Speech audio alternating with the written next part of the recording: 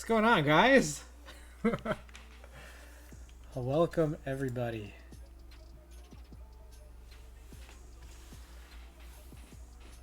I got a lot of weird stuff in my camera, huh? My mic's right there. Got that pillow right there. Antixius. Welcome to the stream. Oh. PC. Oh, my. Oh, what the. Carrie, thank you for doing that. Oh, another. PC Lola, thanks so much for all your help. Also, the open offer, I still have the open offer. If you want to keep one of them, feel free. For those just tuning in, I haven't mentioned this already yet, but I sent over 2 of those broken plain 60s over to PC Load Letter. And he mentioned, hey, if you have any broken PCBs, let me know. So because he won that plate, I could easily put in those PCBs in the same package. Sent it over to him, and he's been working with me to fix them.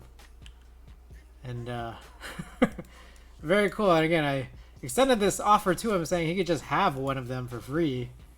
But I guess you don't have any op switches. Yeah, all right. Okay.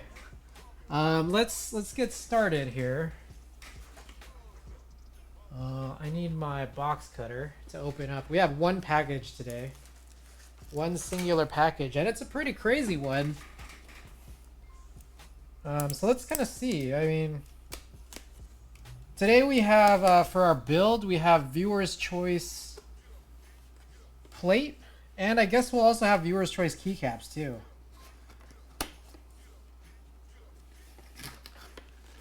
And today's package, our one singular package today, is keycaps. So this could be one of the choices. Except it's really hard to get out of this package. Alrighty. Now we're ready for this?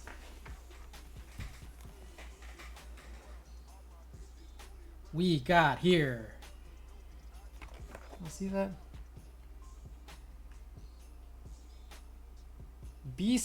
Besides Studio. I don't know what this is. I don't think they used this in any promotional material. This M1 or Moan. It's like, if this is not on the product page. Alu caps, they are indeed. So this is our second set of alu caps. I still haven't tried the first one. Let's take a look and see what we've got.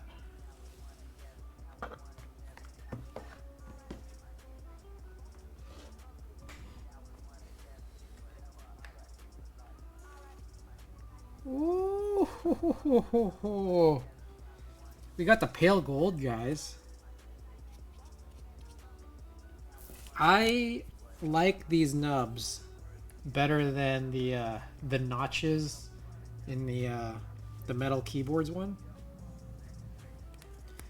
Honestly, so the metal keyboards one I got in silver, and then the B-Side Studio one went up for sale shortly after, and I was like, I don't know if I want to get another silver. It's like, part of me is like, I shouldn't get another silver because I just got one. So I went for gold because this is the only other one that I felt like was going to be a really, really good other unique choice.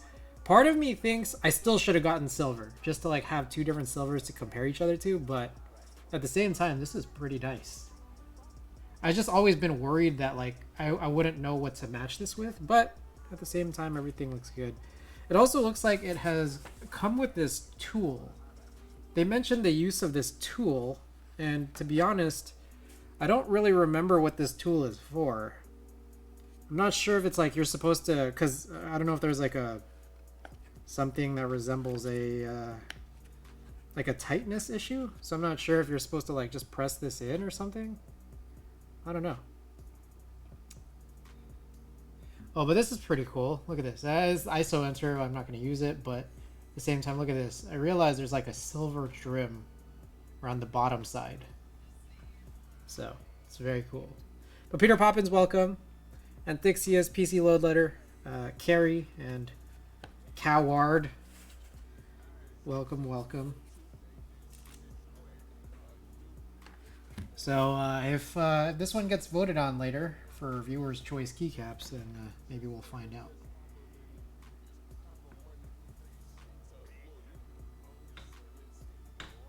Sorry, gotta adjust that a little. Okay. That's our one package for the day. Just as an FYI for anyone who's interested in sticking around, this will be a longer build because I have to do stabilizers. But if anyone's interested in sticking around, we do have a giveaway sponsored by All Hex, the third and final in the series of All Hex Artisan giveaways. We have a Hungerworks Studio Skull Thulu. Get a little closer in there, yeah?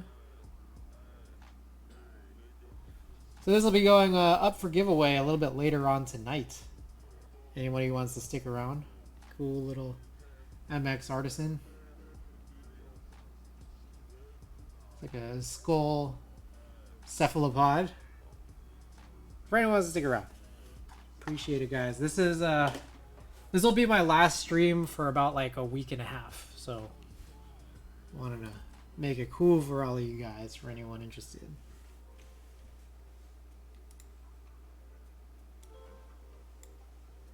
Alrighty, let's get to it. So, our build tonight is this ph60. We had built this from before, but I had to pluck the keycaps to use on my J02 Alps. So we will be doing viewer's choice. I'll run a poll right now for the plate, and then we'll run a poll a little later for the keycaps. So here are two plates. We got Palm. I believe this is kind of like a white but like matte Palm. And then we got PC as well. But I'm not gonna lie, this Palm seems very soft, even in comparison to PC. Like, it's really close to it. So, alright, let's run this poll.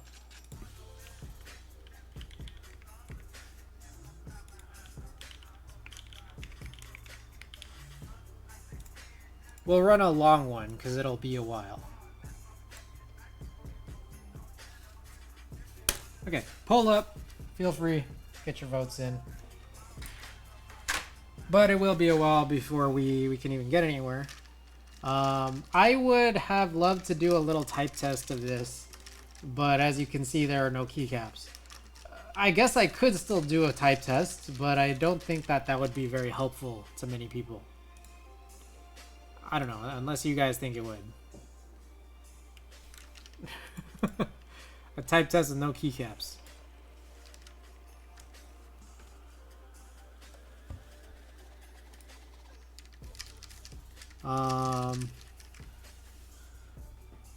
Let's see here. Okay. So now what we'll do is we'll test this PCB. So I'm going to shift this up.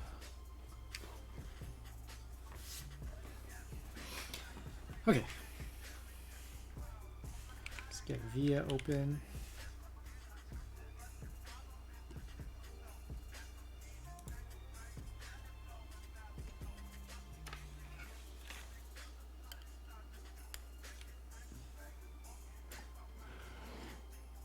Oh, I guess also if anyone wants to see it, this is the back.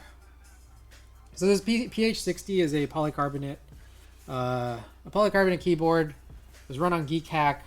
I think it only came in HHKB layout, which I think is pretty cool. It has an internal brass weight, but you'll still be able to see it from the inside here. So,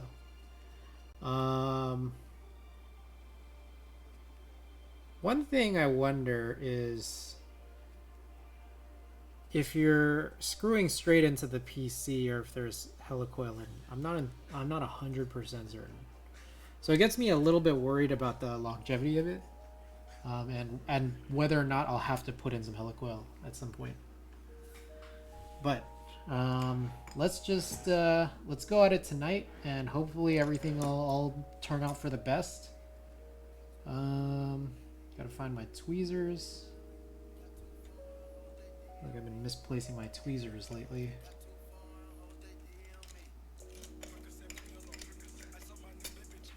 Here it is. Is it gasket mounted? It is. It's top mounted. Top mounted. Yeah, it's just a simple top mounted PC keyboard.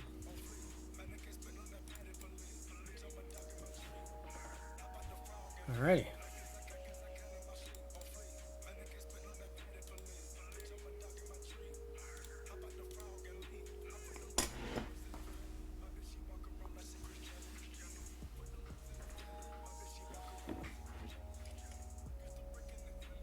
Still, that is still not the set of tweezers that I want to use.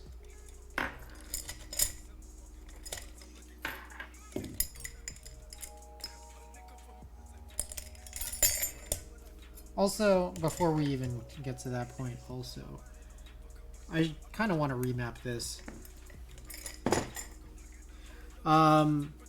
Meanwhile, I didn't mention this at all, but today's switches are Pro World switches. For anyone unfamiliar, Pro World switches are pretty decently rare, and when you find them, they're really quite expensive. So I put in a pretty major investment into these guys, these switches, and just to make it more clear, it's they are basically the precursor to these Zeal clickies that have come out, which I think a few people have been putting out onto sort of this mainstream more recently. Zeal coming out with the idea within, I think, the last couple months, or just like gearing up towards this release. Tay Hodges did a stream on it. There have been some YouTube videos that came out on them recently as they've just kind of been getting sent out. So hopefully they'll come pretty soon. I have an order for the 2 different weights.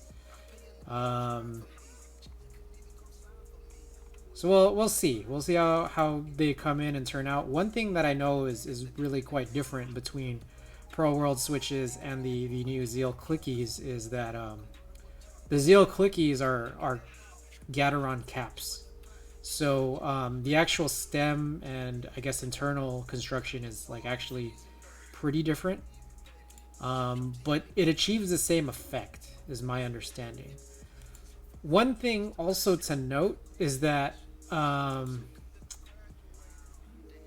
the Pro World switches that I have on hand are pretty somewhat inconsistent. I think there's just an inconsistency between like the leaves of all the different ones, and I'm just hoping that in aggregate it won't be so bad. Like the inconsistency will not show itself so badly, but like even just in hand, they're pretty inconsistent, and it's really palpable.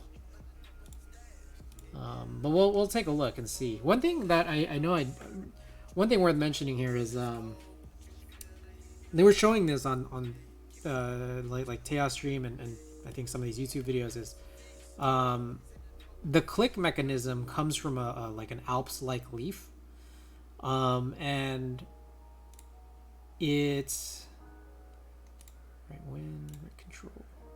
Okay, it comes from an internal leaf, but that kind of just means that the stem is actually like the same stem as that you would see like in any others. So I kind of realized, like, I went in and tuned all of them. I lubed all of them. I tuned them. I kind of wish that I swapped the stems. I probably should have, just to make it hopefully just a little smoother, but I didn't. So we'll kind of just see. Caps lock, media.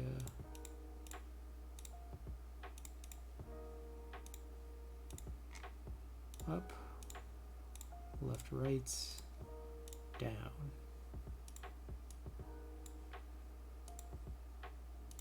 So this would be home, page up, and page down.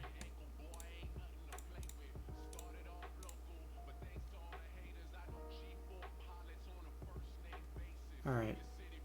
We'll go with that.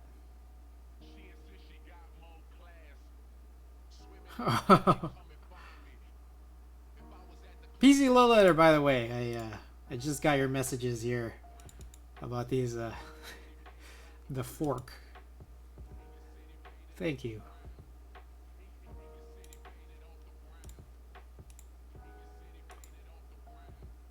Oh my goodness, how good are keyboards? Welcome. Jesus Christ, we love you, God!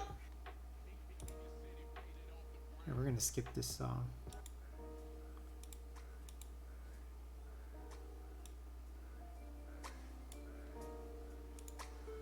Alrighty. Is this it? This might be it. Okay. Back to it. So, let's go on and test here.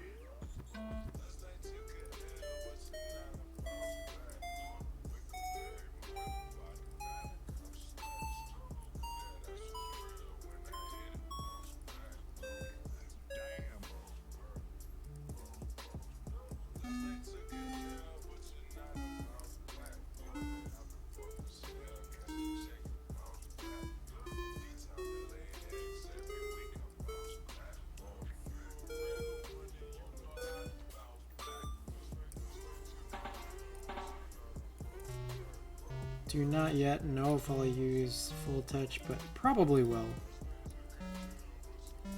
Not a big fan of stepped control.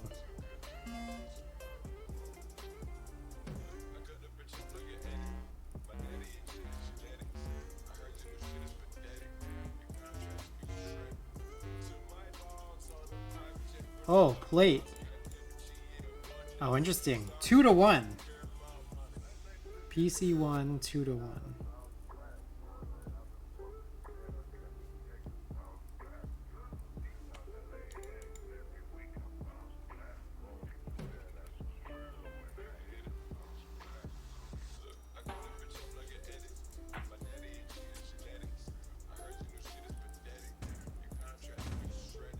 I don't really know which one it is.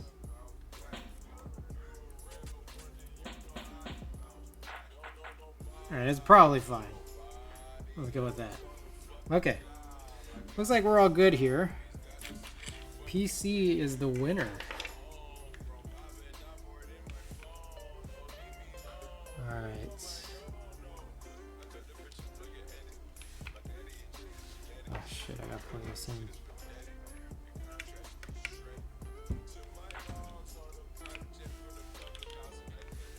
What did I win? What did you win? PC? Oh, God. It took me like way too long to get. Your namesake won the plate usage for tonight. Okay, so we tested the PCB plate pull. Okay, time to lose some stabilizers. Okay, so now is the time to take an eternity, as we usually do. We should do this. Let's do this. PC is the winner. All right, if you guys are up for a prediction here, start prediction. How long to tune stabilizers?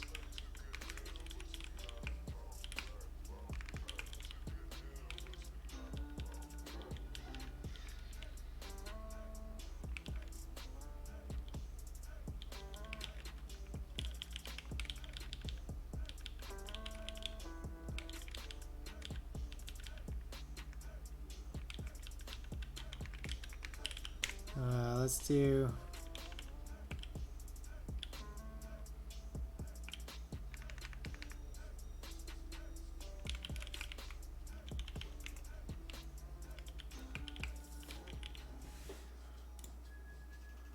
start a prediction. Let's do a 5-minute prediction.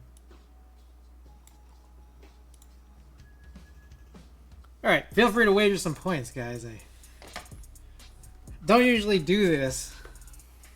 I feel like this is like I think it's a decent threshold because sometimes I'm like 20 minutes, sometimes I'm like 30. And we'll start off with we'll do this in a 5-minute period. Okay. I wonder what it entails too, though, because I've already pulled this out. What kind of stabilizers? Durock V2. Durock V2 stabilizers. How long to tune them? I don't know if this like does this count? I think I need to put on my. I need to change. I need to put on a timer. I think that's important.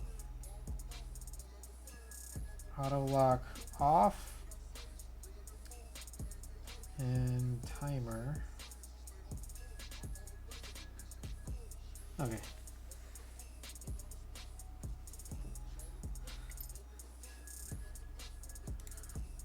Oh, how are we looking here?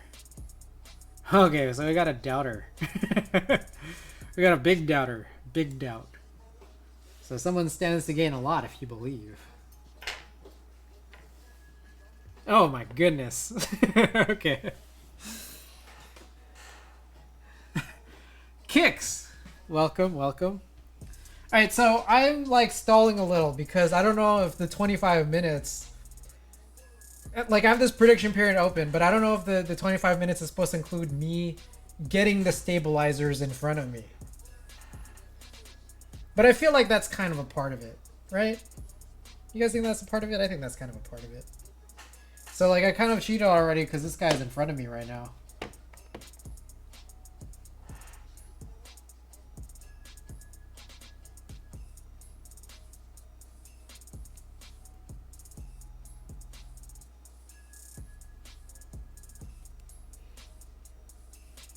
So I'll be stalling. Hope you guys are cool with that. Let's take a look and see.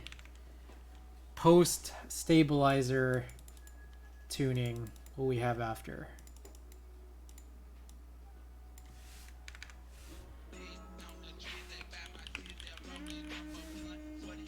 Speed run tuning. Here's the funny thing. I want to find how long it really legitimately takes me. Because what I discovered last time was that it's literally faster. It's actually, like, it seems like it's actually faster for me to desolder an already built board that has stabilizers screwed into it already than it is for me to make a second version of the build using like a second PCB, a second plate, if I have to tune new stabilizers for it. And I really want to find out if that's true, because I think last time around we desoldered that board from, what was it? I think it was Monday when we were doing this this guy right here, the Matrix Falcon. I think it took me like, it was under 25 minutes. And I know that there's been times where I've done stabilizer tuning and sometimes it's 20, but sometimes it's 30 because I just take forever for some reason. Just always build plateness and you can steal stabilizers off another board without desoldering. Oh, that's an interesting one. That is true, but I like having multiple boards like built and usable without having to like really mess with them. Like if I could just take it off the shelf and use it. That's why it's just like I have like a billion stabilizers right now. It's really unreasonable. It's crazy unreasonable, but I have a billion stabilizers. It's not cheap, man, all these stabilizers. Definitely not.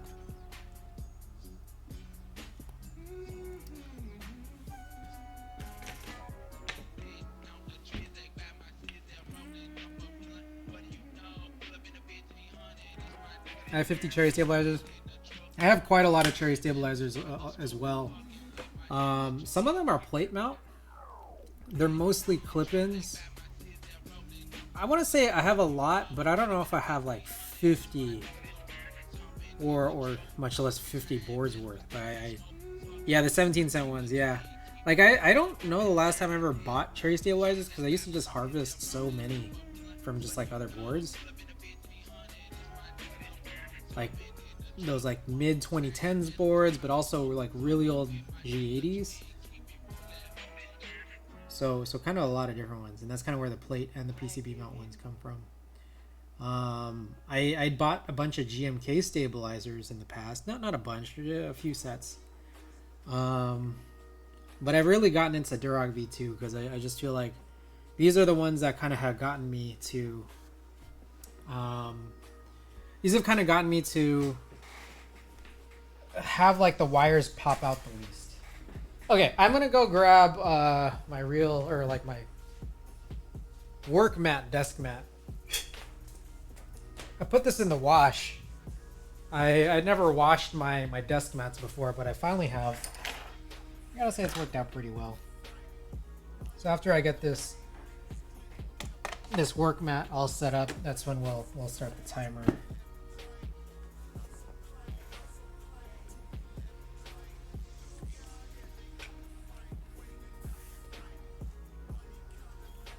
Straighten out that top portion alignment. Okay. All cool with this? All right, 25 minutes. Whoops. All right, guys, y'all cool with that? 25 minutes starts now. This includes everything except for this, because this guy already took out. Okay, my stabilizers I had in a box right here. So we need that, 7U, screws, these guys, and these guys. Wait, no, these guys.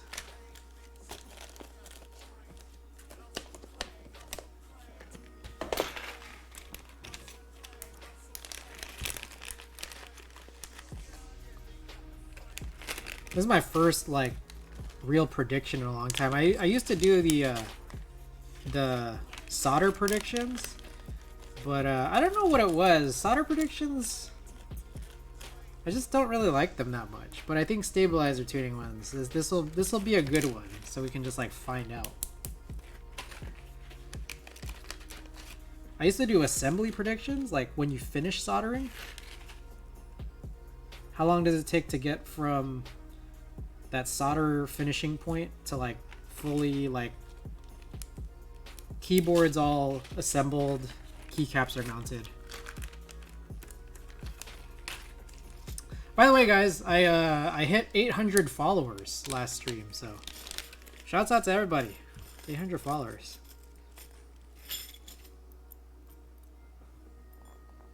I only need 2. And I hope that I have giveaway listed. Yep. 800 followers. Hit last stream, so thank you everybody for being here. The final in the series of All Hex Artisan sponsored artisan giveaways tonight. Congrats, thank you.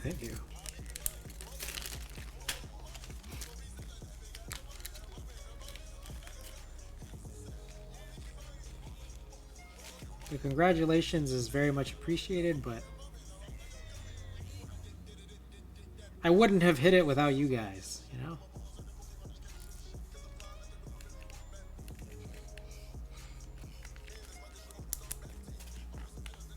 Oh, it's a 900. Yeah, we're almost at 900. We're very, very close to 900. We are now closer to 900 than I was to 800 from the point at which I was at 699. Does that make sense? I don't know if that makes any sense.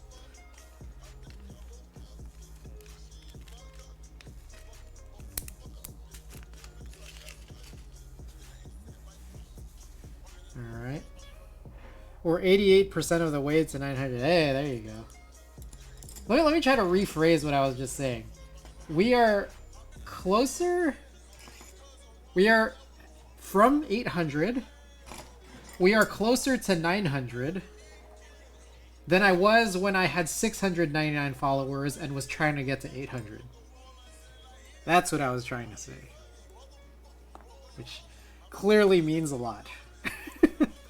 Clearly a useful statement. Oh, okay. A furry cat in Pamela's garden. Thank you for the follow. This seems like a real brand new viewer and follower. Welcome to the stream.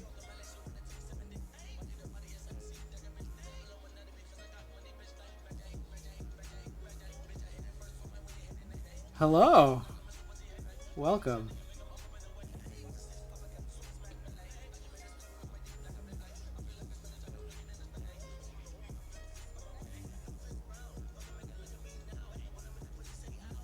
Alright, so you know how there are some vendors... Hello, cat, or do you prefer... You know there are some vendors who just, like, completely rebrand, like, generic stuff? Like, just as an example, I was recently... Like, I noticed that Kinetic Labs... Maybe it's Kinetic Labs is a big offender here. Kinetic Labs had those, like, glasses, light, like, magnifier spectacles.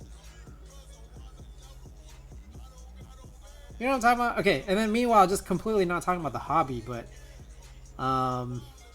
Playboy Cardi, you know, it's like a super, you know,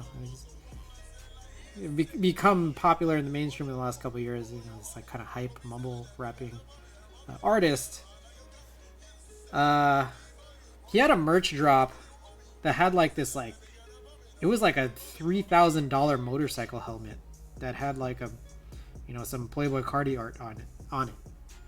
And then people found that you could like just get this generic motorcycle helmet off of like AliExpress for like super cheap, like just like, I don't know, $100.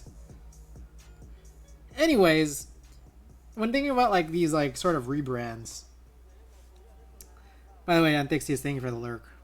One thing I get to wondering is like, among all things here that get rebranded, like, what are they and where can you find them? Like, I know that there's some places that sell like, you know, stem pickers, and they're just like jewel grabbers, right? And then there's like those clutch pencils, same kind of like stem pickers, but like they're not, they weren't made for this. Meanwhile, there's also like these things. I know there's like that green one that everyone has from Amazon. It's like not technically for, you know, pulling out switches, but it's like for like kind of like surface mount stuff. You go to Alibaba and ask them to customize, they just charge you an extra fee. Right, but then like, okay, I still haven't gotten to my point here. It's a super roundabout way. So I know that those stem pickers are jewel grabbers. I know that those clutch pencils, or that those other stem pickers are clutch pencils. Those magnifying things, all that. My question is, what is this? This is like Kinetic Labs branded, like, they call it like a lube palette. But obviously this is just like a case.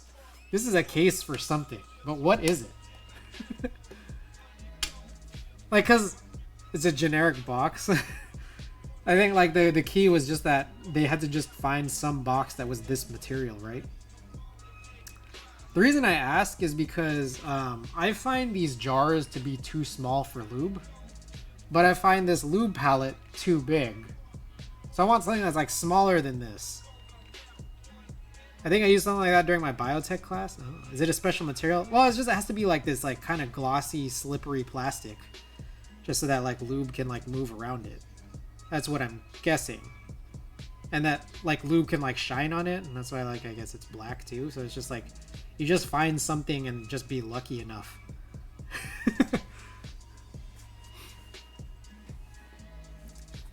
Okay. So yeah, I'm curious as to what this is. Is this like you could equivalently use like a butter dish, I guess. You know?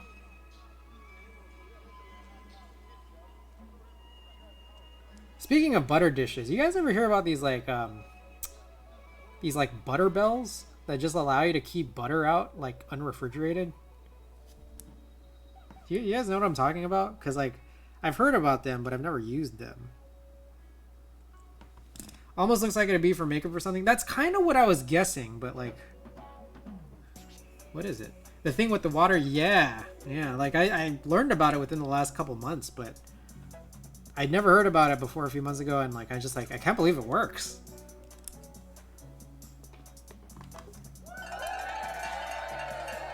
What's up, Alex? My friend's mom had one when I was growing up. Like, it's like I'm shocked. I'm shocked that it could work because it just seems like butter can spoil. Having soft butter all the time was so nice. So here's another question. What if you didn't use a butter belt and you just like left the butter out? Is the butter belt necessary? Like absolutely 100% necessary?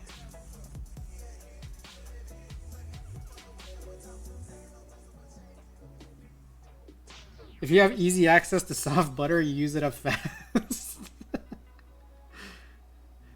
Did not think of that at all. Spoilage isn't an issue at that point.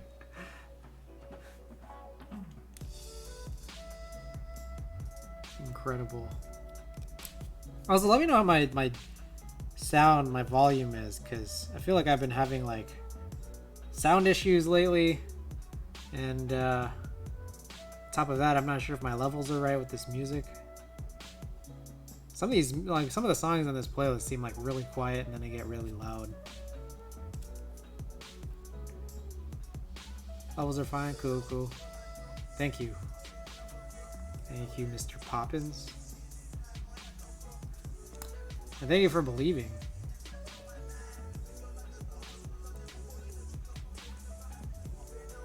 Alright, we are 40% through all of the time we have allotted.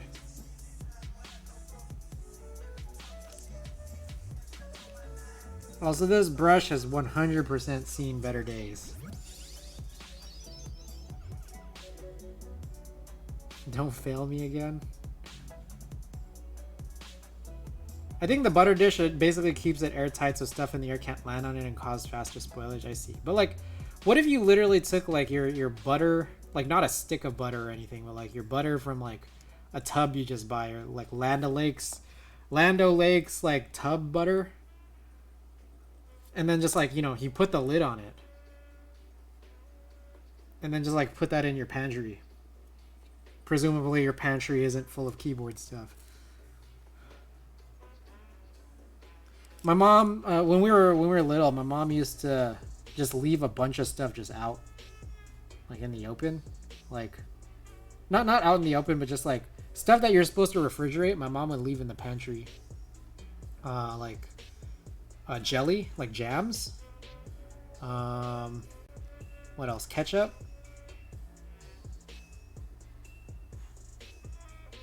I don't know. And then like, you know, different sauces, stuff like that. And I wonder if you guys think that that's okay. Ketchup is mostly fine. It's pretty preserved, right? Typically. What about jelly?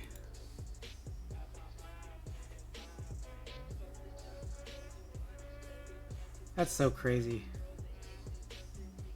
The butter. It's so crazy. Jelly sounds not fine, but it's like at the store though. Like, yeah, the jelly is like just it's like air sealed and stuff, but it's like it is like just out, like in non-refrigeration. You don't think it's fine? I mean, I put my jelly in the fridge now, but when I was growing up, my mom would just like leave it in the pantry.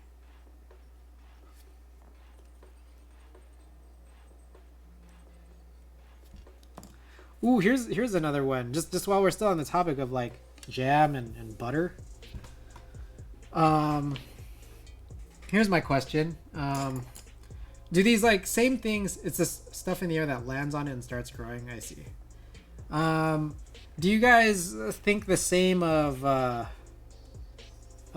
like when you're at a diner and then they have like the butter in the packets or the jelly in the packets?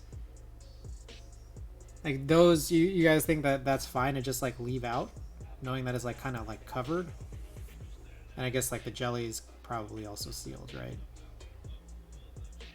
But like those little butter packets, they're kind of just like folded over. Does that like follow the same properties as like butter in a butter bell?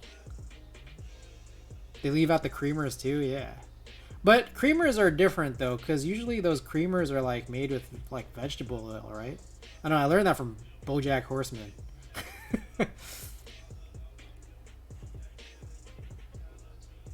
The half and half ones.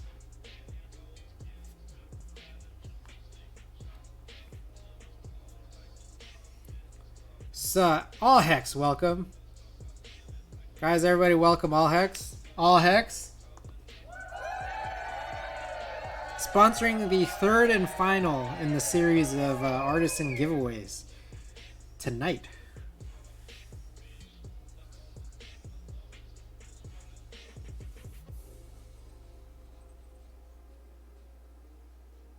Alright, we got 10 minutes left. Somehow, I don't think I can do the testing. I don't think I'll be able to get the testing within 10 minutes.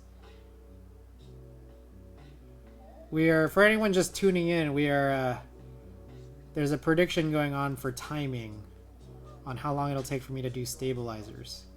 And I'm very worried about the fact that I wrote in, like, the inclusion of testing, that these stabilizers are good. We have about 10 minutes left. We are 60% of the way. We listed it as 25 minutes.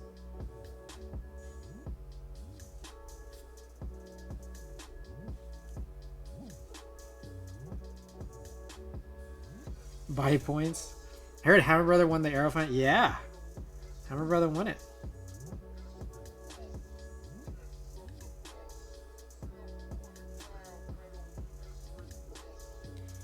Alrighty. But yeah, I'm pretty sure in 9 minutes I can get this all screwed in. But we'll see about the testing.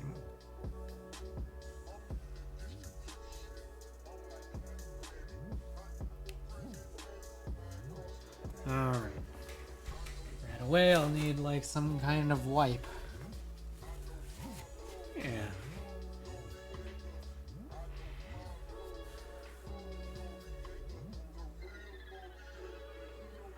Alright, so a separate confession this week. I did not get any switches lubed. I stared at some of those worked in Novel Keys cream switches from R&D KBD. And I was trying to decide what springs to use in them, whether I should go with the stock spring or if I should put in. I got one of those, so I have a bunch of Sprit slow springs, but I also have, I recently got the Prevail. They have a long progressive spring. They call it a prolong spring, and it's actually kind of interesting, this prolong spring, because I hate progressive springs, because typically like these progressive springs that exist are they're just too short and you actuate too quickly. But these Prevail prolong springs, I think they said they use these in the Epsilon switches. I don't have these Epsilon switches, but these prolong springs, what they are is just like they're progressive, but they're extra long. So what that means is like I think the force grab has like a starting point that's really high compared to regular progressive springs. But then it'll still kind of like have that curve or that bounciness that progressives, I guess, do. So I was like looking and considering whether or not I wanted to use them for these worked-in cream switches. And I thought they were really interesting, but then I'm just like, do I really want to like waste these on cream switches?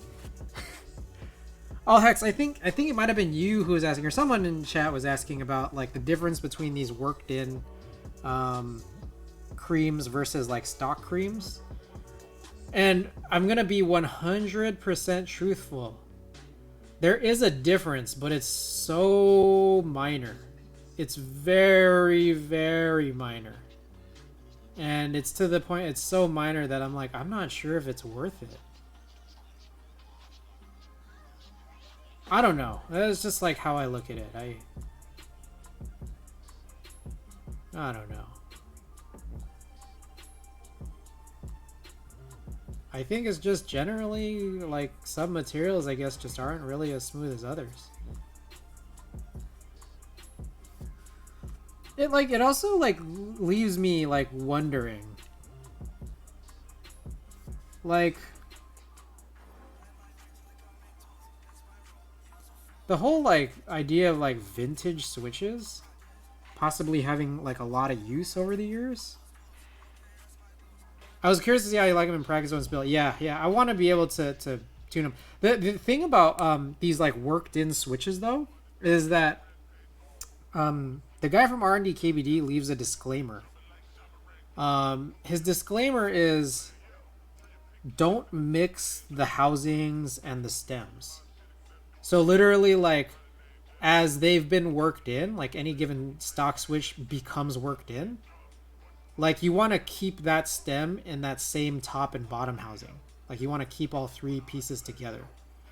And that bothers me because typically I crack all of them open all at once. So it's just like, so you can like assembly line it. But if your recommendation is to not do that, then I'm just like, this is going to take forever.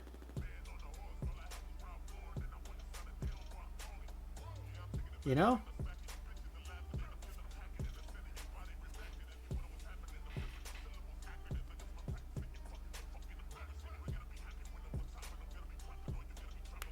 Okay. Good. All right, let's go. Let's do this. We gotta speed up. There's like less than 5 minutes left. Oh crap! I need my iFixit. So yeah, in practice, and that's the thing about in practice is like, I guess another problem is that I don't just have like stock creams in any board. I just don't.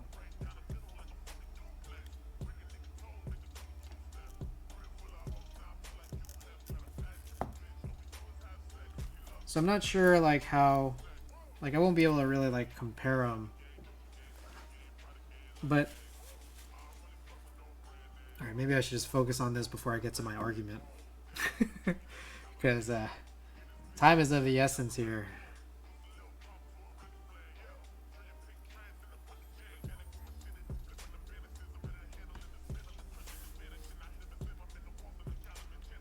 But remind me to give my whole spiel about vintage.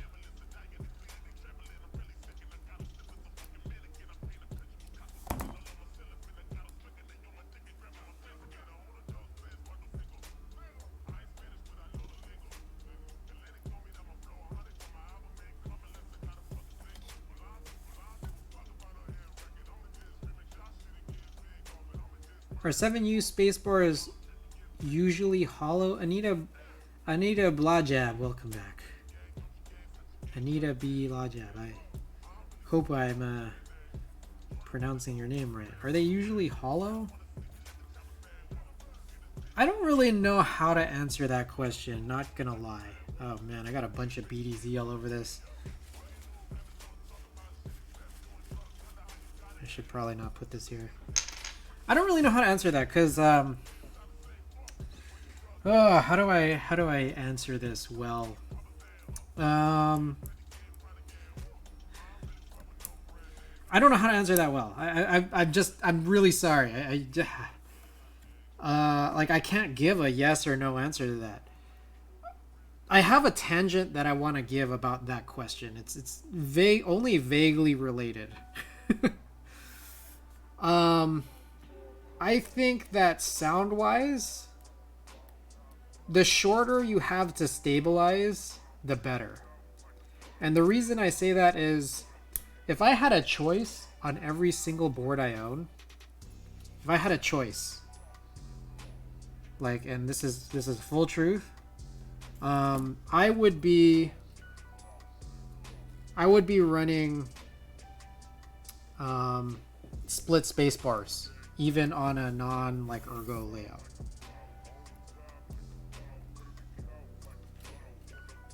Like, I am awaiting the day that what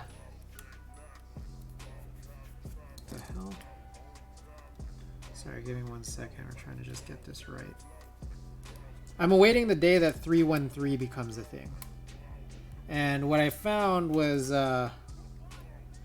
it appears that there is a board. There are two boards that I know of that have been announced to do 313.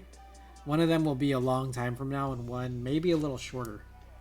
The two 60% boards that I know of are the Polaris V2 and the Haven 60 just went up. I'm not gonna finish this. I can't finish this in a minute. So it looks like this does take me like much longer than 25. Probably takes me closer to 30. So next time we'll probably do a 30 for testing. Now if I did non-tested, like if I just did screwed in, we could have hit 25 minutes. Dude, stabilizers, yeah, I didn't realize stabilizers take so long. Like even if I were to prep this prior to stream, it's that like I'd have to take 30 minutes to do it. I apologize, Peter Poppins. I sincerely do.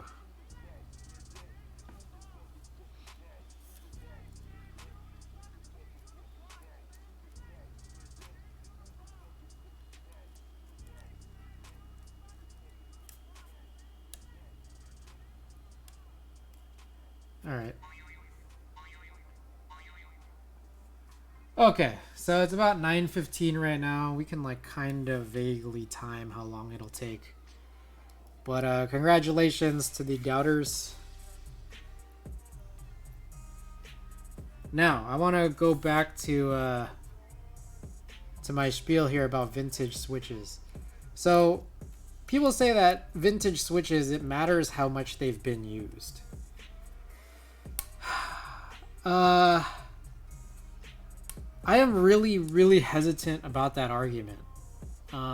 Because, like, how long, realistically, how long does it take for someone to hit 300,000 actuations of a key?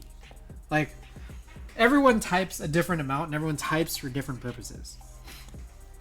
But let's say theoretically hit 300,000 keystrokes on a given switch, right?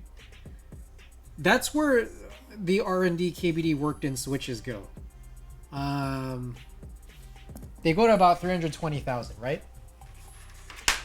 And I still to that point don't think that they're very smooth.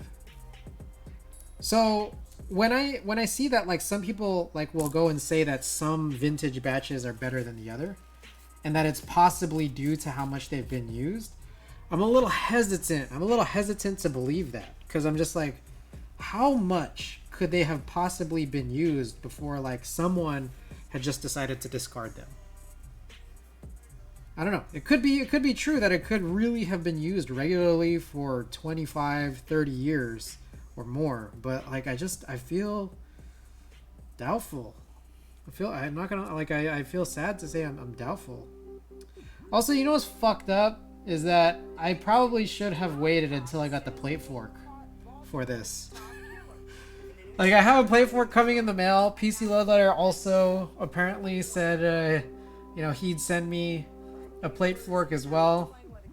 And I'm realizing I'm about to run a PC plate on this, and I'm like, fuck, I could have used a could have used one here.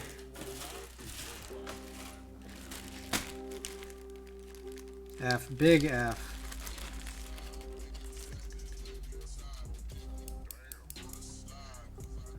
Okay, here's another thing. So I guess I'll just test the fitment, or just like the use of these stabilizers here.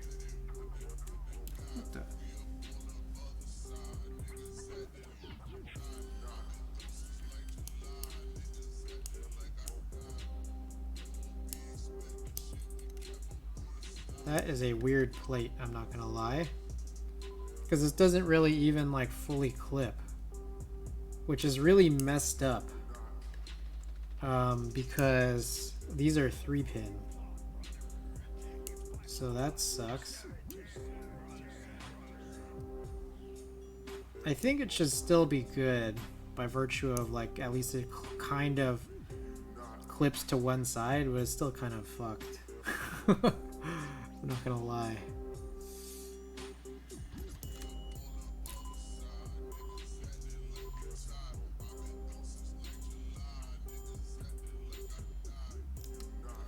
So we're gonna just test these out.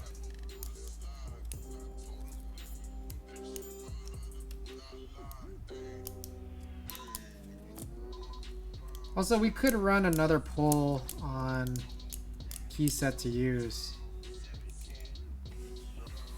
Let's run a poll, yeah? And I guess we're largely gonna have blanks as options today. Let's run a long poll. We'll do...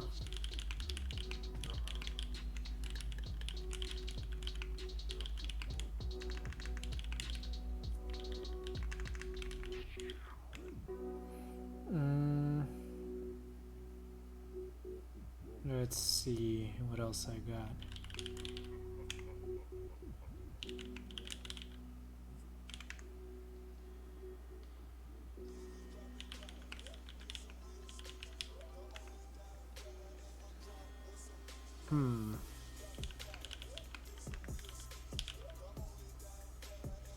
All right, no essay today. Ah, should we do essay on this? Nah.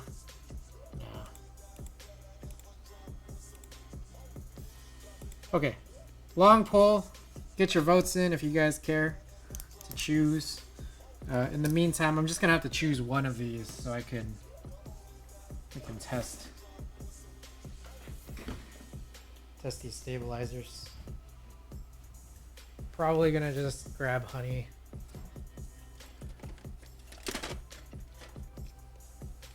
Because it seems kind of the most accessible from plain sight.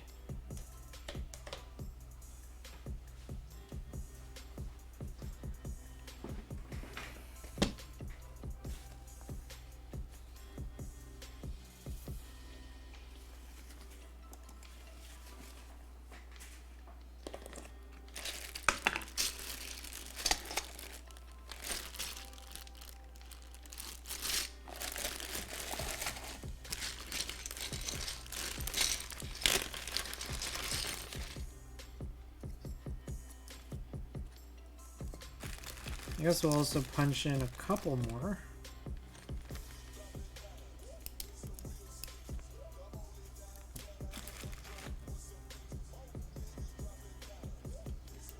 But we will also probably take these out and then rearrange them.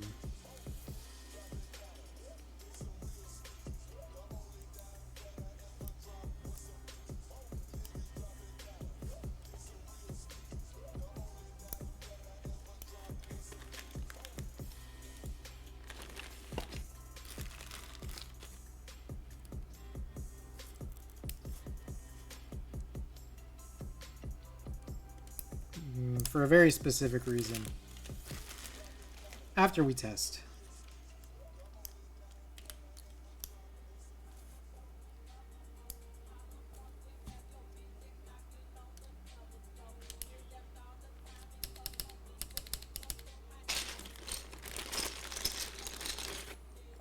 One and two.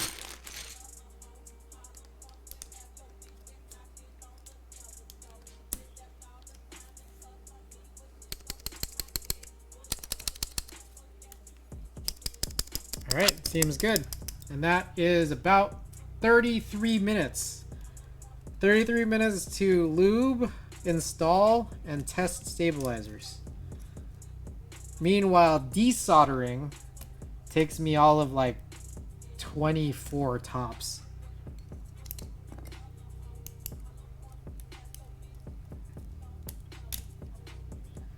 Okay. So we'll keep the poll running. Maybe about 2/3 of the way in. So, guys, get your votes in. Meanwhile, I'm gonna pop this out, and we're gonna discuss and figure out what to do here. So, for anyone unfamiliar, anyone just tuning in, we were talking about this. These Pro World switches are a, to say the least, pretty rare, and you know, if you can spot them, pretty expensive switch, right? I get them, and one thing I notice is that, so the mechanism used to produce the click sound is a leaf. It's an Alps designed switch. And the click leaf in there, in this batch that I have, is all incredibly inconsistent with each other.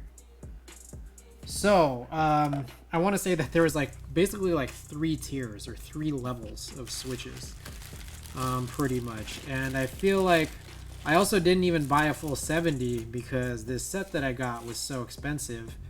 I only got like 66, and then 2 of them just straight busted. So I'm gonna pause the music, and I'm just gonna go listen to it in hand. You guys could maybe listen along here with me, and then we'll kind of decide and try to classify, you know, put into 3 buckets the level of sound that we get from each of them. And what I'm thinking is that the ones that produce like maybe the loudest sound, maybe I'll classify them like that, and then I'll put them into the alphas. What do you guys think? Does that sound like a good plan? Then we'll kind of tier off the other ones into other switches.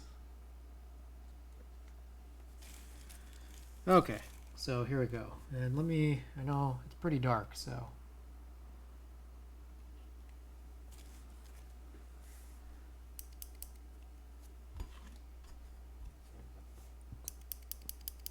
Okay. I don't know yet, but I think that's one group, but that's probably level 2. That might be like a level 1 or 2. So 3, I'll call 3 the best. Those are good so far. 3. Let's call that. This is either a 2 or a 1. That's a 1. I feel like that's a 2 or a 1. 2. 3.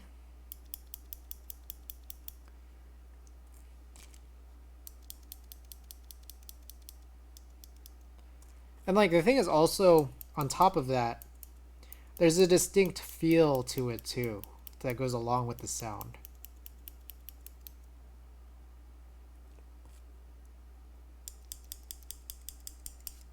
That one's a 3. 3. And even then, what's kind of goofy is that even these 3s kind of feel different from each other. And this one I'm hesitant about, so I'm going to put that as a possible 0. That's a 1. That's like a 2 to a 3. Let's call it a 2. 1.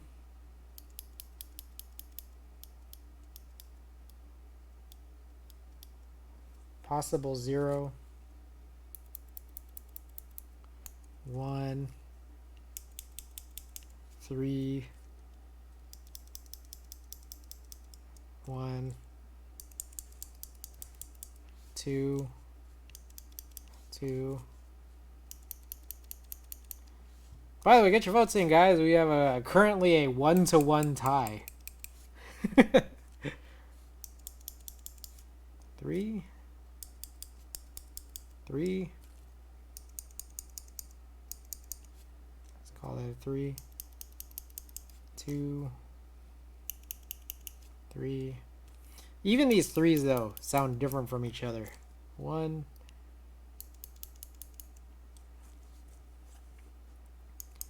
The goal is to not have this exceed 4. That was definitely a 0. Because I only have 64 of these switches. 3. 1. If that exceeds 4, then we'll just have to choose the 4 worst ones and put the rest into a 1 pile. This one's weird. I'm gonna call it a 1. It sounds pretty good, but the feel is not great.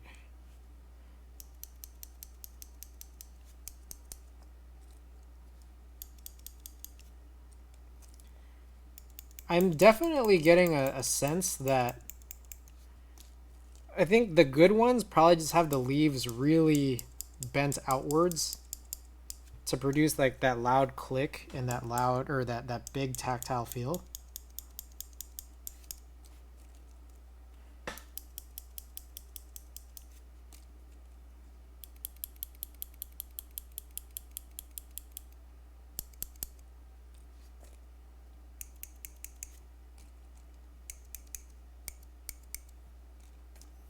And again, I think I mentioned a little bit earlier, I should have swapped the stems, because they're just linear stems as far as I can tell.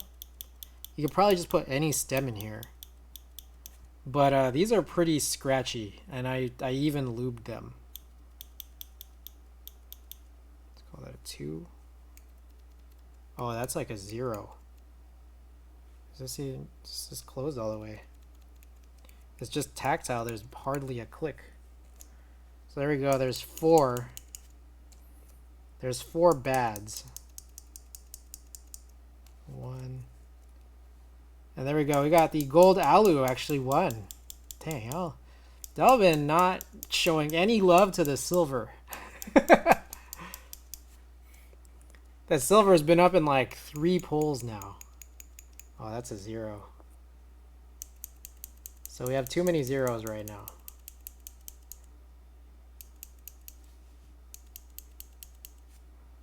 I can't decide. Let's call that a 2. So 1 or 3. 2. 2. 1. That's a 0. 1. 1. Okay, so we need to choose the best 2 out of these. Honestly, I can upgrade this. Probably even past a 1. Yeah, let's just call it a 1. That's definitely a 0. 0. That feels like a 0. That's a 0 for sure.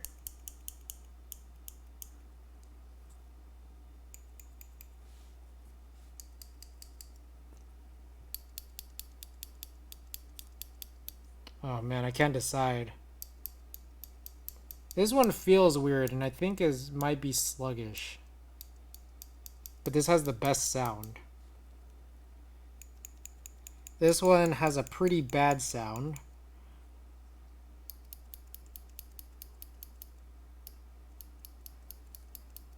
But this one feels good. But the sound is pretty bad. This one has a pretty good sound. But it feels like there's like some shit stuck on it.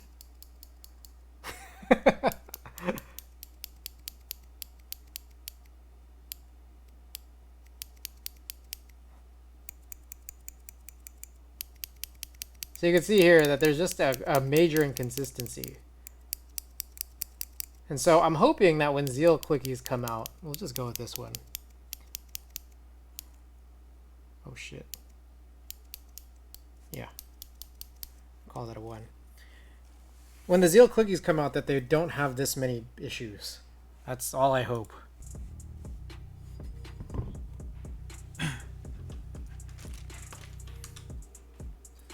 Okay, so if these are the 3s, I'll just go in and just throw them in anywhere. All the 3s sound different from each other, but we just want to get these on the alpha area, I think. E.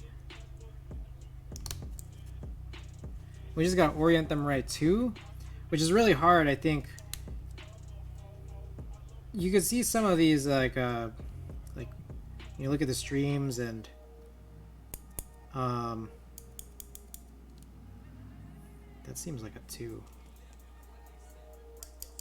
All the content that's going on about Zeal clickies, like when you just look photos, it's hard to tell which one's the top and which one's like the bottom. Because it doesn't have that little indentation for like in-switch LEDs or in-switch diodes. QWERTYUI, so 2 more.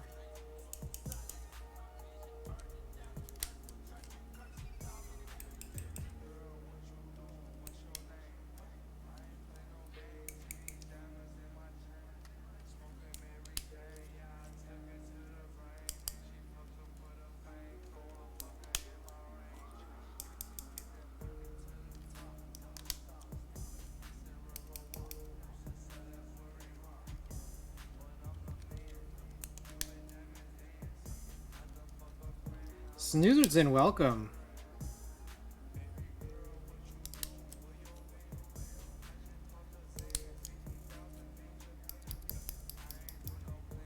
That's a weird one.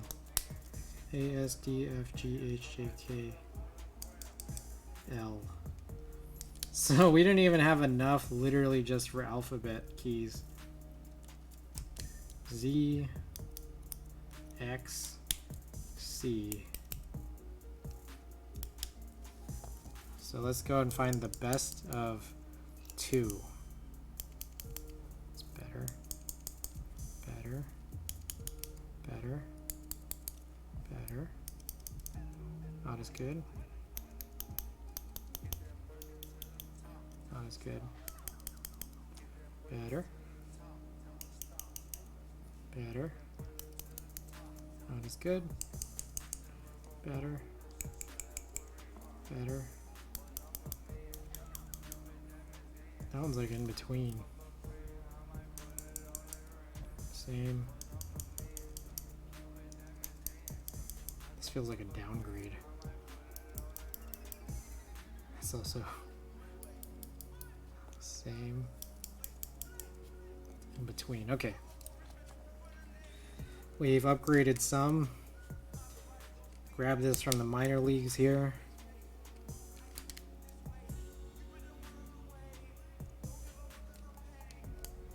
Okay, Z, X, C, V, B, and M. Alright, and then we have 4 left. Alright, I guess we'll just kind of go like this.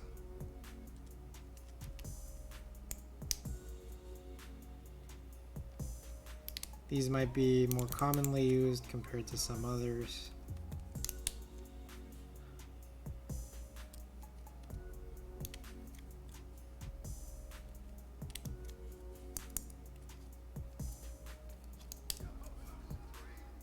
All right.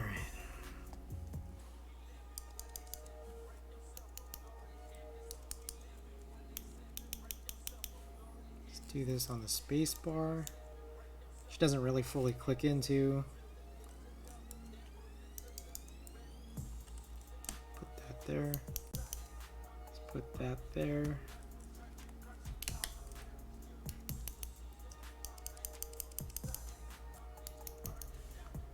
Let's put that. We'll do full touch. I think.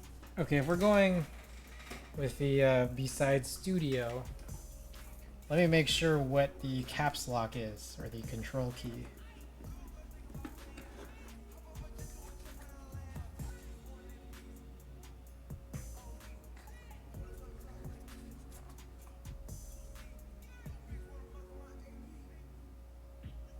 I can't tell. There's definitely a stepped, but I can't quite be certain that this is full touch or not.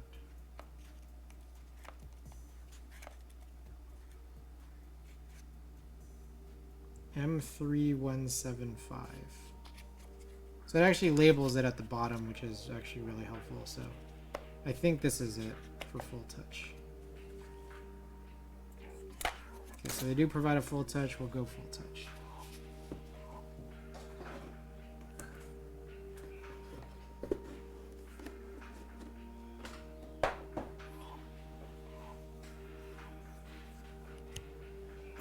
Okay. Let's put this on escape. And then I guess we'll just one by one fill out the rest of these on all the others.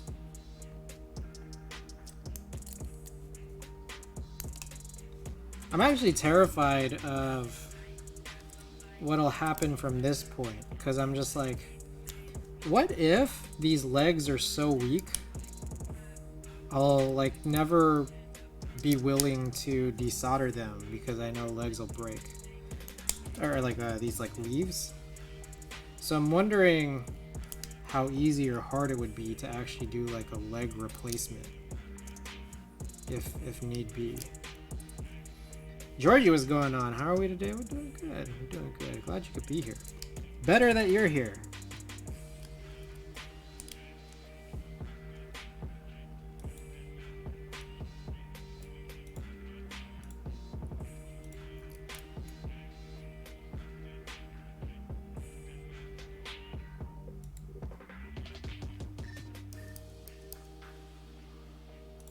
One second.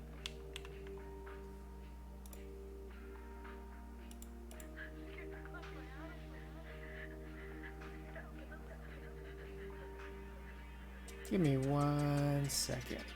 Gotta check on something.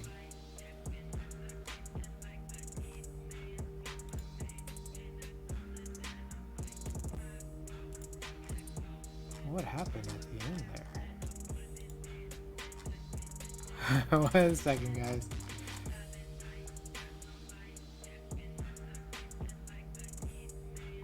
Oh, wow.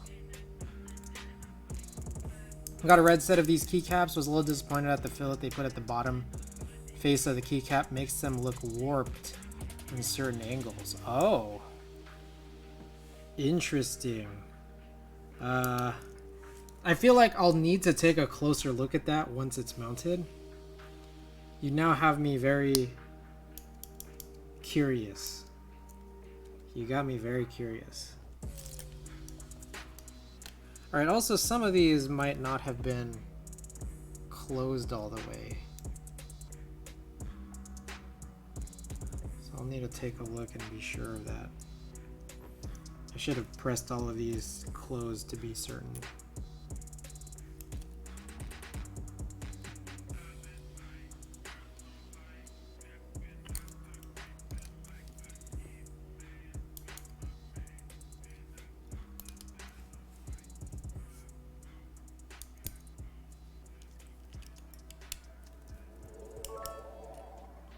Whoa, coffee bun is fun.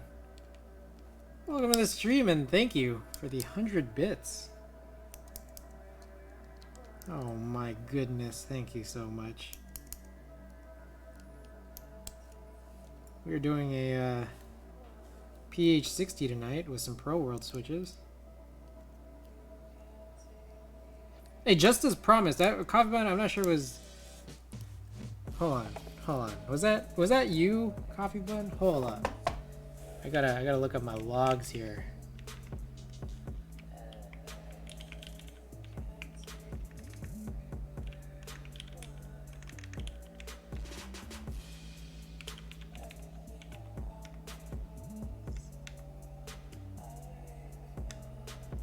Someone had asked when my next clicky build would be.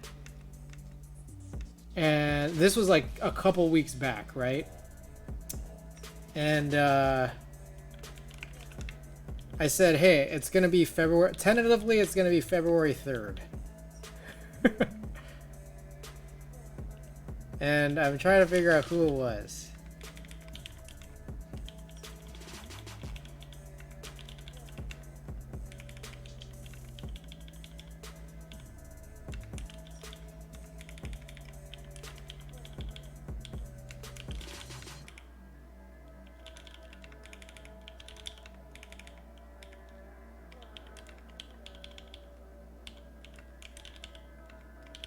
Oh man, how long ago was that? Someone literally asked, oh, when's your next clicky? And I had mentioned that I had basically Oh, was it me? So okay. Sorry, this is completely just like like tangent here, but I'd explained several streams ago that I have all my streams planned for like the next like 6 months. It's like that's how many like builds I still just like have in the queue. And then someone asked, "Oh yeah, when's your next clicky build?" And I said, "Oh, it's gonna be Thursday, February 3rd." Literally said I was gonna be Thursday, February 3rd, and it's gonna be this ph60 with Pro World. So I kept my promise. So a lot of these builds are you know tentative. Like things shift around just as because I don't know when I'm gonna get certain boards in. But I kept my promise tonight. Alright, so this is rough. This is really rough.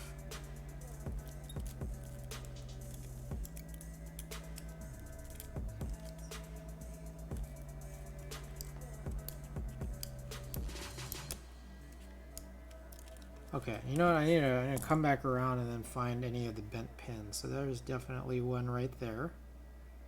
There's some weird crusty shit at the bottom of this one, so let me figure out how to scrape that off.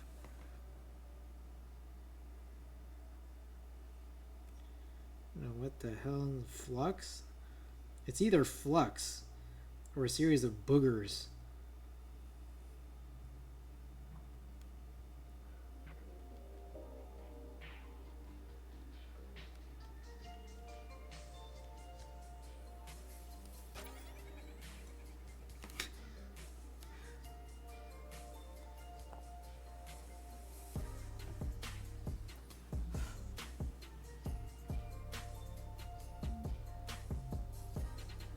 So many bent pins, so little time.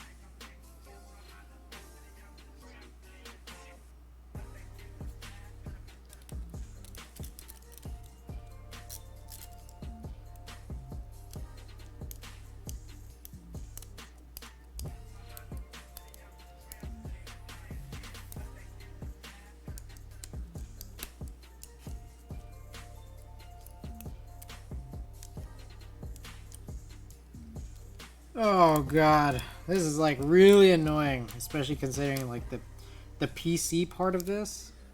Oh man. Unreal. It's unreal how annoying it is.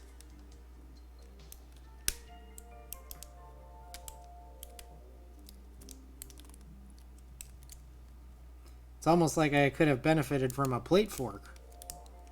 You know?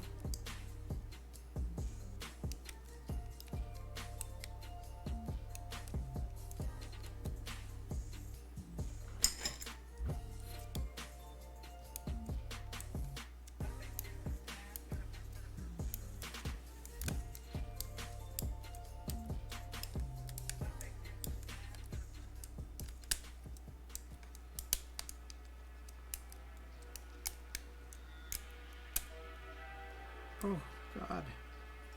This switch is popping out everywhere.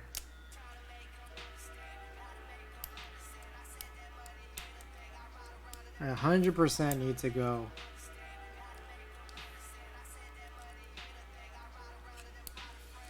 And do this push technique.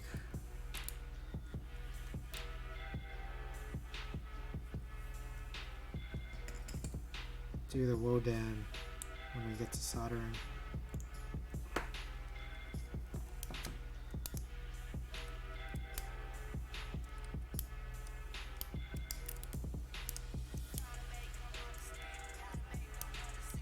Okay, we've largely gotten all these in, but a couple of them still have bent legs.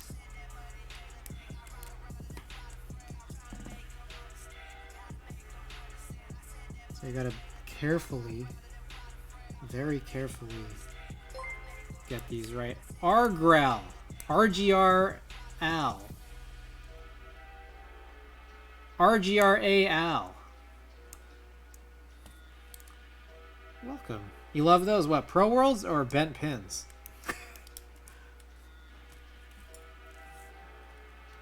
The bent pins are unreal. Well, welcome to the stream and thank you for the follow. Blacks? These are Pro World black switches. So these are clicky. Oh, this bottom is no good.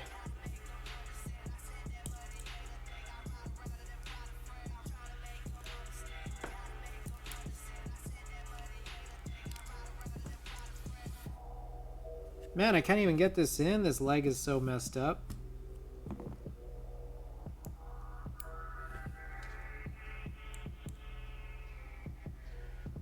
Almost assuredly, I'm going to be breaking this.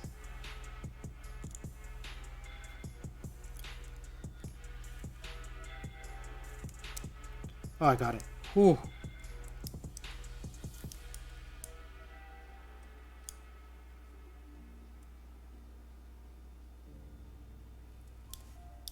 Alright, this one. Bent pin. Seemingly.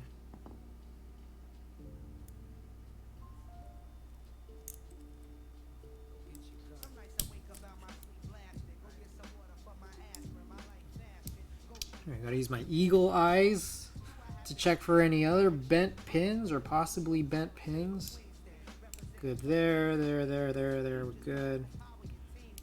We're good. Good. That one is completely misaligned. Ah, Jesus.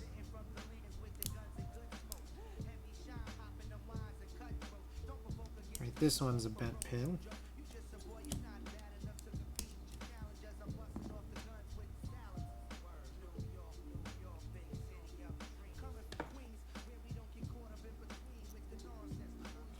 Right, this needs tweezers. That's what that needs.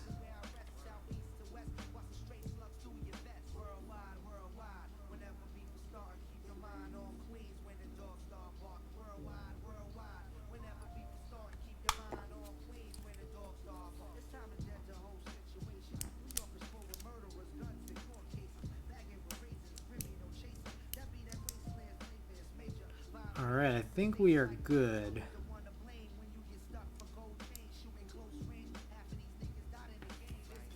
Should be good. So if I just plug this back in.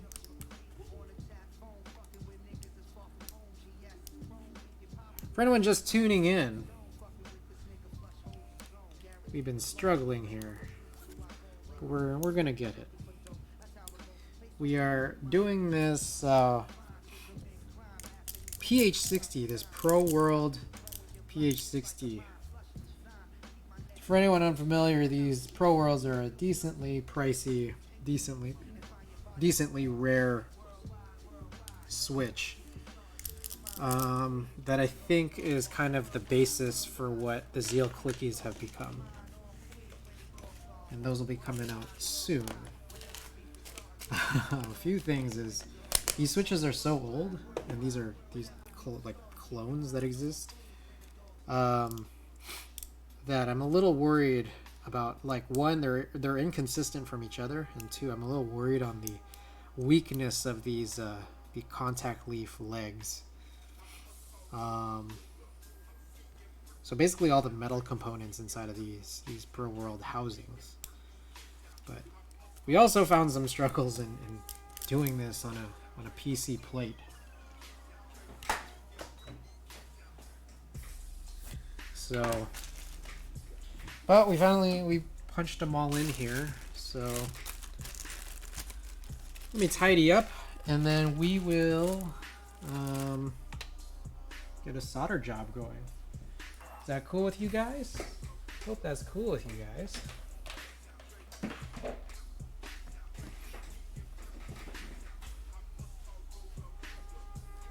So, gotta bust out the iron. Gotta get the fume extractor.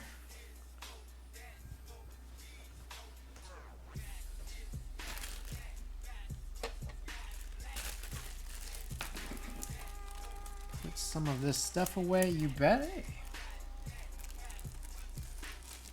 Thank you, thank you.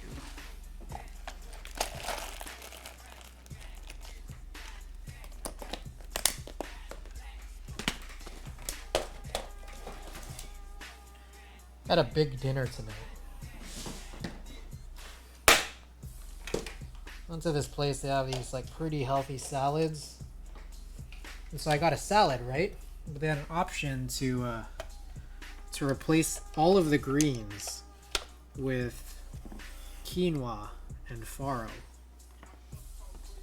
So I chose that. And that was pretty damn good, I gotta say.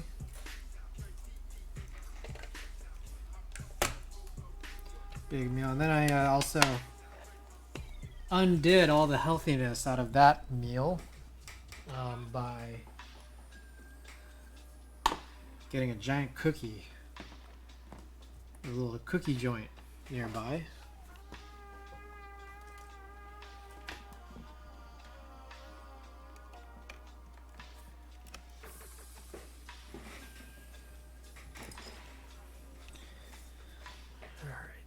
Then the fume extractor plug.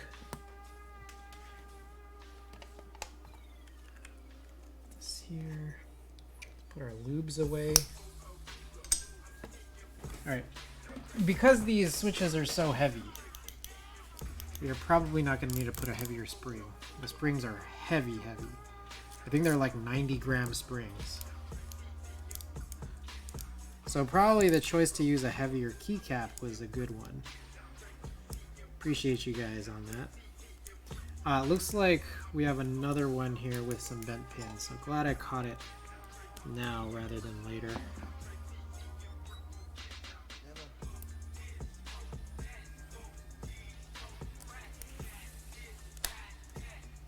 Okay, let me again just be certain here that we are good to go. Let's try to get different angles just to see all the pins, the presence of the pins without any bending.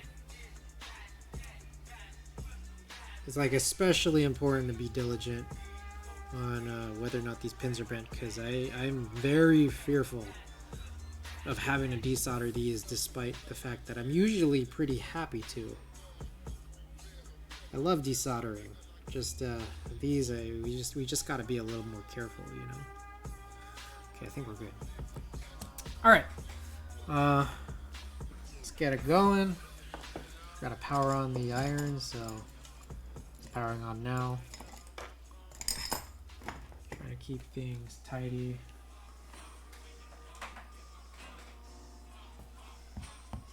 This is my last stream until probably, not 100% sure, Sunday the 13th? I don't know. Sunday the 13th, Tuesday the 15th. One of those days I'll be streaming. I'm not entirely sure yet, but it'll be at least 10 days till my next stream. So for anyone just tuning in, we got a giveaway tonight. An artisan giveaway. Let's put that in.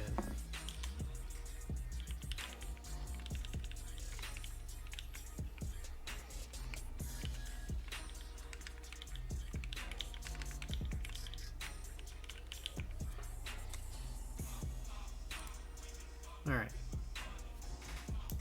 Artisan giveaway is sponsored by All Hacks. All right, we're gonna just go and do it. And this is definitely 100% going to be something we're going to need to do two passes of, or multiple passes at least, of just making sure everything is punched in properly. 3 pins, I'm realizing I always forget here that I'm not as scared of doing 3 pins right side up. But I still kind of want to do it upside down.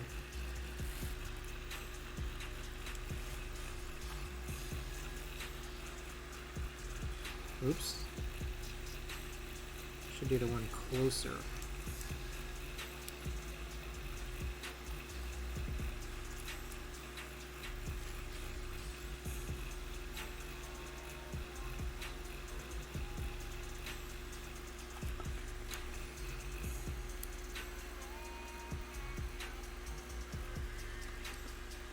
Alright, so, quick update. 1, 2, 3, 4, 5, 6, 7. Quick update. I've been talking about this microphone situation for like the last over 2 months now.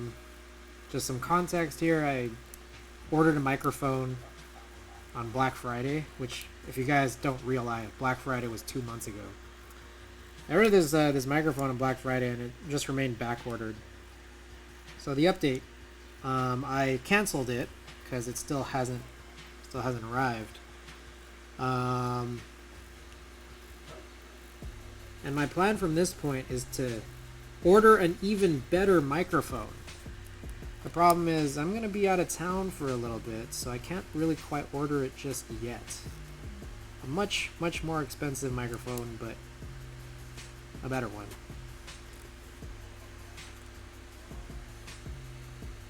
And I'm not going to order it yet because I don't want it to arrive while I'm out of town.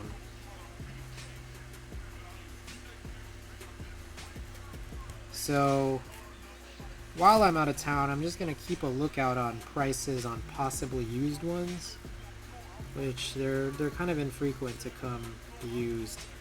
But if any good ones pop up, then I'll likely be looking to get one. And if that fails, then I'll just buy one brand new just before I come back. So that way it'll kind of be ready for me once I do get back. Alright, that was a useful VOD right there.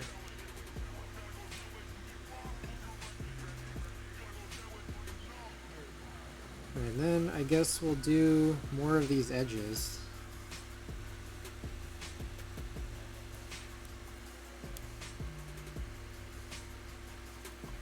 And then we'll go towards the middle afterwards. Also useful.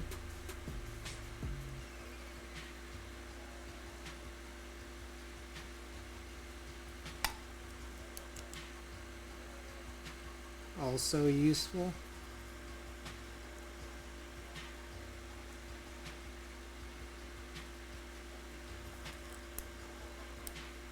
Aha.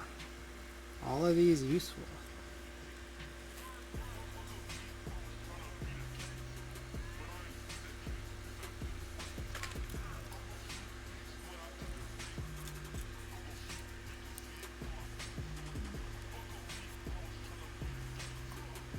I can feel how useful it is.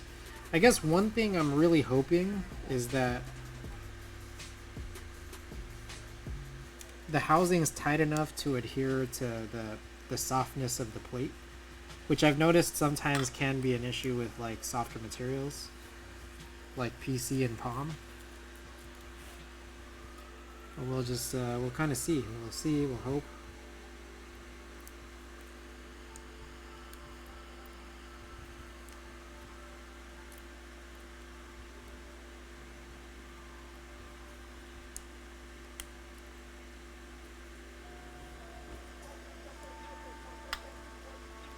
But maybe it also won't matter that much because it's a clicky switch. So any sort of crunchiness you normally get from, say for example, the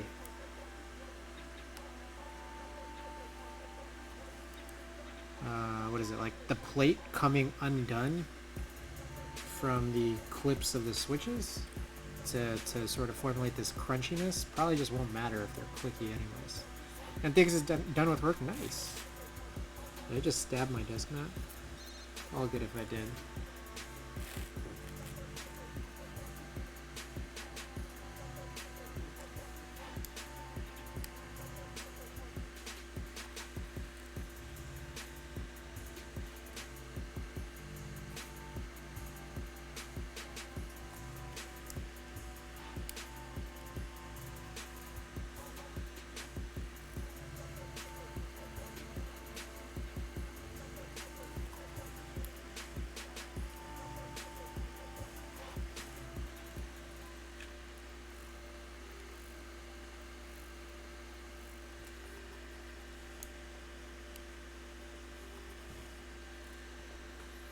we're almost done with these edges.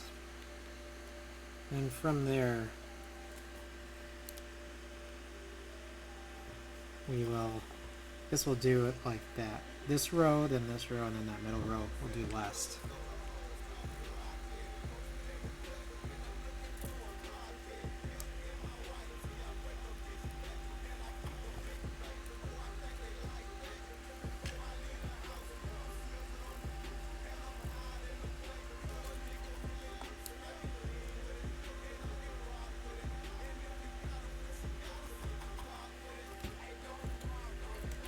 Okay.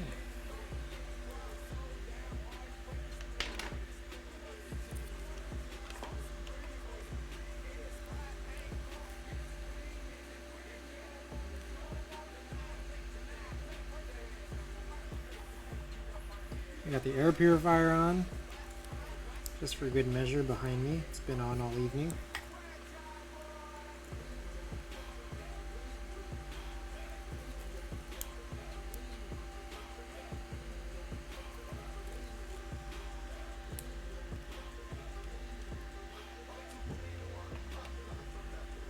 Ooh.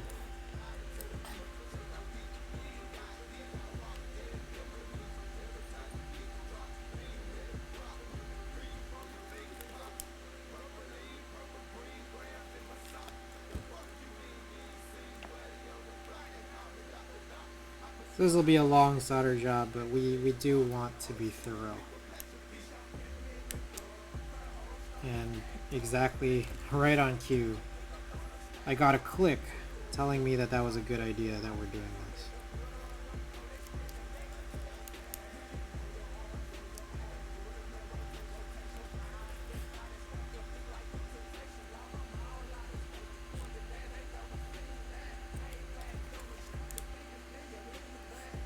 Started stream pretty late today.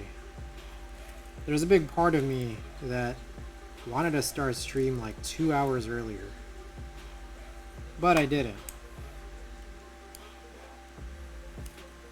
What happened? I ended up just really enjoying my meal, and then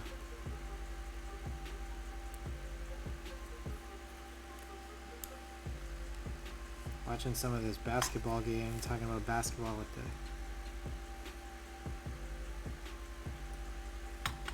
my typical, or I guess occasional co-hosts, Andy and Alex.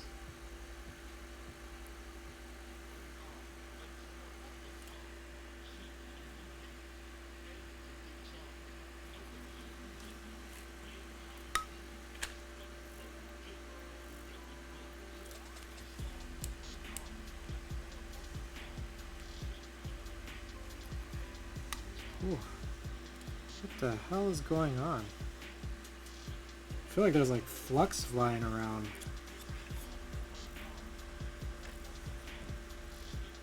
Oh, give me a second. I feel like I'm getting these like sudden like solder shocks.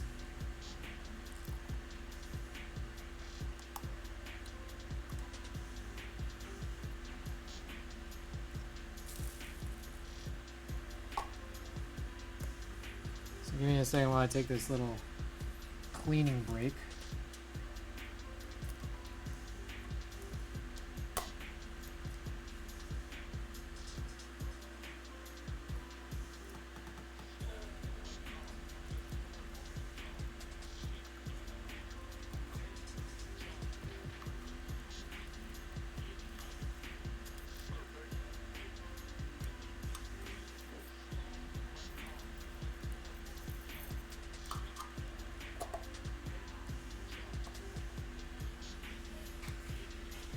Okay.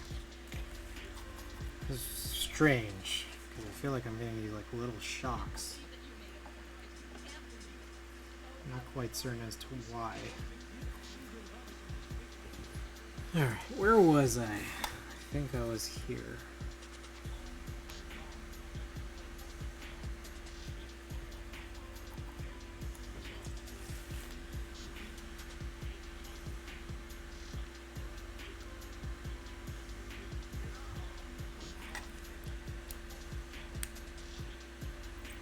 think I've forgotten to do the press on this guy. Oh, I also soldered in the wrong one. Whoops.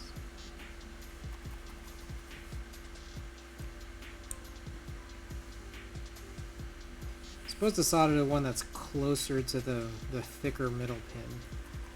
Sometimes I forget to do that. I do the farther, thinner pin. My apologies to anyone who's offended by my work here.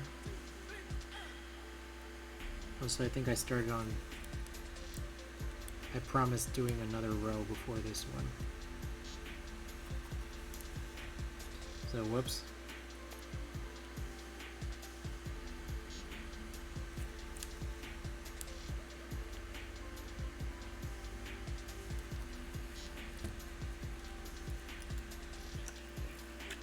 Let's get this in a little closer.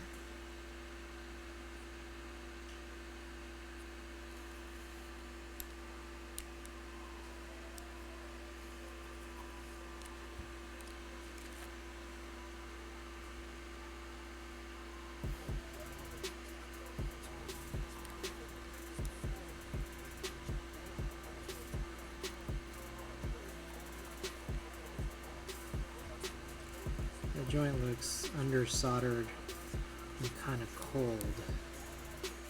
So flow in a little more, press that in, should be good. Just about hitting the 2-hour mark. Thanks for bearing with me, guys.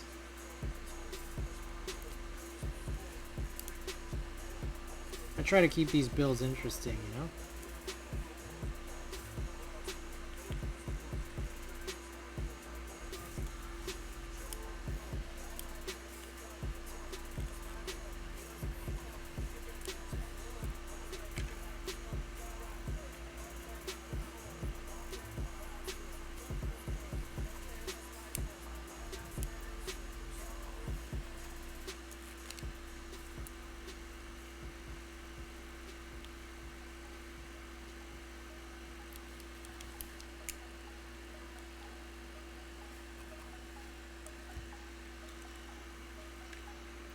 Be good there. Okay. Just come back around to this side. One last row, I believe, of first legs.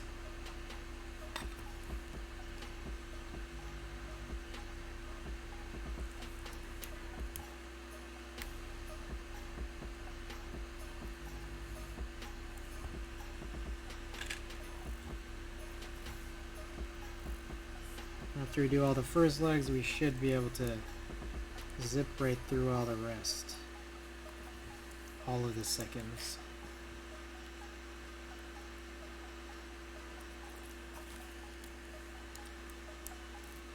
What I find really interesting about the HHKB layout, it's like I guess I didn't fully realize this. Don't know why, but I guess I just didn't. But these rows are like it's almost, and maybe this was like very obvious, but I just kind of realized the rows are almost pretty symmetrical around the center. Almost. So the top row is literally just 15 1-unit rows. The second from the top is all 1 unit except for the two ends, which are 1.5 unit. Then the bottom row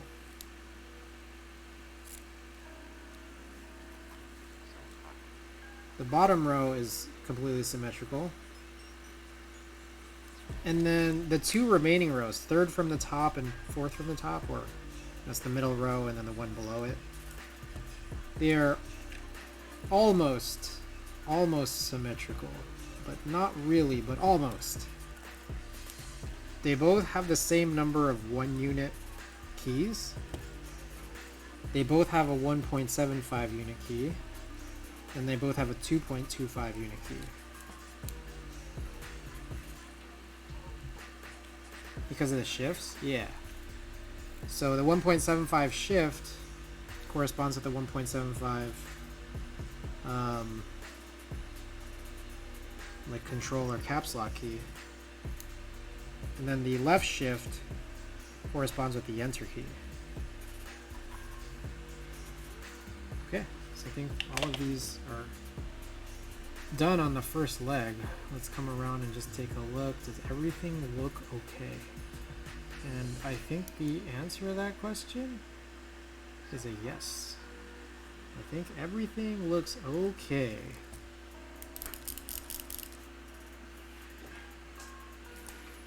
Alrighty. Zip through. Let's zip through.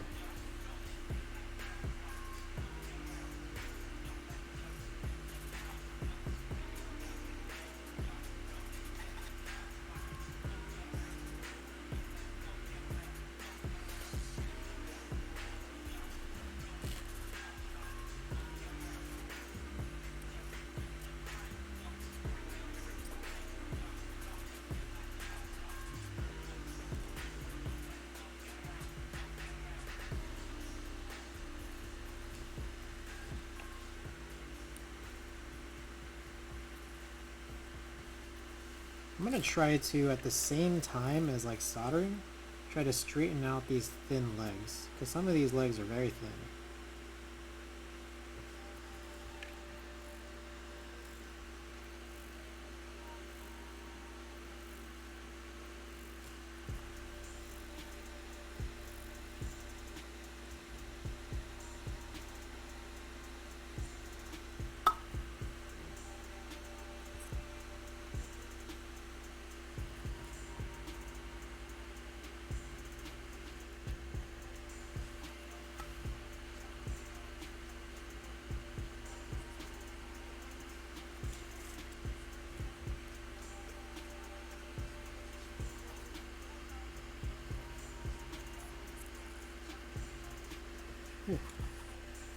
And it feels like there's like way more fumes than usual for some strange reason. Not sure if you guys get that sense just watching, but it seems very fumey today.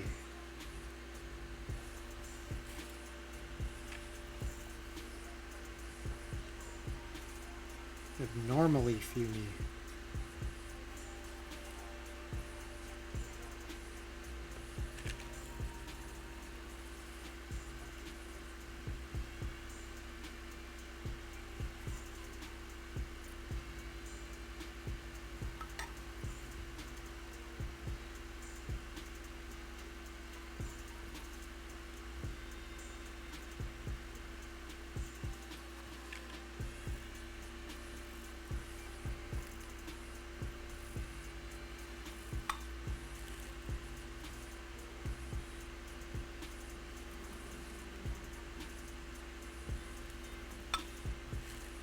Speeding. I'm speeding. So like gliding through this right now.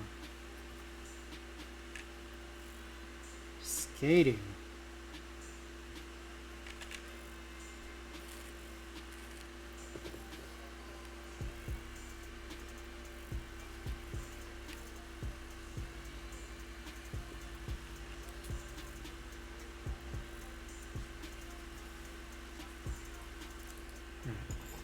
So I didn't do this when I was working on that space bar. I should have, but I didn't.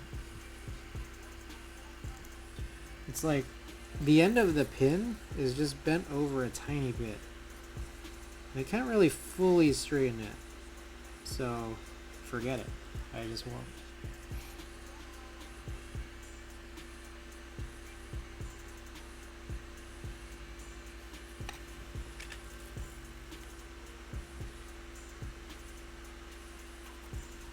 You know what's silly is, I think, I don't think I actually tested these switches with a multimeter. Maybe I should have done that. And we'll kind of see how it goes, because I think these 60 are the best of my switches. And as soon as we hit 61, 62, 63, 64, I don't think any of them past all these are going to be very good. So here's to just hoping that they work, right?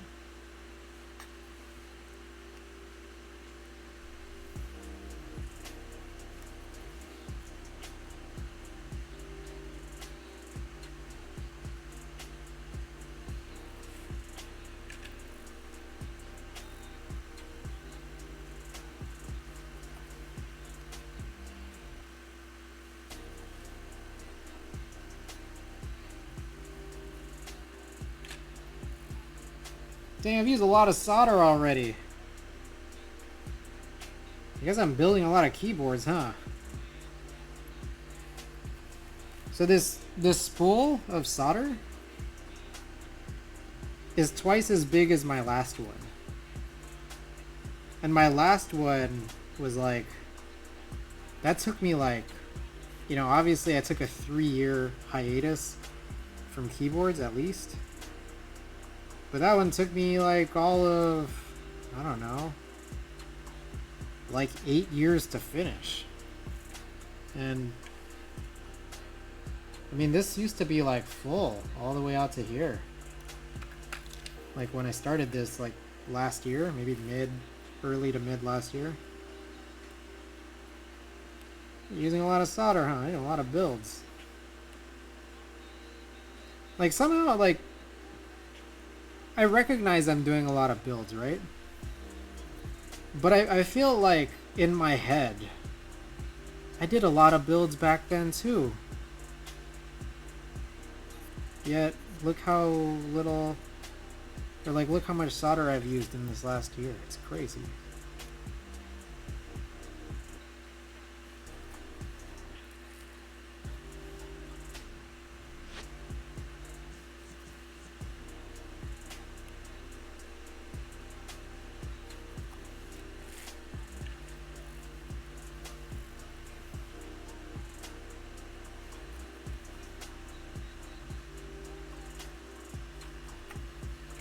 Almost done, guys.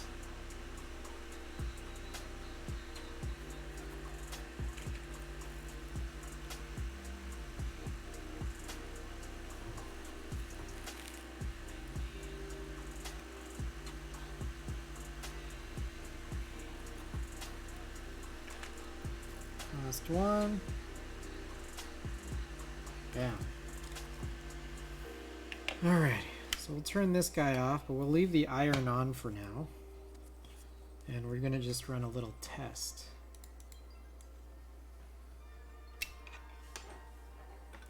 Run a little test to make sure that everything checks out. And meanwhile, let's turn this off.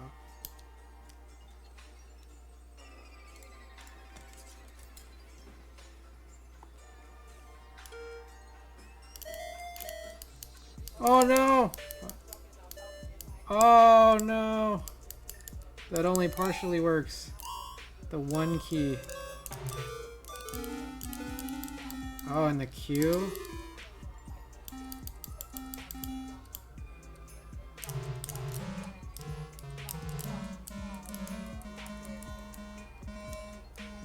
This one's funny.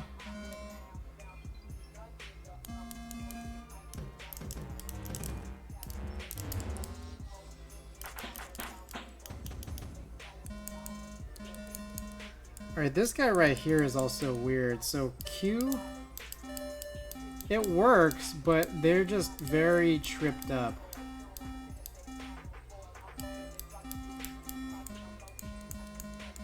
And this one's just weird.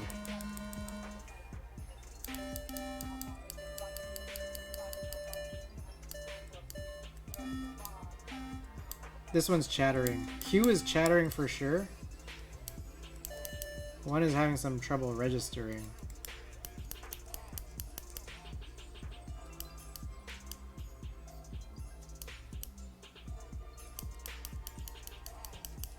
One is iffy, because it kind of is. Q definitely chattering. I think semicolon, there's no actual technical problem with it. It just doesn't sound good. Okay. Let's take a look. There's nothing wrong with my solder job, as far as I can tell. I didn't just miss a joint or anything. Those both seem to be fine. Meanwhile, for semicolon, I'll argue the same thing. Looks fine. So these switches are just, they're not great. The Q definitely we have to adjust. So it looks like we're gonna have to do a little desoldering job. And in the meantime, we're gonna have to like try to figure out what to do. So I had bought 66 switches and 2 of them most definitely are bad. I don't know if I can really fully describe what makes them so bad. Oh, one of them had a broken top housing. But maybe that's okay. I don't know how many of these other internals went bad though. So this is where the stream gets interesting. We always make it interesting, don't we? So it's 208. We're 208 in, and we're gonna have to bring out the big guns now. So we're gonna have to desolder this. I'm gonna pull out all of these cleaning tools. I'm gonna turn on the desoldering gun. And then I'm going to grab my multimeter.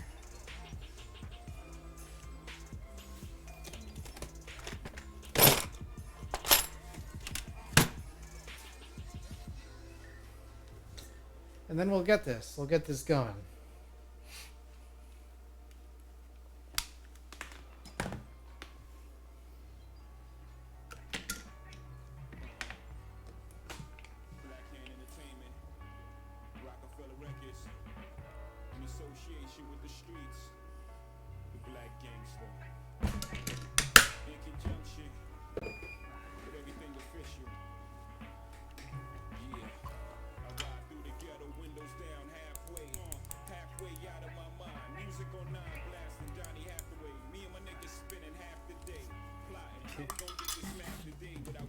Ready to go.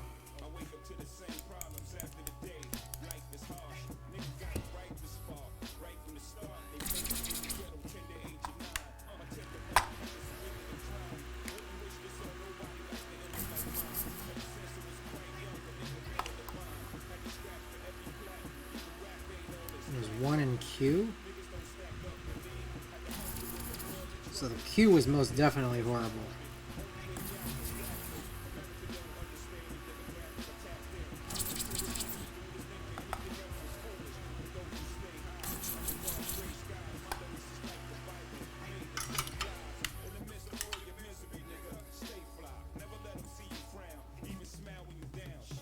These are our bad ones. This one's the Q, which is especially bad.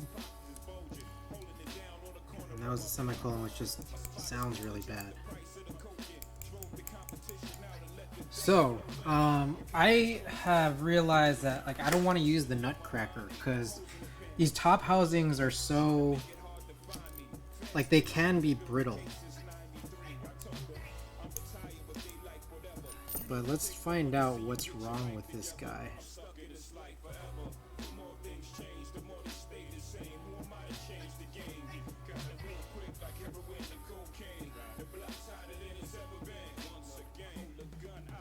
So here's an interesting thing to note.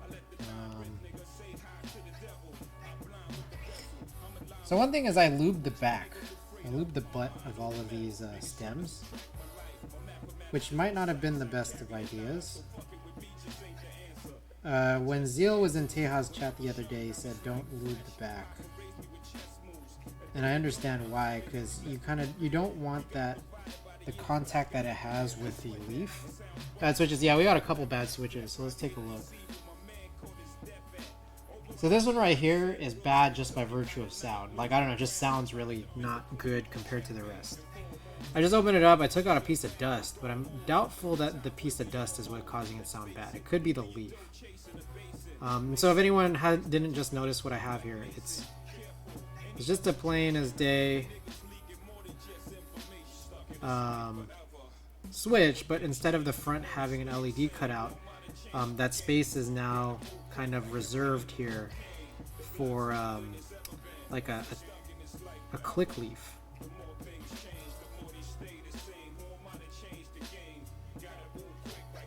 The worry is I'm recalling how fearful I was of closing this because I definitely messed up the leaves last time around in doing so.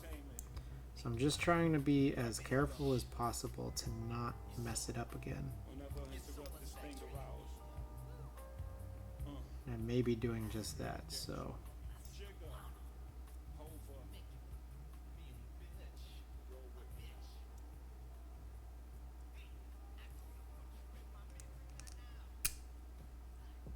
Oh, I'm pretty sure I've messed up the leaf. Oh, this is a busted one. Oh yeah, that's bent beyond reality. Ugh.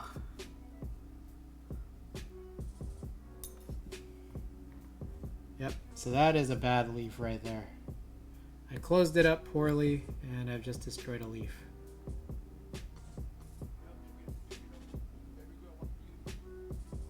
And I don't know that there's any bringing that back. With that said, so sad, yeah, because I literally only have 4 leaves left.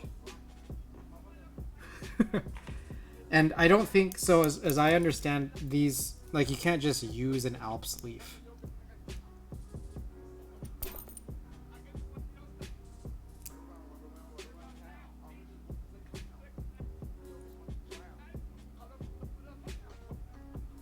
They're a leaf that's like Alps, but it's not Alps. So the hard part is just like being certain of how to close it without destroying it.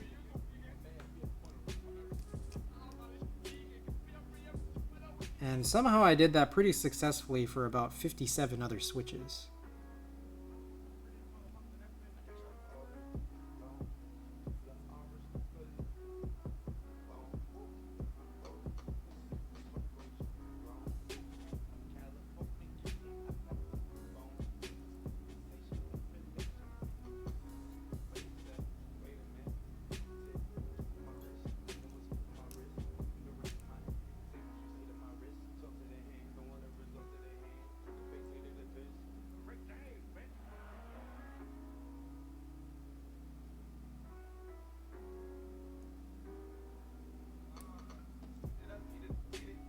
I'm so scared right now. I'm so scared.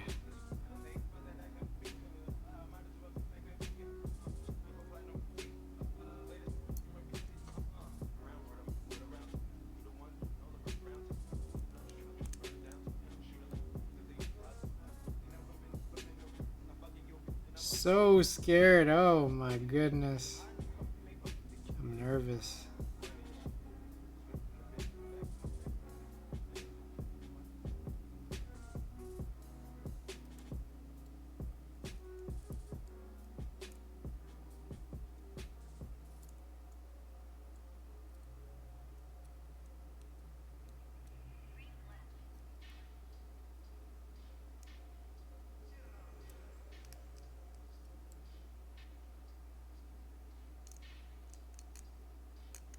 Cam out of focus. It is. Sorry about that.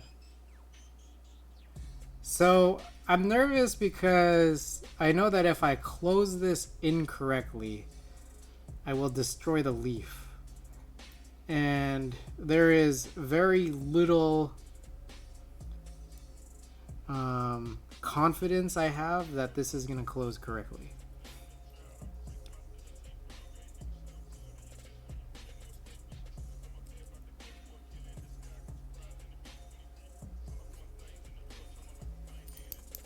So this is the one that's definitely messed up, and I think it's due to the contact leaves.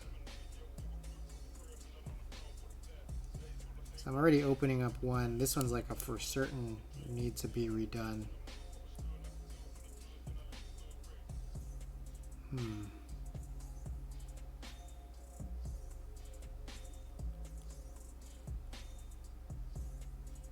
Swap a bottom.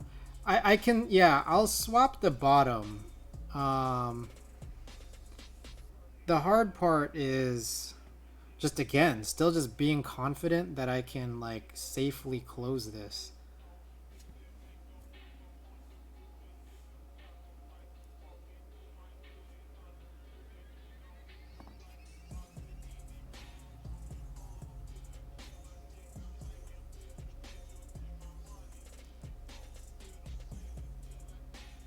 Again, somehow I did this for 57 of them, but I need to get 60, and I've already busted up 3.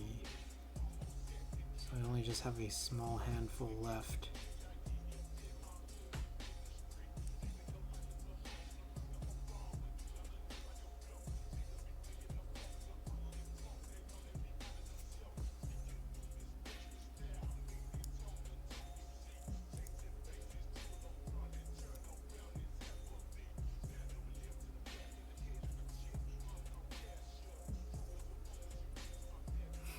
I'm so nervous.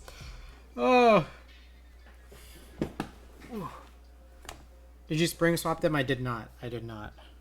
So these are like 90-gram springs.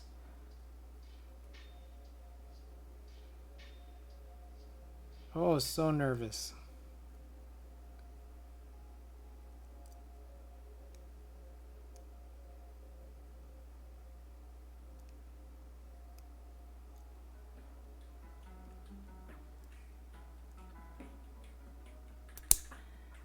Oh, okay.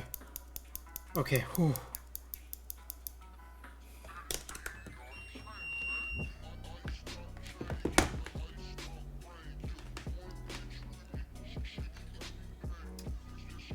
I don't remember which one was the busted bottom. Huh. Well, let's find out if it was this one.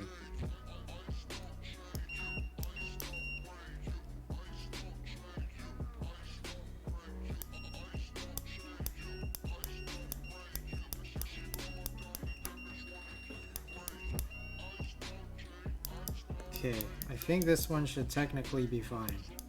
Oh, sweaty. I'm sweaty right now. I'm like gamer sweaty, and I'm like physically sweaty.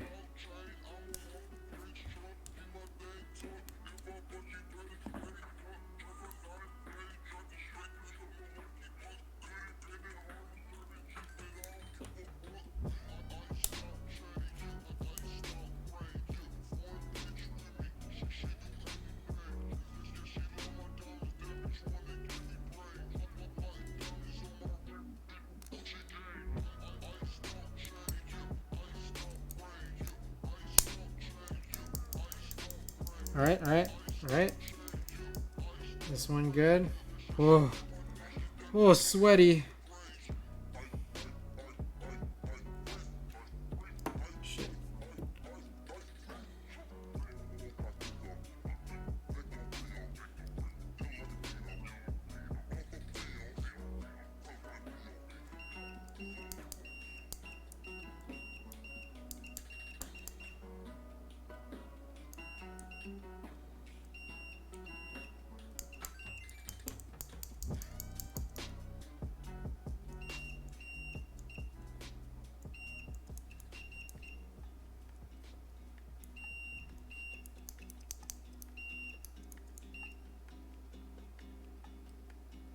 I really can't tell if this one's good or not.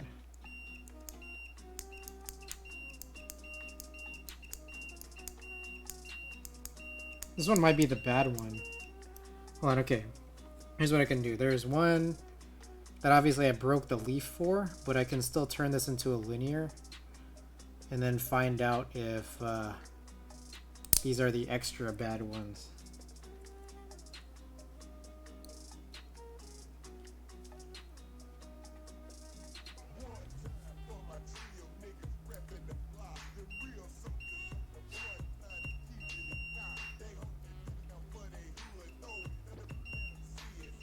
Yeah, I think this one's like really actually.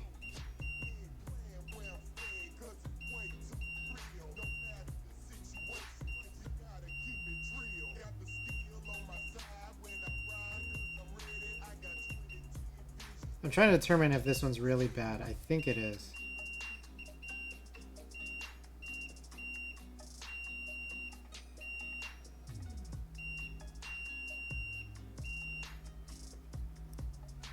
Oh, hard.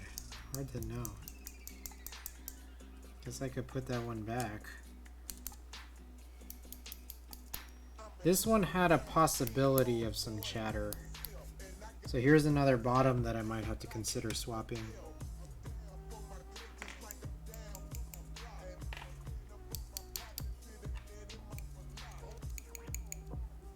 Okay, so this one has like lost any click. This may very well be good, but I think the leaf is bad.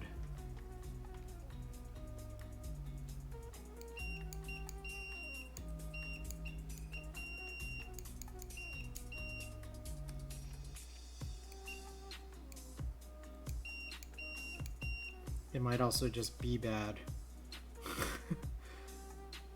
Let's see how many I have to get through.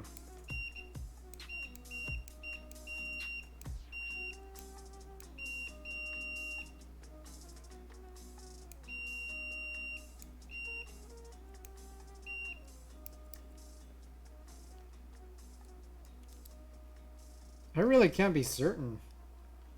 I think it's like I'll have to solder these to just like find out if they actually register or if they have problems registering.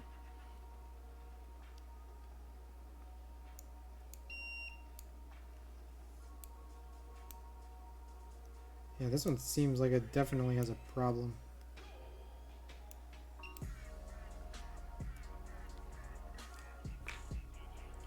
Oh god. Sweaty.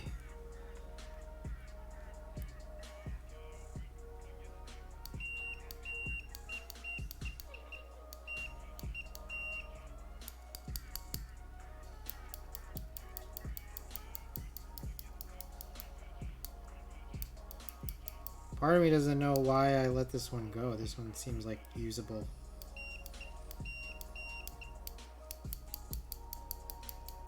I guess it's a little tough to push out. I think maybe in this case I might want to switch the top housing.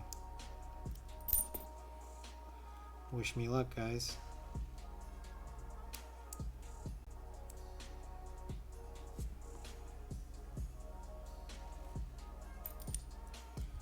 I just soldered them. You already have the desoldering gun out? Yeah. But there's still one more to fix. And we just have to hope that I don't fuck this one up. Because, oh man, there are so few left. So few decent ones left.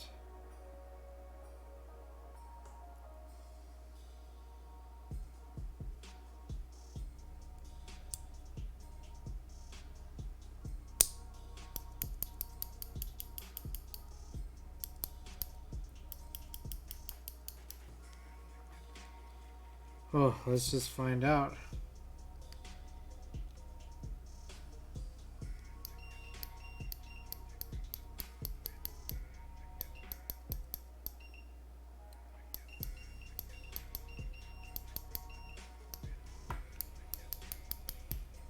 There's a sluggishness as it comes back up.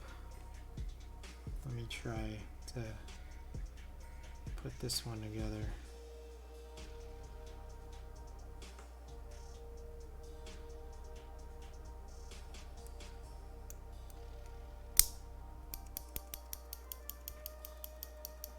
Wait, this one's good.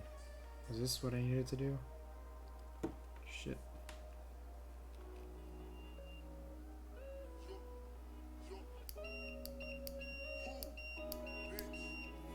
Fuck it.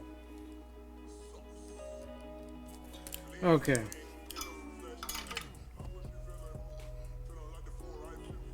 Let's try this out. Oh, sweaty. So sweaty.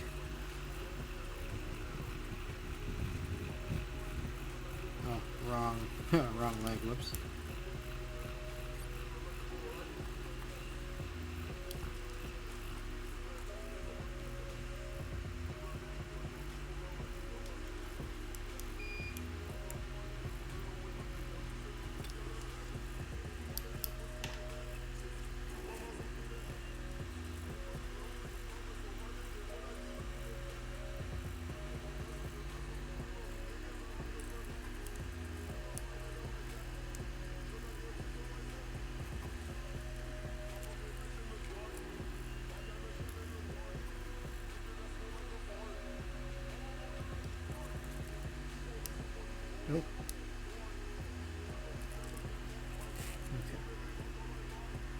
Couple more.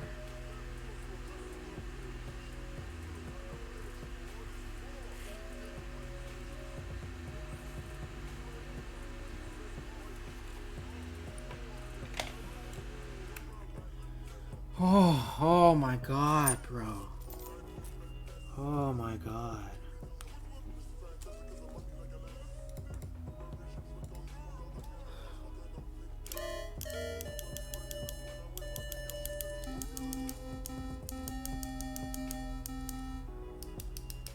Oh fuck. What the fuck? Okay, well, that was just not working. It just doesn't work. Let's just do a double check of all these others.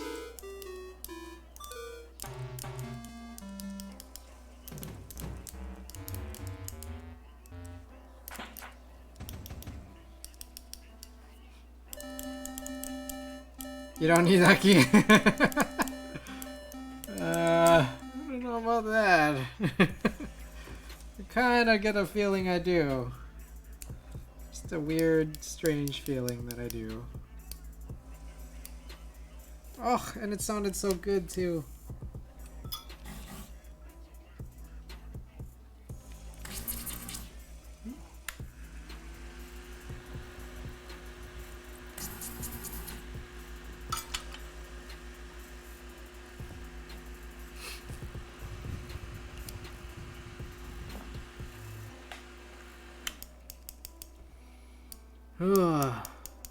Did you check the tweezer? Did you tweezer check to make sure it's the switch?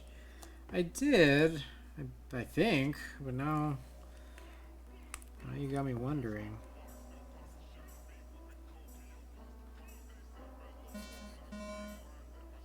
It seems fine to me.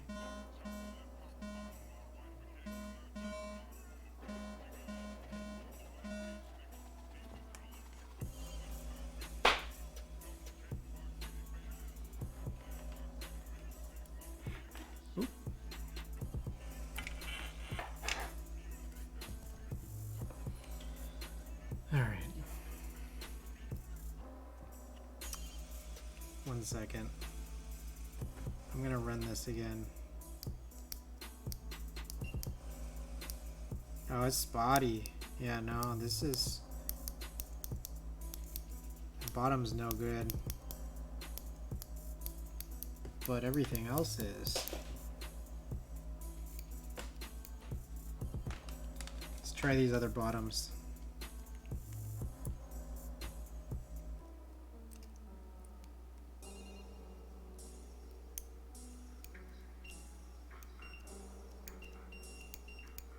Seems bad.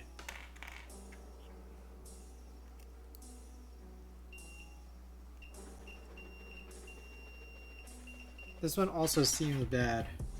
I wonder if you could transplant the contact leaf from a cherry switch. Yeah, I was like, that was like in my head. Of just if contact leaves are bad, if I could do that. But my honest deeper concern is that I'll ruin more contact leaves just from opening and closing these. It's also bad.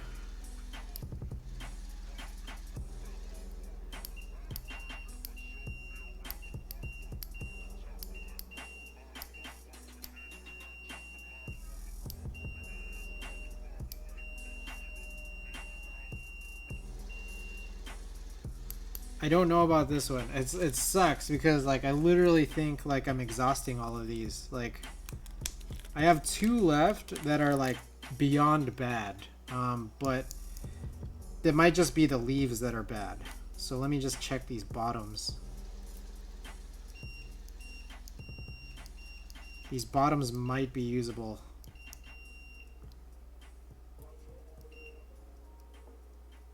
Might be.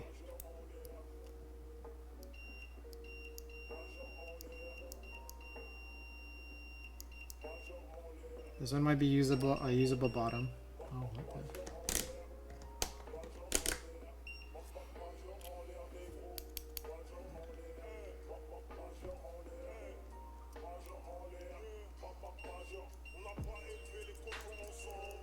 Also good. This is also good. Okay, I have 2 good bottoms.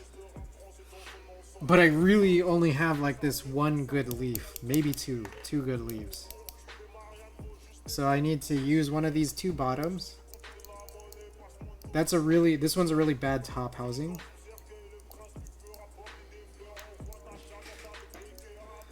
Oh, Jesus. Jesus. So sweaty. Okay.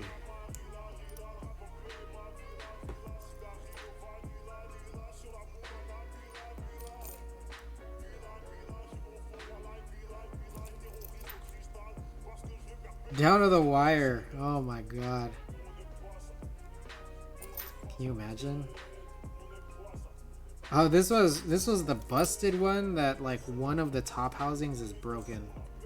So this is gonna be a while before I get the actual thing off. Okay. Here we go.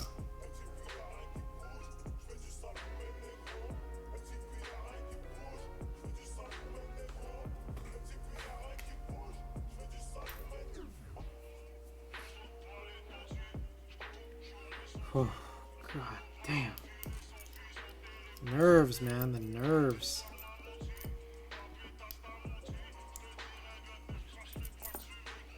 I think there's a reality where I can fix some of these bent leaves, but like it would be like nearly impossible. It's possible, but nearly impossible.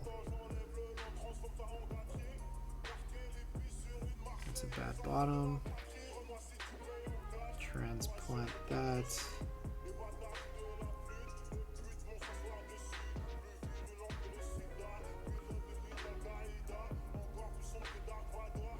Okay, so then this right here is the scary part. Can I assemble this without breaking the leaf?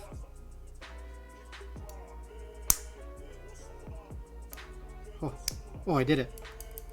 Okay. Okay, cool guy.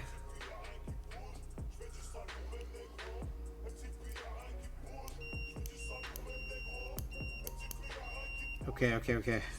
Seems to be good. Oh, fuck! What did I break?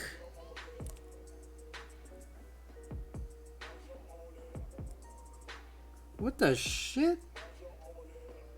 I broke another leg off of something.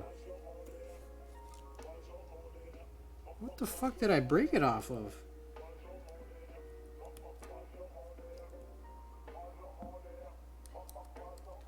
Yeah, what did that... It's like a top housing broke, but yeah, like which one?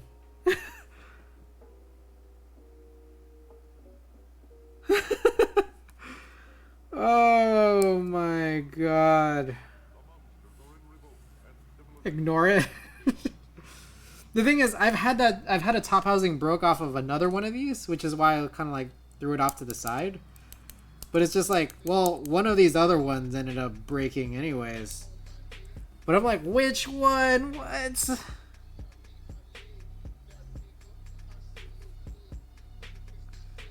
Damn, that bothers me. I should just ignore it, but it bothers me.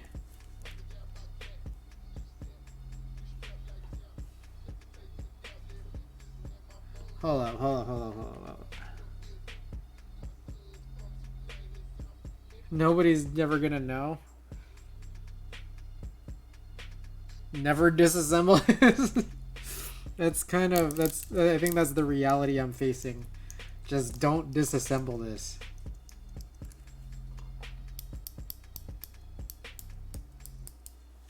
Okay. I mean, the other choice is that I just spend shitloads more money on more Pro Worlds.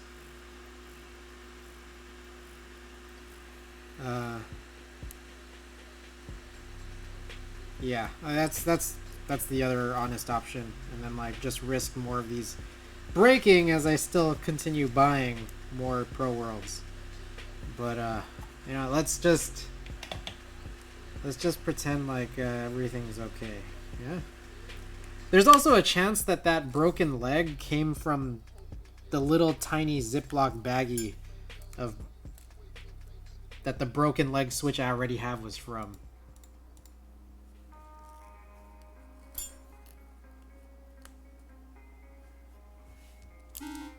What the? How come?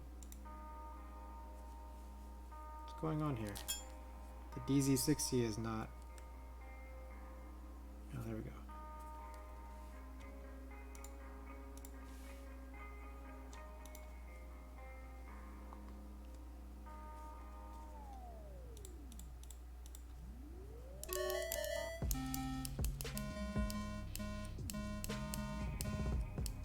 That is chattering still.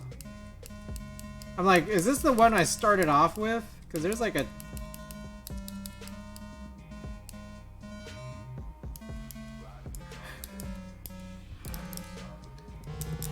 I am confused. What I could do is put this chattering one somewhere else, like a key I never use. Because I'm kind of getting over it right now. Well, that 4 doesn't seem good either, and we didn't even discover that one.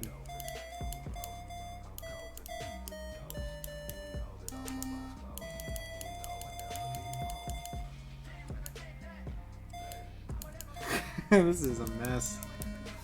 We'll need more Pro World switches, I guess.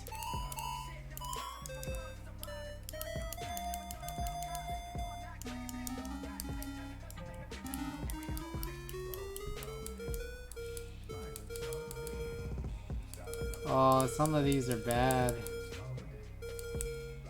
So left bracket, 4, as I'm discovering. Did this just get better? Or like, do I just need to press it enough? Maybe I just need to press it enough, you know?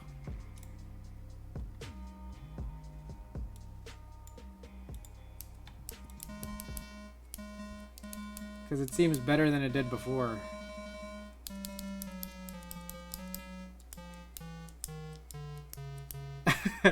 Burbs is going on.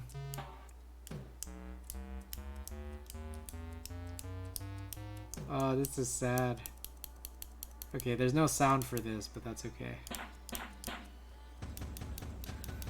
Burbs, welcome to the stream.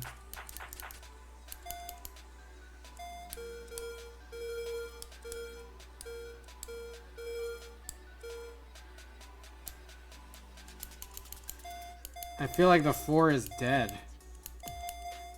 It died right in front of our eyes. Try typing on it and see if you get double presses. Alright.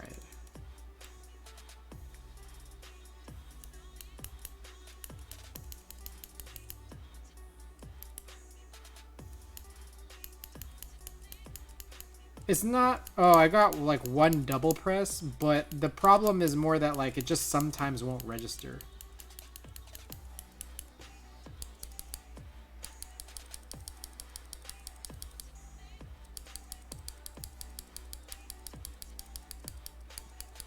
That's kind of happening with this one too.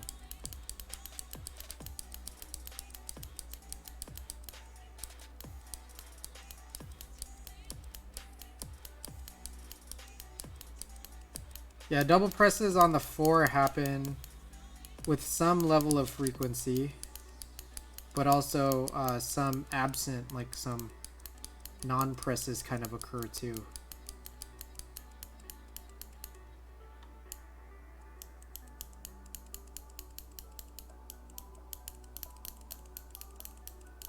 I wish there was like a little notepad here. Like a little input box or something.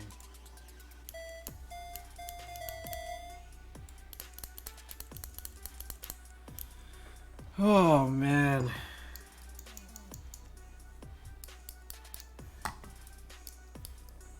What's my move?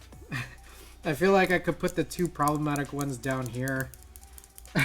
On these 2 switches, because I do use these just less frequently than pretty much every other, and right shift. These 3 are like my least used keys, but I still use them sometimes. And I can just like hide them.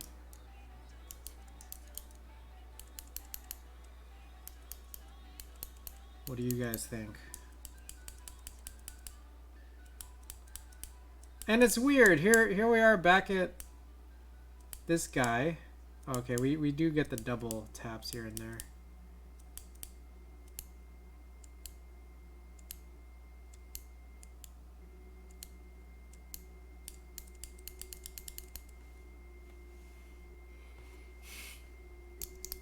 Yeah, I need more Pro World switches. So it's like where I've kind of landed. Cause I think I have like one good bottom left and one good leaf left. And I have 2 problem switches.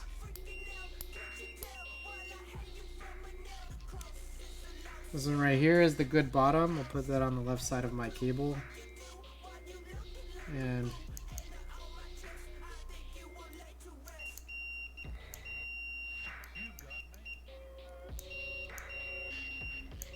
this bottom also seems pretty good.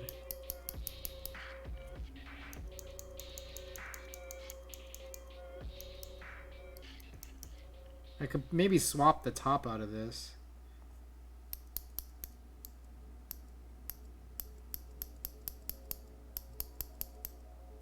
Or I could just use both of these. Alright. Let's do it.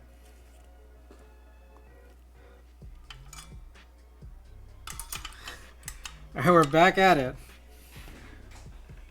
Back at it, and if this doesn't work, well, it's what it is, I guess.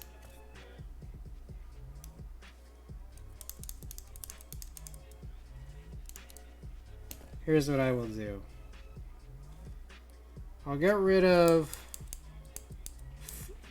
these 2 switches.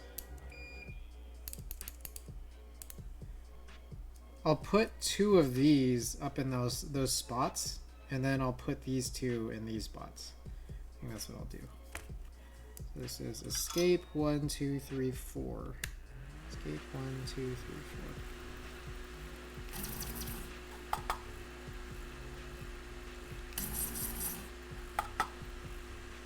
And then we got is it opening bracket? Would be this guy right here.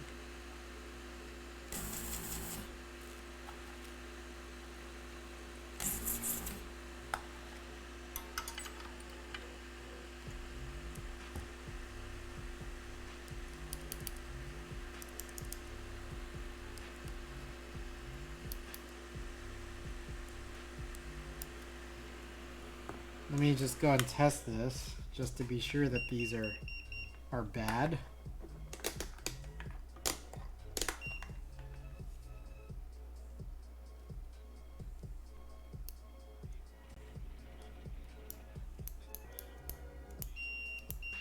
Yeah, this is pretty bad.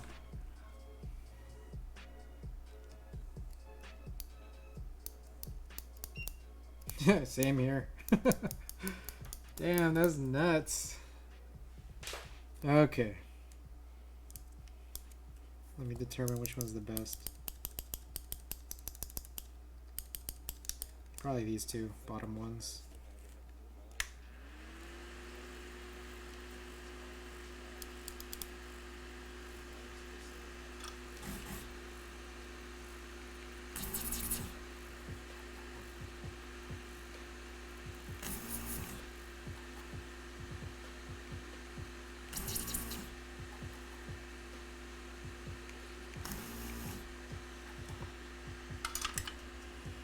Okay, so we're going to take these guys out. Put them here. And here. Just provided I can take it out. Oh man. Maybe try pulling the leaf legs. They're slightly out of place. They can contact poorly. I was thinking that. But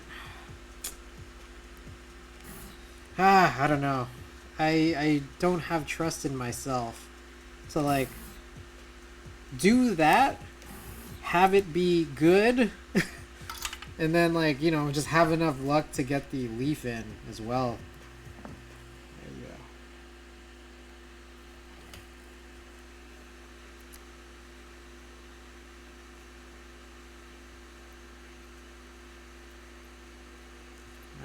interesting one. Like, I have pull from the outside without opening the switch. Oh. So here's our two busted ones.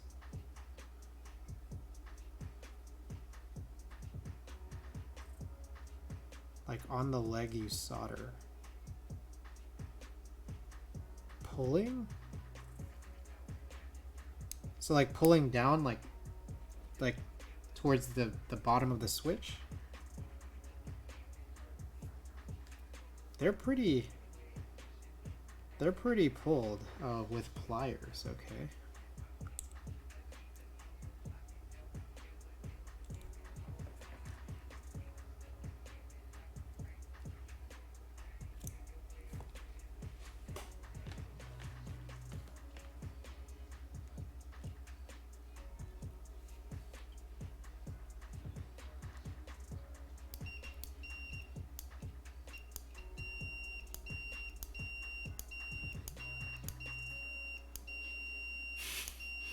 Is that working? That may have fixed that one.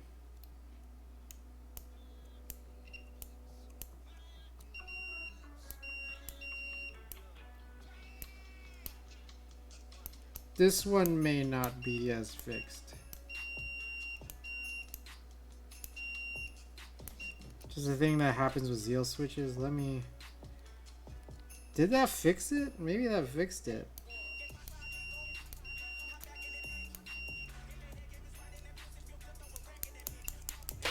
Should I put it back? Oh, God.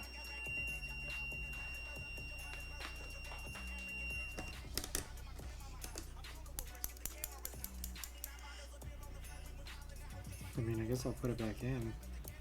I'll put it back in on the less used spots. Oh man, I'm not certain. I'm not certain if that fixed it. Hold on. Also, I don't think I've ever had that problem before and then like came to the understanding that it wasn't pulled enough as it being the solution.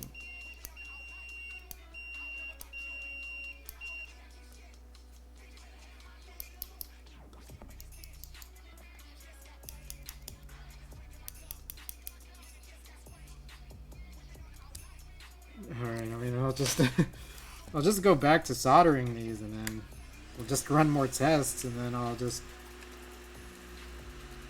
go back and desolder and resolder if necessary.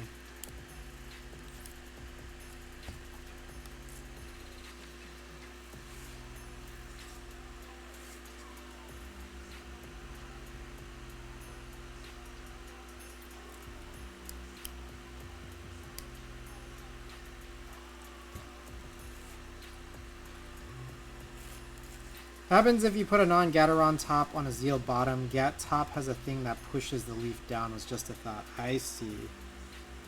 Interesting.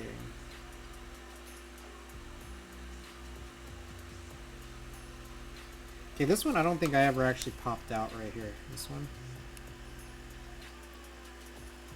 I think that's just been staying in place because I couldn't actually, I think there was some solder adhering to one of the legs.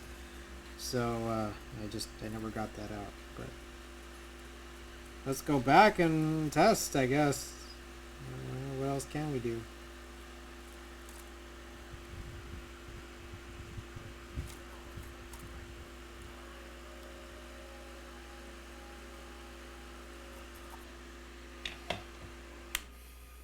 An interesting evening, isn't it?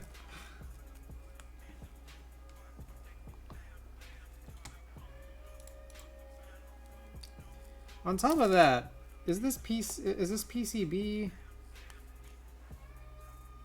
I feel like this PCB has been acting a little funny.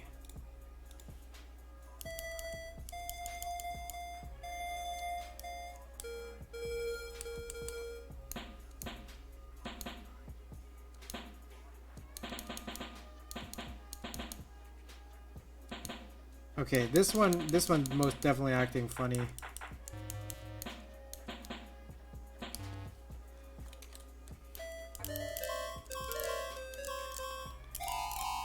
the right alt is acting funny, so I kind of want to, just because I can, kind of just want to desolder it and then try to do the pull.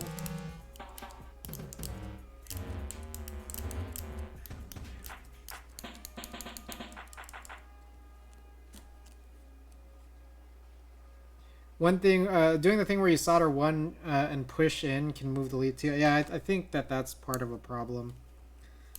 Okay. Which maybe, especially for like a key like this, is like not as necessary. And like all things considered, probably again like unnecessary when all of the rest of the switches are soldered in. So maybe I can like just avoid doing that technique here. Let's see.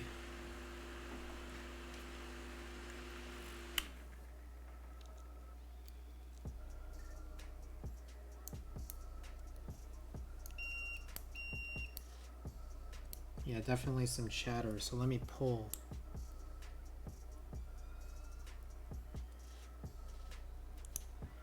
Does this do anything for us?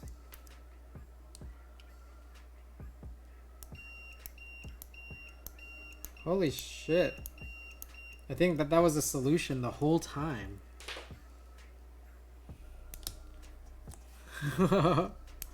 That may have been it. And you know what's funny? It's a big deal as I go since yeah, Zelio bottom and the Panatop. You got me saying a freaking switch name here. You know what is actually interesting is that as soon as I pulled that, not only do I think it fixed the problem, but I think it like feels and sounds better too. I don't know. Maybe I'm just making stuff up in my head, but I'm wondering if all these ones that I kind of like graded as not as good as the others, just like if I did this pull, then what if? What if that's like just the improvement?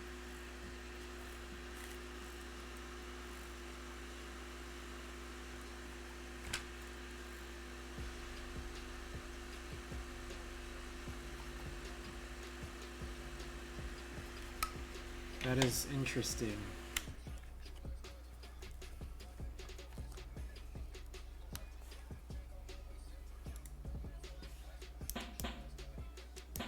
I think that's it.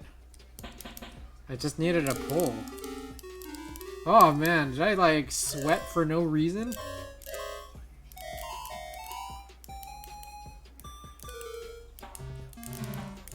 Well, I learned, I guess. I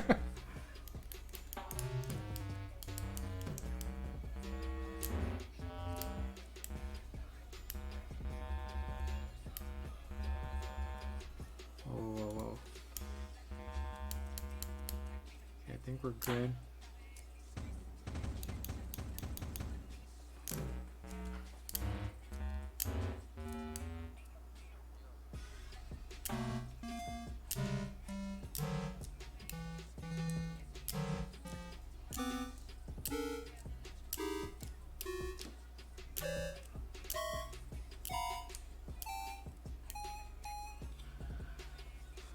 Oh my god. Okay, enough of this madness. I think that's it. Let's just hope that that's it. But PC Lowlighter, thank you. Thank you for all the advice here. I think that's it. Okay, we'll clean up the gun later. I'm gonna turn off this iron now. Success. What success we could have had. Yes, thank you. Thank you, thank you. Alright, let's get all this out of the way. Oh, God. Oh, my goodness. Alright, board next. Alright, let's take a look, yeah?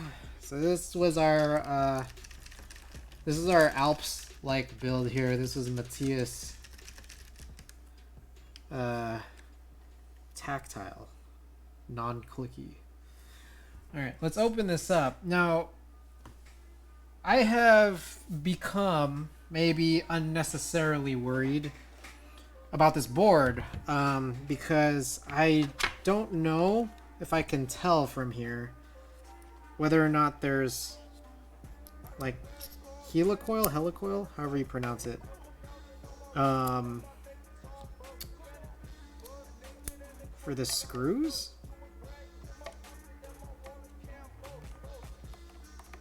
I don't know. Like, I don't know the answer. So I'm worried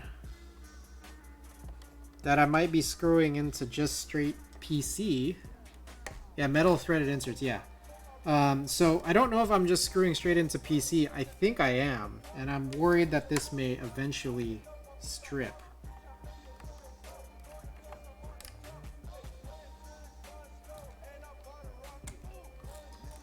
I should be able to see them. Well, I opened it up, so let's take a look now.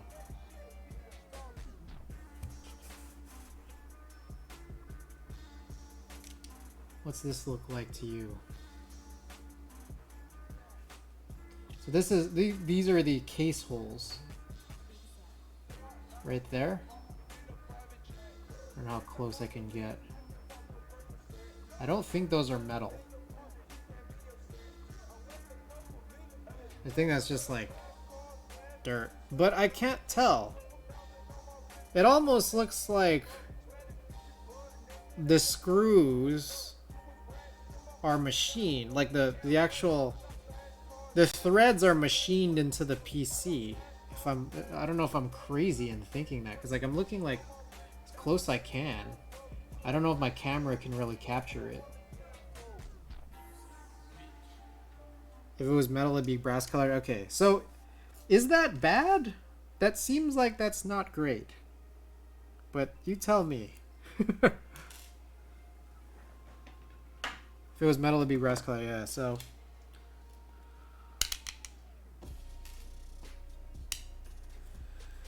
Okay. Most PC boards are like that. And do you just like have trust that everything's gonna be okay?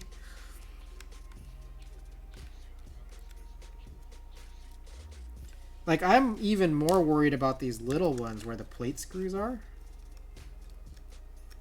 So, for anyone who was watching my couple of...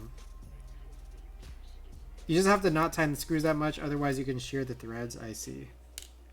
So, for anyone who is watching, this is just like a tangent. My builds for... Or my couple of streams where I was trying to build the Skeleton 60. It was a metal top case, and... I think I fucked up the threading, or like, you know, there was a stripping, and I went back to Oko and I showed him, like, I sent him like a private YouTube video, and he came back and he was just like, okay, we'll send you another top. So I get this second top, and maybe I'll jump ahead. He said I tested it. He said I tested it and it tested it working. But anyways, I got the second top, and I got the same problem. Like, I think the threading got fucked up. And what I think it was at the very end of it is, I think they sent me the wrong screws. And so I'm just like, shit. With the second top he sent, he should have just sent me the right screws. And the thing is, both of these tops are metal. They weren't even PC. It also helps to turn the screwdriver backwards until you feel the first thread of the screw fall into the threading. Oh, okay. That's a helpful tip.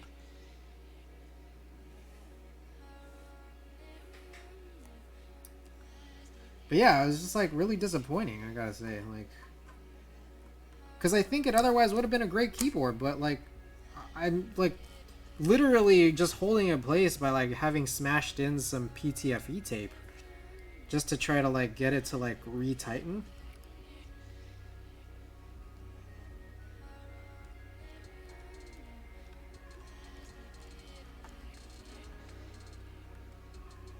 I'm trying to be like super gentle. They're probably M2 screws. Yeah, so the Skeleton 60 are M2 screws. This also looks like M2 screws here. But like what I think is like he sent me M2 screws with like a different pitch. Is what I think it is.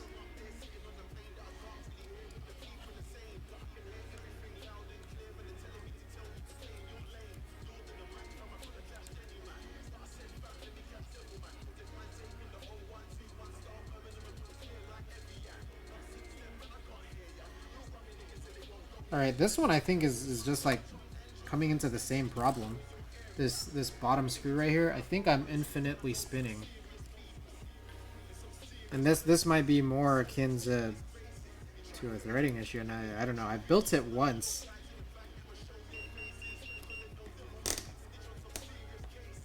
But I also bought this secondhand.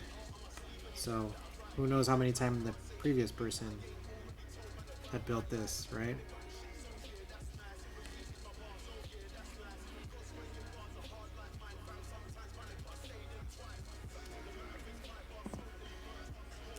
This is why I don't like PC. It's funny because like this is currently my only PC board. Well, I have the Ramakara.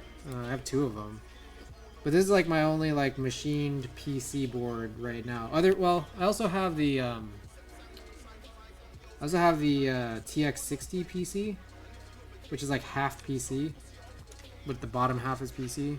So I think that's actually okay, because if I'm screwing into the metal top, it should be fine. I have seen some with metal threaded inserts, yeah. But like this surfaced to me as an issue because I was watching Lala Bop just kind of mauled over it, saying like, "Hey, fuck OmniType." This is Lala Bop's words. "Fuck OmniType," he says, for the Bauer not having like metal threaded inserts or helicoil.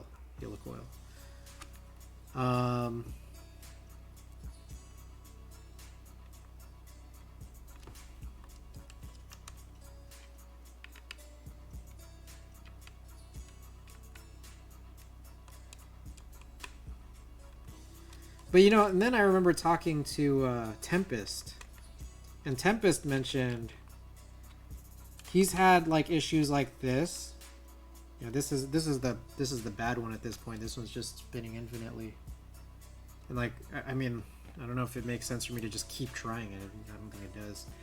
But I remember Tempest mentioning that he was scared because he came across this situation as well. He was scared, but he just went and did it. He drilled his own holes so that he could put helicoil into it.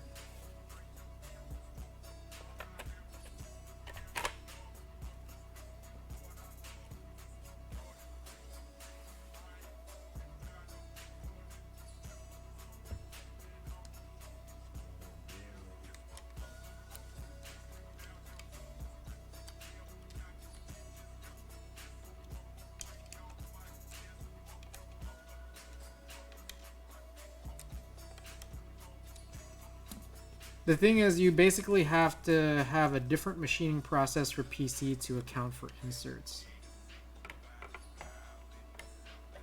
What do you mean by that exactly? A lot of keyboards weren't designed for that in mind. Okay, for some weird reason, this bottom is popping out in a way I didn't anticipate it to.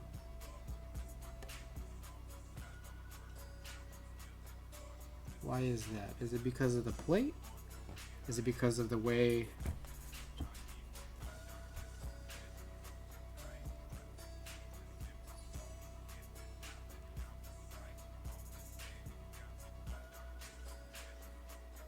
Alright, I don't have an answer to this. But there's definitely a little bit of weirdness, and it's kind of around that screw. So, you know what? It might be PTFE tape time.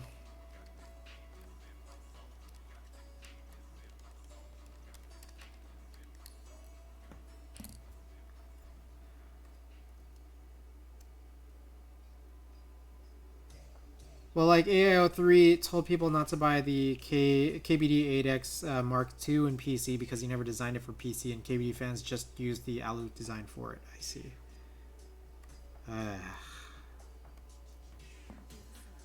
Oops. Cool. Just mark this up. Okay.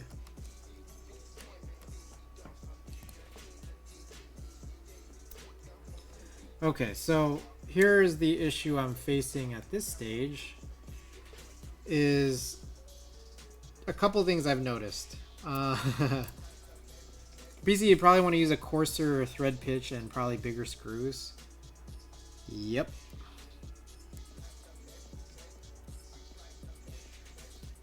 Yep. I think in general. I don't know. I'm just like, in my head, I'm just like still so mad about like my disappointment over the Skeleton 60, which wasn't even in PC. So I'm just like in general, when you say coarser thread pitch and bigger screws, like that's just like, that speaks to me.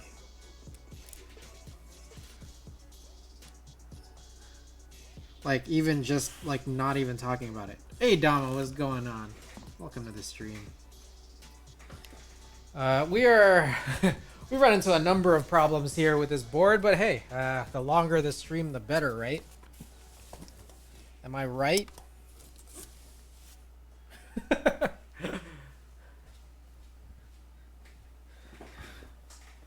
Right, guys?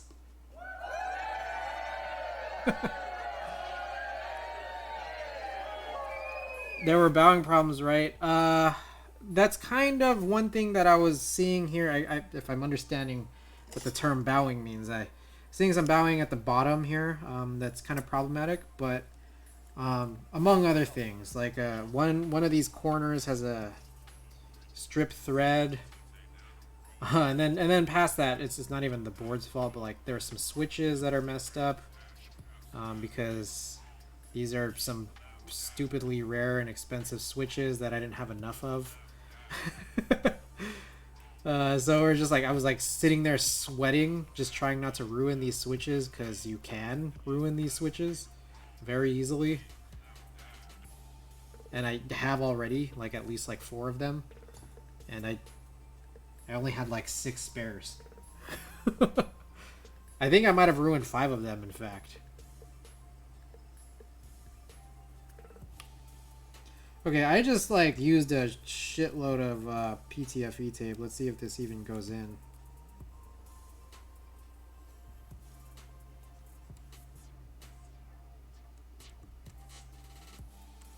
It's kind of working.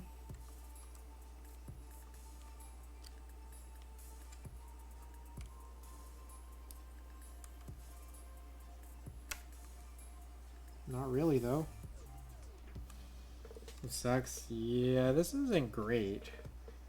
I wouldn't say that this is the greatest situation I've ever been in. I'm still spinning infinitely. I don't think that this worked. So here's the situation: is getting this thing going on.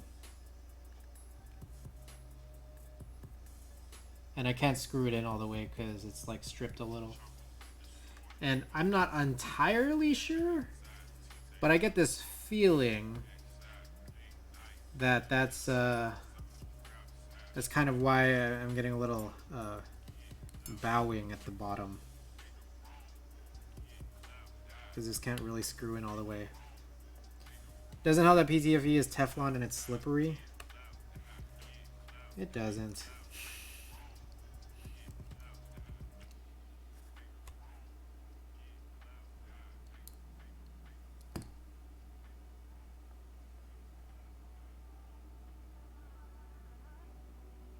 It sucks because I feel like just looking at what happened to the PTFE tape, like it's almost like that was the best I was gonna get, and it's not good enough.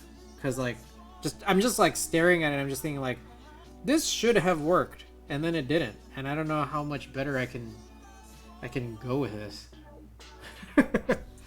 Like I basically just made a little like screw condom for it, and yeah, I don't know. I don't know what to say.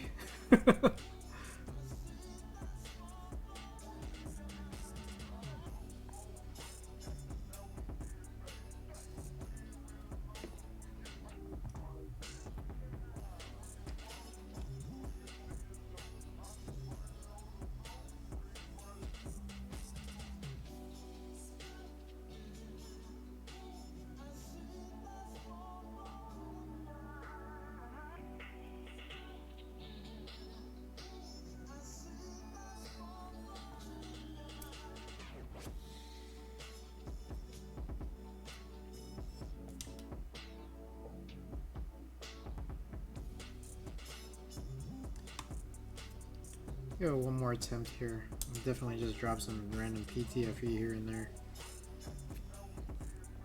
There it is. One more attempt and then we'll just kind of see. Time to order M2.2 and an M2.2 tap. So that's what people were kind of suggesting that I do for the Skeleton 60 is to try to like retap. And I don't know. I'm like not confident. But also for that Skeleton 60, that metal top, I mean just using PTFE tape there did work. But it doesn't seem to be having exactly 100% the same effect here.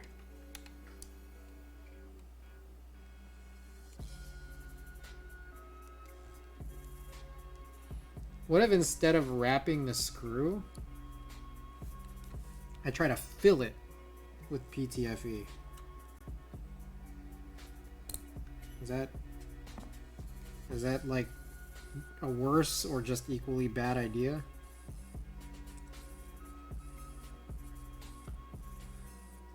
I wonder how usable this is, and also we last time, so we made a custom this is gonna be like stupid. We made a custom plate in alu, and now we're going back to this like stock PC plate, right?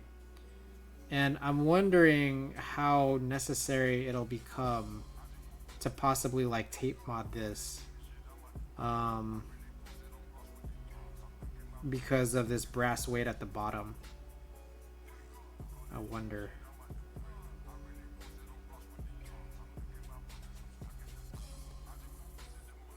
Okay, what if I just like try to stab it in there?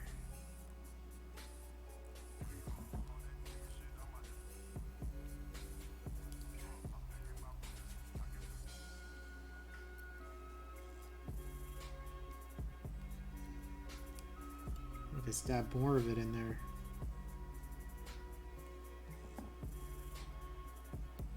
I feel kind of like the same thing's gonna happen, if not worse. Like I won't even be able to screw it in.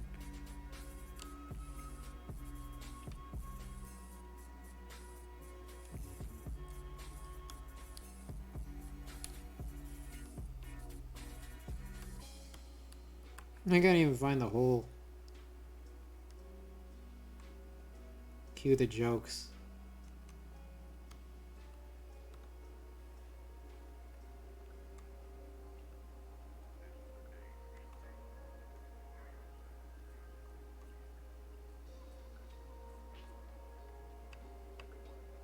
Oh, oh, it's kind of working.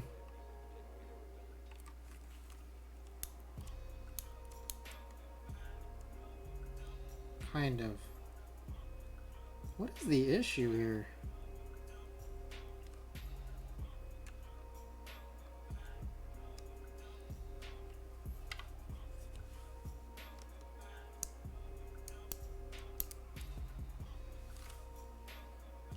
I still get this weird shifting issue, so maybe not. Maybe the problem isn't resolved. I don't know.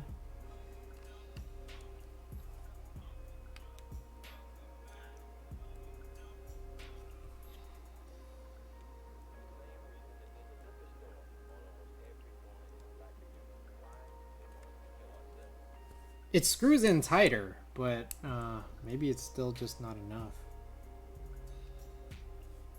And I'm struggling to determine whether or not it's actually the plate's fault or the PCB assembly.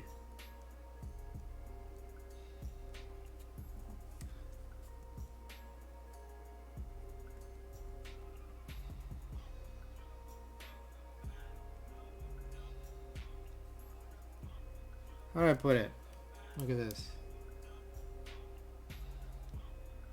If I press down here, just like on this screw, I get this like weird kind of like bumpy sensation, but out here I don't get the same effect, and I'm not sure if that's just like a factor of the weird screw situation.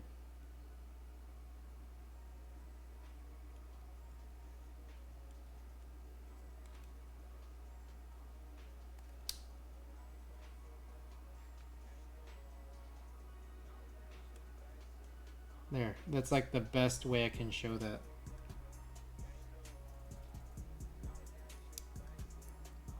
And it really doesn't happen anywhere else, and I'm not sure if attributing it to that screw is correct. It seems like that screw is a problem for sure, and it's coincidentally like pervasive among this side of it, but I'm not entirely certain.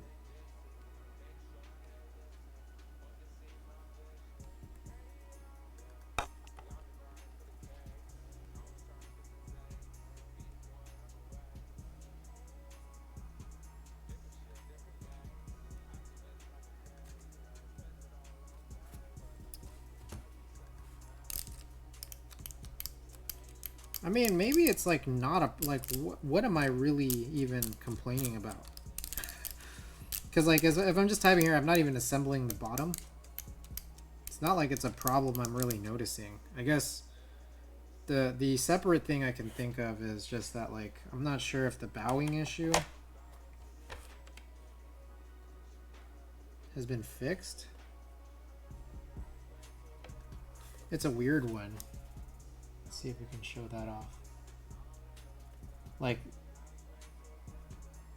this is like forming a lip because it's not pushed in all the way. And I'm not sure, is it just supposed to be like that? Maybe it's just supposed to be like that. I don't know. At this stage, I'm just not even certain what I'm doing anymore. I don't even know. Maybe it's just time to put it all together and just pretend like everything has been going fine. I don't know if it was like that, like in like the previous time I built it or when it got sent.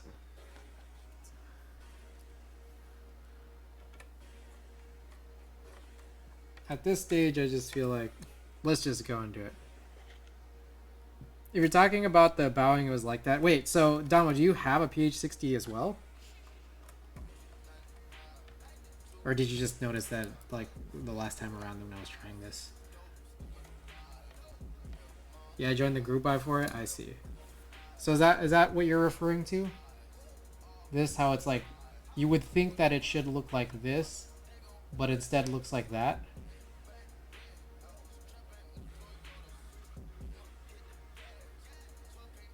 Got it. Okay. Is that something that left you largely unsatisfied, Damo?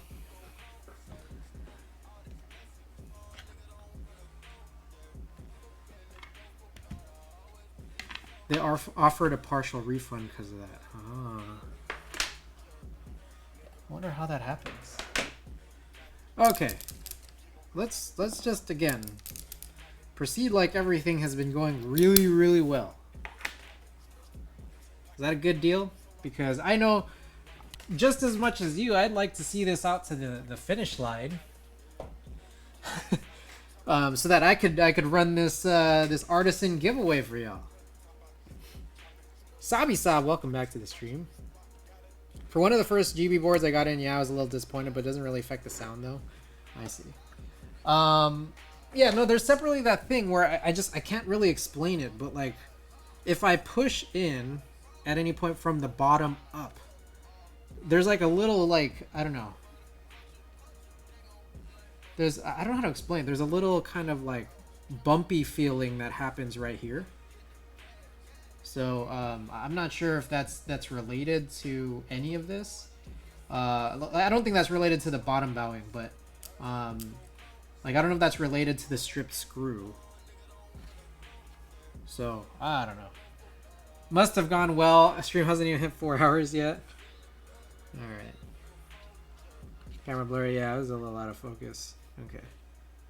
How cool with this? We got the Beside Studio. How would you pronounce this? B-side Studio? Beside Studio? What the hell? Metal keycaps? Yep. This is from Beside Studio.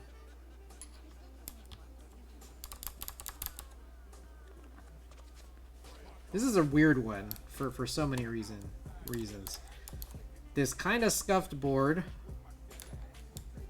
The rare Pro World switches. with the super heavy springs, and then we got the metal, like the pale gold aluminum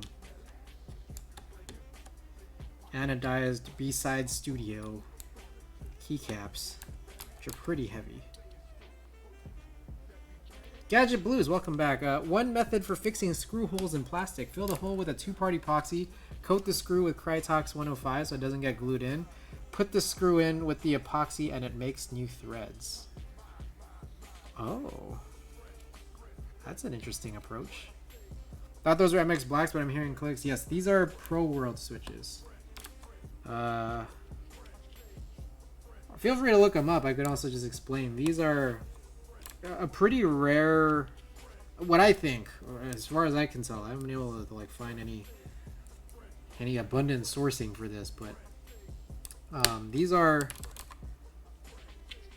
some decently rare switches that kind of serve like a an Alps-like MX switch, where it has like an additional metal leaf in place of the indentation they usually have for LEDs or in switch diodes.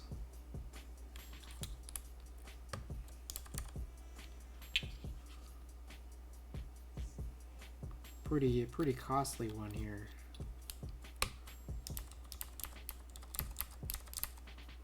Either it makes new threads or you have screw epoxied into your hole. Yeah, that seems like a little scary. Like the epoxy part of it. That's the oil.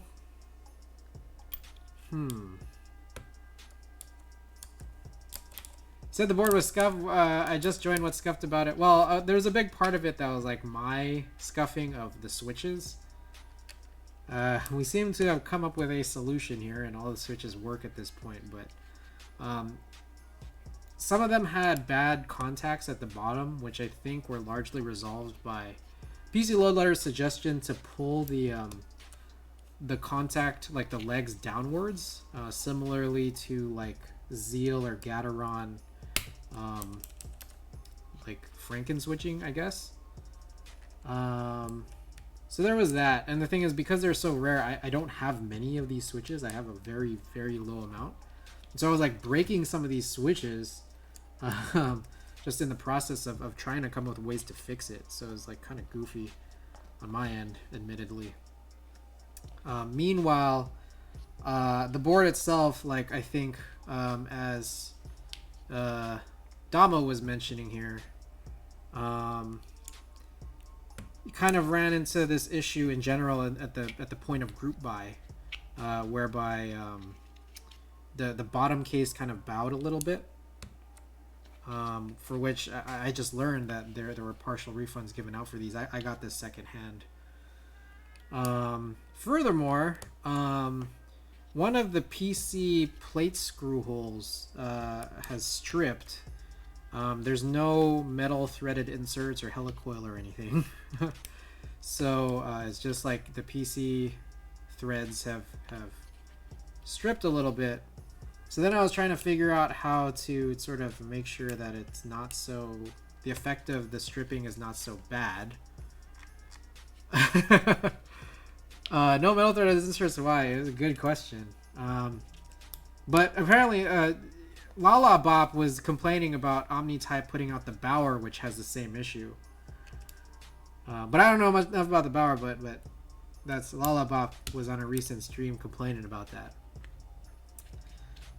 But finally, you know, I was able to put in some PTFE tape to like kind of alleviate or at least tighten that plate into the hole, like plate to the top case. Using PTFE tape in that screw hole, and it seemed to have worked. The problem is it only seemed to have worked. Seemed is the key part of that here, because I got this weird effect where even when I was screwing it to a point of it tightening, there'd be like this little bumpy, bendy sound if I try to push the PCB plate assembly towards the top case just with my finger. Just like not something that I ended up getting on any other edge or corner. So confusing to say the least. To say the very least. Okay, this is still M3. These are really hard to remove from the foam. I'm guessing that the extra M3 is for like a possible ISO layout.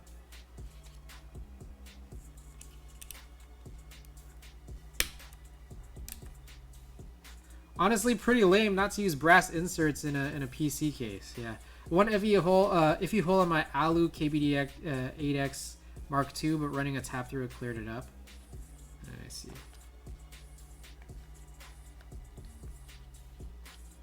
Hello, June 9th. Welcome, everybody. Welcome June 9th. One of the great usernames on Twitch here. I'm thinking about ePBT Basin with the blue accent version. I think I'll have to check that out. I want to take a look at this because, you know, if someone here comes in interested with something, I want to see if I'm interested in it. So I'll check that out after we finish mounting all these keycaps. Never bring this to a meetup unsupervised. Some jerk will push the hell out of your plane. True. I think it'll be fine. I think the part that is like, you know, don't bring this to a meetup unsupervised is like my worry of how people will deal with the metal keycaps. So I feel like I gotta change the keycaps before I go to an actual meetup.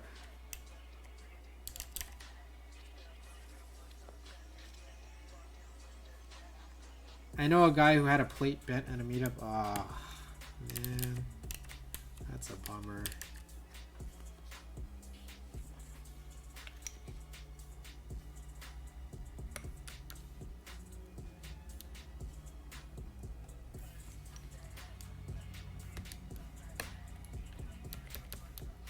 Oh, that's super interesting.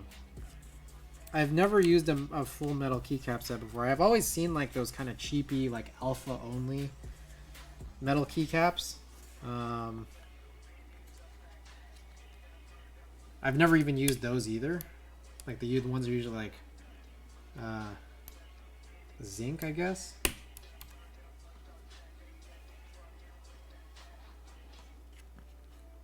Are these alu? Yes, these are alu.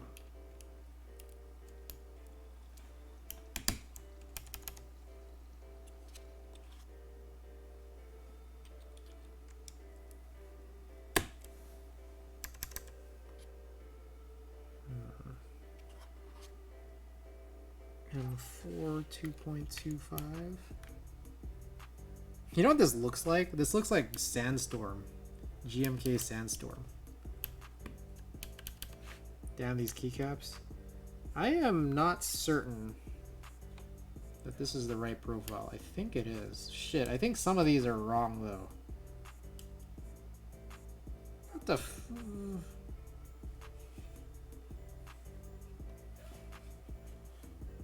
I've definitely put on what I think are the wrong profile caps here and there. I think this one's incorrect. Alright, let's see how removing a keycap is. Bro, I can't tell. Blanks are hard, man. Is it this one? Oh, that's M4.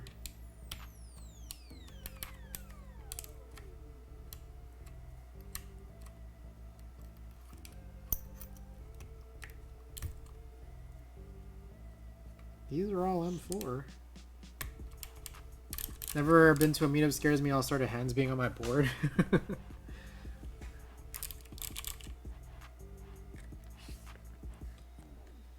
I get it. I hear that. You are right to be worried.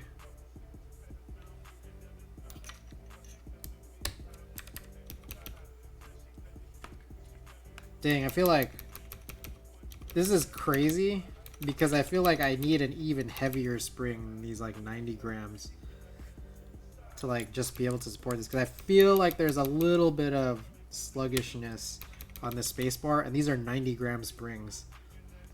What did this thing cost? The keycaps, I believe, 90. Yeah, the keycaps alone, I think, were just over. They were just under 400, I believe. Am I crazy? There's two M4 225s. If you have to ask, you don't want to know. Oh, the board? Oh, that's a good question. What did I pay for this board? I will look that up. Okay, two things. Okay, remind me, guys. Remind me. I need to look up EPBT basin, and then I need to find out how much I paid for this board. It's been some time. I'm just trying to be extra careful when mounting these keycaps, you know?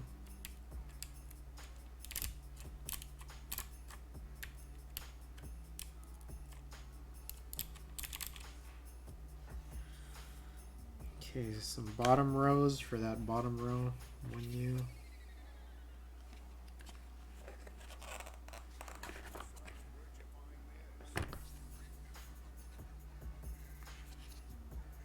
Four.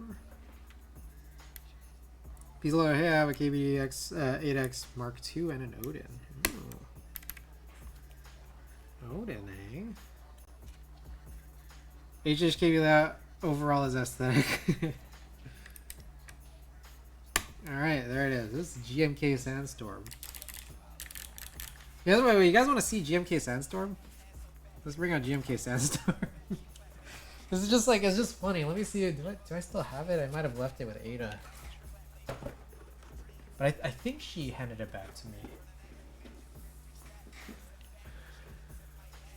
Let's see. What was it? I think it was the Switch Couture. Yes, I got it right here.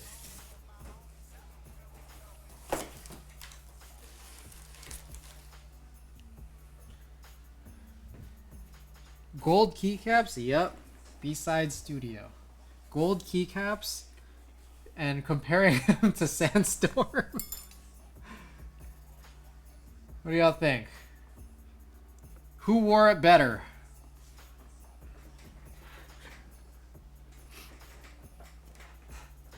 Alu keycaps gold tone? Yes. Yes. The B-Side Studio blanks. Alright, let's plug this in. Which company? B-Side Studio? It ran through Fox Supply. I was looking for a set like that, bro. Oh. Pull.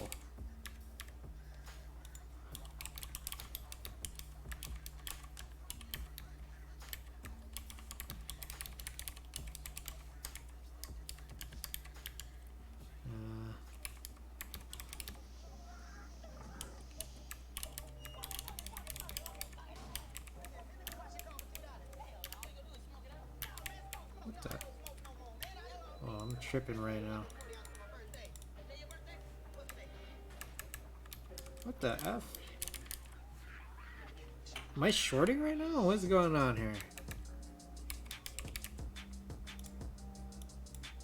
Alright, 2-minute poll. Who wore it better? Pro Worlds, eh? Hey. Metal keycaps too bright for me. Fox Supply, yep, yep. They might have extras, so if you're in case you're looking for gold. Yeah, just talking about the board. It seems like the caps are gilding the lily here. Polycarbonate case seems iffy. I mean, the Duck 1 Mini 3 out non-CNC Atlas stuff needs to up their game. Oh, is the Duck 1.3 Mini? Is Duck 1.3 Mini like really that good? I was looking at that for a little bit, just looking at stock boards. Young Koi, welcome to the stream.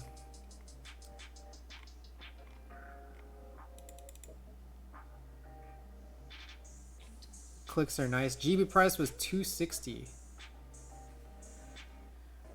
Let's see. So you're talking about GB price for. Let's see. Was really shorting or something here. Give me a second while I find this out.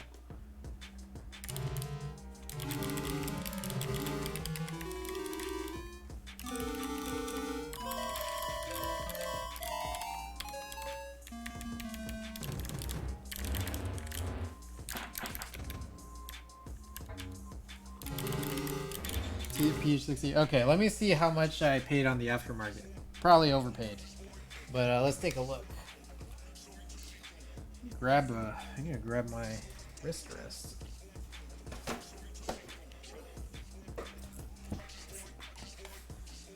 Okay.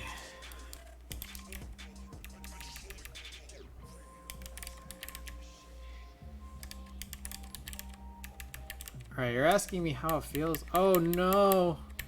Oh no! I think I need to do another pull. I need to do a pull on the C key.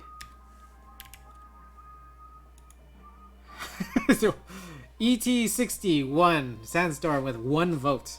How's the build been so far? It's been not so great.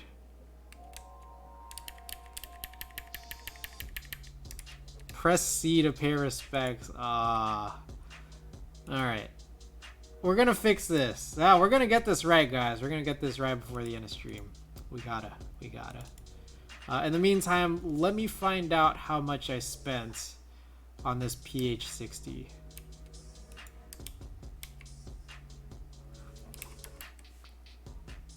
I don't usually do this. Do I? I don't think I usually do this.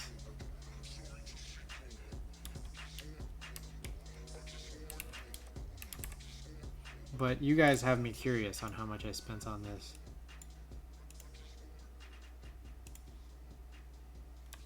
$320. $320, but I got 2 plates. Won't the keycaps get too cold with AC or on winter time? 260 plus, novel keys NK65 alu is 180. Wait, there's an NK65 in alu? Ducky 13 mini 119. You gotta love that transparent aesthetic to pay that. Yeah, 320. I got 320 with 2 plates. I guess it really depends on if you're really into machine PC and HHKBs like I am. An NK6, you can't get an NK65 in HHKB. Alright, what else is that? Oh, I wanted to look up EPBT basin. Oh. EPBT basin, eh? That is kind of interesting. I'm not gonna lie. How do I put this? I don't think I would get this, but that is more interesting than I thought it would be. Basically got it for cost. What place you get with it? I got a PC and Palm. And then I ended up cutting my own alu plate for Alps. So that's what this build was. I did this, I talked to the Desk Daily guy who sent me over the plate file. I'm guessing the plate file was meant to be private, but I told him I wanted to do Alps and he obliged.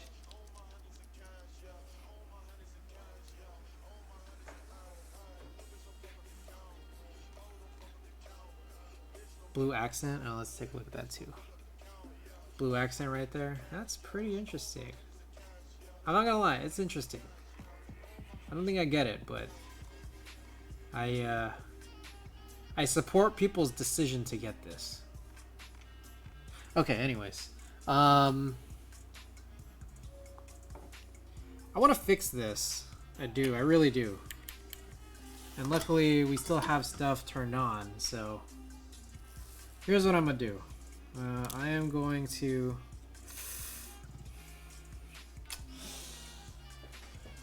okay.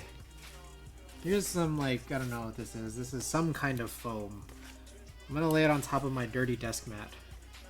Don't remove it. No, that's the funny thing is because it's top mount, it's kind of like technically, Andy, welcome. Technically, I don't need to remove the plate. You know? I don't need to remove the plate to desolder this switch.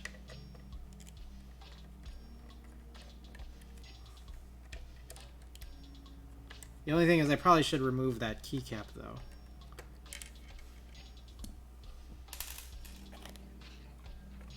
That's the trick. That's the trick with top mount.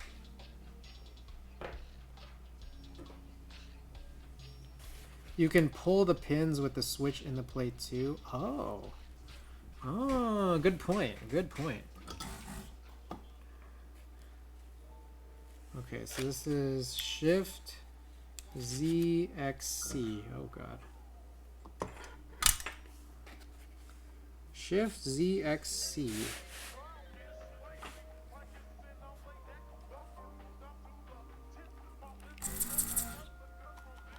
Flexed! Oh my goodness, my favorite human friend. Hell yes! Hey, we all want to become famous, don't we?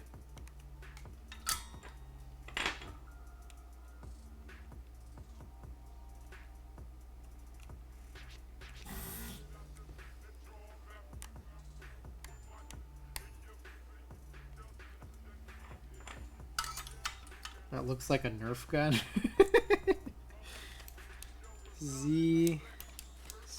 ZXC. I'm hoping I got the right one. I think I did.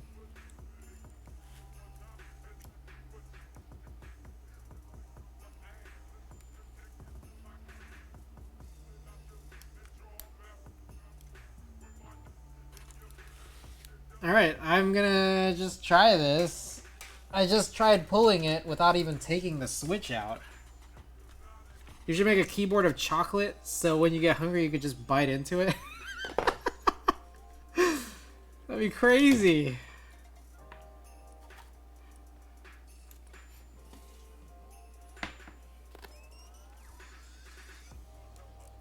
Oh, I don't even have my thing on. Okay, I pulled it. Let's see if it works. I guess I technically don't even need to screw on the bottom just to check.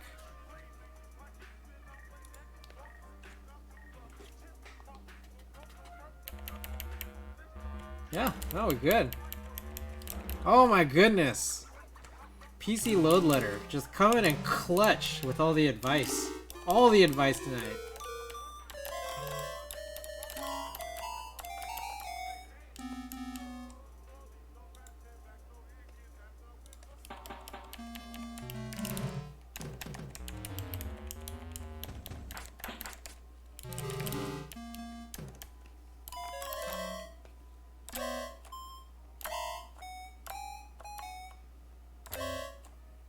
I'm gonna go to the test matrix.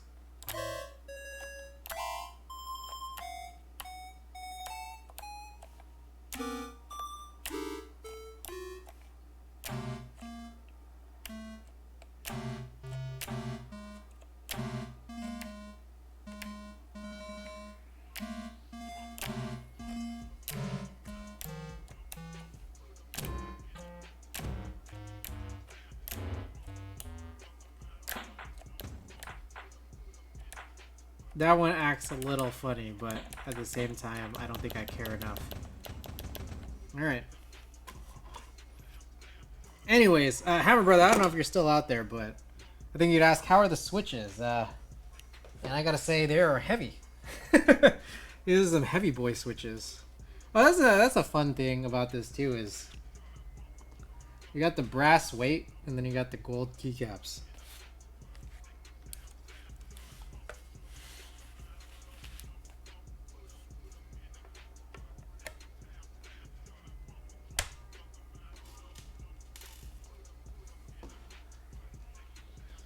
Alright, we'll get this in. Let's do a little type test, yeah?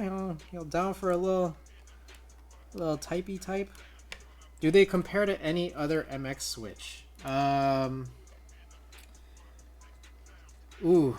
pretty unique. So, I don't know if you've been catching all this like recent content that's been coming out between Teja's most recent stream, Kairos Rand's recent YouTube video or videos.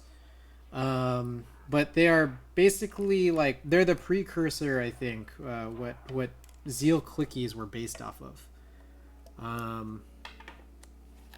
Yeah, so that's kind of what they are.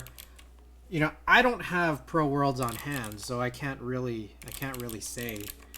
What I do know is I also have a set of like box navies, crystal box navies, box crystal navies. But I haven't mounted them to anything. But in hand, a box navy is still a little bit louder than this, but it's kind of like, well, what are you really aiming for? Because I'm not, again, I also don't know the comparison between box navies and clickies either. So that's kind of where we stand here. They're nice. I gotta say they're nice. If you want, here's we can do a comparison. Let me go grab my 60% Blue Alps, which is in a plastic case. Granted, it's also got plastic keycaps, and the plastic I don't think is polycarbonate. Pretty sure it's just like a cheap ABS. It's like a cheap NKPC case. So we could do a little comparison here. Random question: anybody familiar with the NYM96, aka Red Scarf 3 PCB, aka Melody 96? I fortunately am not, but feel free anybody to assist. We're all helpful here, right? Trying to be helpful. Okay. So I guess we'll just compare them side by side. Let me also bring in the microphone. We're gonna put the microphone at a little angle here. Okay. This is the Pro World switch. And this right here is the Blue Alps.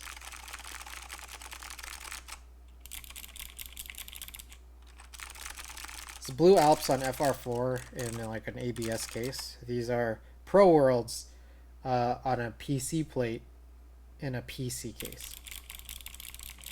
We could grab more clickies if you want. Let's just run more comparisons if I have any comparisons available. I think one of these has MX blue and one of these has MX white, cherry white and cherry blue.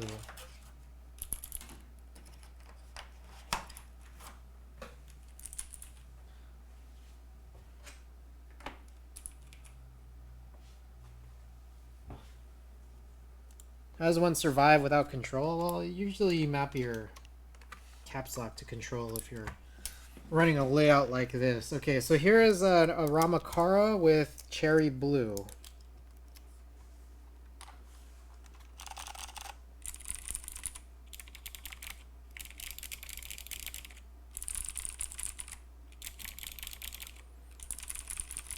I don't know. I think that cherry blue, I maintain that cherry blue is a pretty wimpy sounding switch. And I'm not going to lie, I think that these Pro Worlds are not super far from it. It's better, but I think this combination still kind of sounds a little wimpy to me.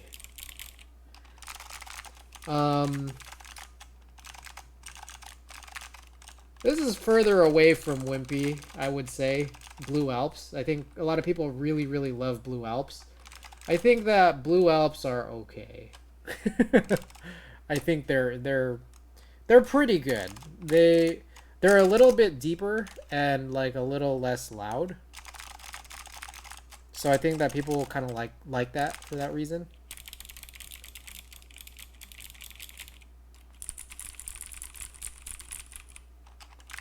Do I have any other clicky switches avail? Let me think.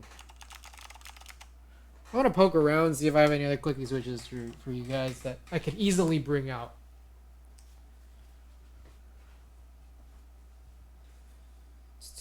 Let's see. I think I have cherry white.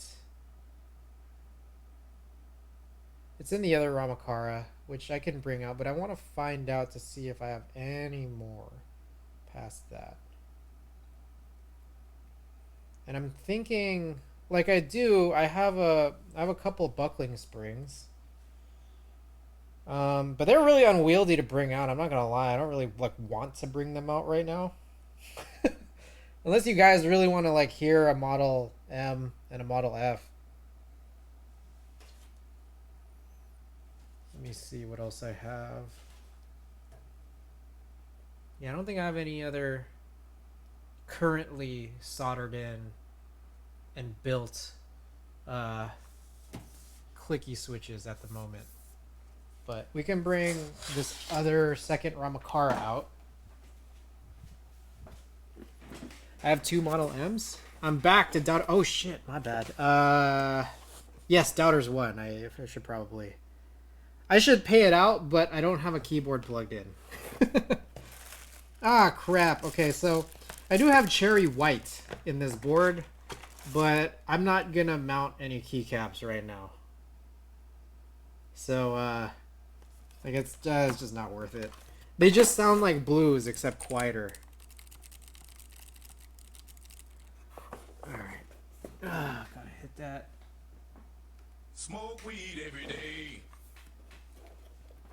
Call me a heretic, but I preferred Fujitsu Peerless FKB 4726. I'm not sure if I've ever tried that one. If I did, it must have been a long time ago. Let's see, with level Model M, I got my first one for $20 shipped and won my second one at a meetup raffle. Wow. Alright, I'll bring out...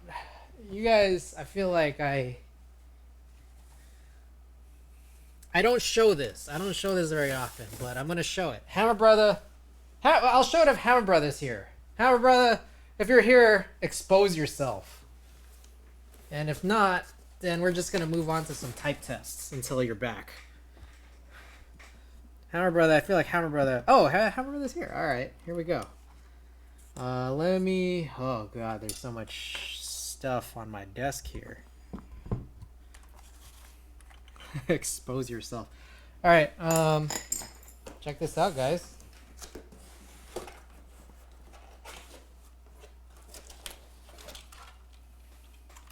This guy right here, OG Model F60 Kish Saver.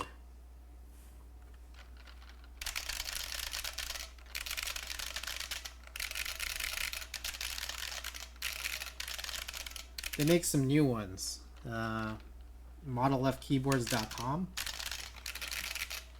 I think one of these went up on Mech Market for like $4 signs. Many $4 signs.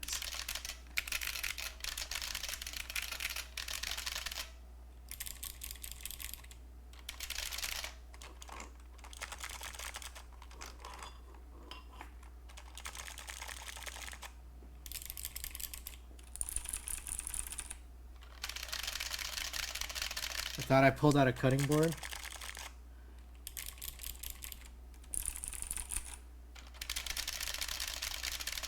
Where did you get it? A group buy in like 2013, I want to say.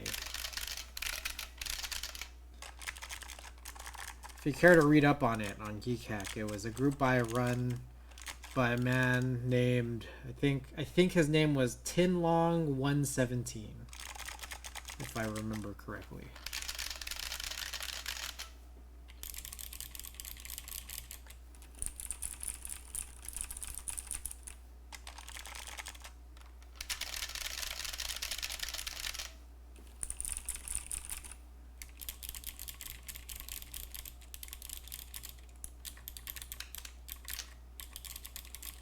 These are interesting to say the least. They're definitely interesting, but I'm not gonna lie. I thought that I would like it better. I wished that I liked it better.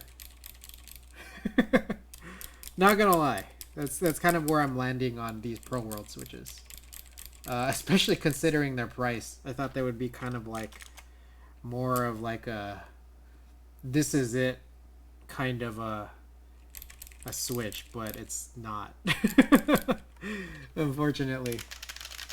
So if anyone needs any encouragement to buy Pro World switches, all hex, cough cough, wink wink. If you're looking for any encouragement to buy Pro World switches, you will not get that here.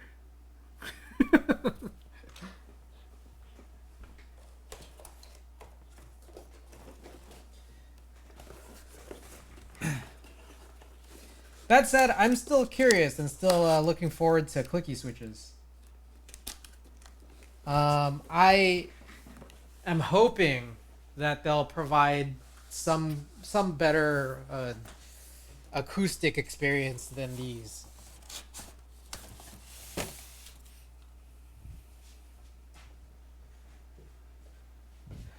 Def, want to see your impressions of those? Yeah. Yeah.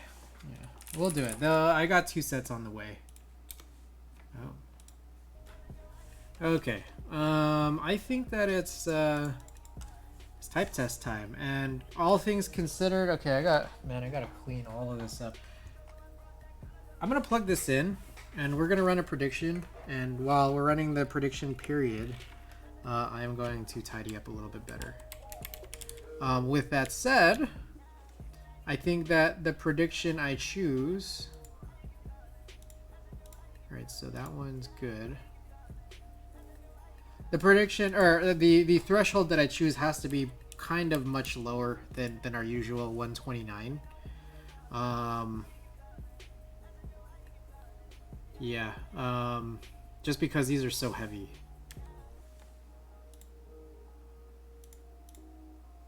So let's go. I'm gonna go way down. I think our last time we went down was 124, but I'm gonna go to 121. So, congratulations to the doubters from the stabilizer tuning prediction. If anyone wants to throw in some points to wager now for words per minute, feel free. I am going to clean up, so.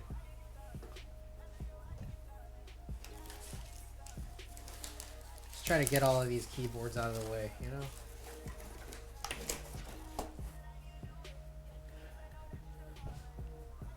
Wow, that was a stabilizer pad, I forgot. Yeah, I apologize to anyone who believed.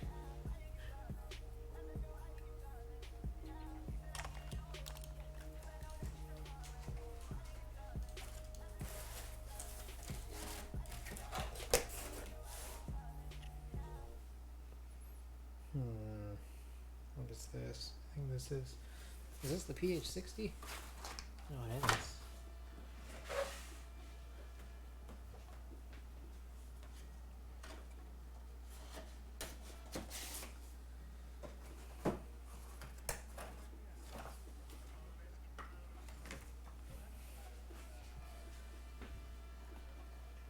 Feel free, guys, anybody out there wants to put in some points, join right on in.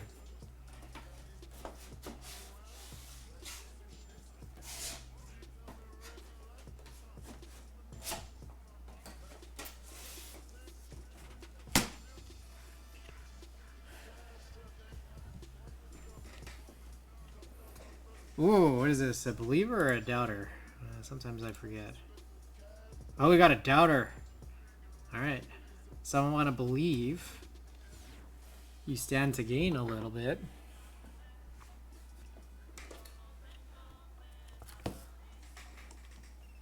Oh, there's a lot of doubters. Alright. Well, if I beat you, you guys all lose.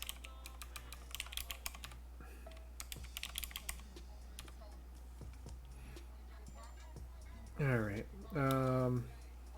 I'm in a really weird mode here.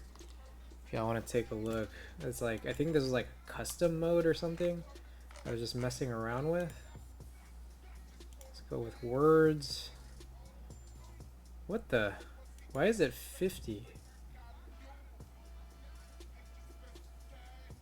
Huh? Am I crazy here? That's not supposed to be 50, is it? That's supposed to be like... Oh wait, no, sorry. I think we need to go to time. My bad. Mode. Time.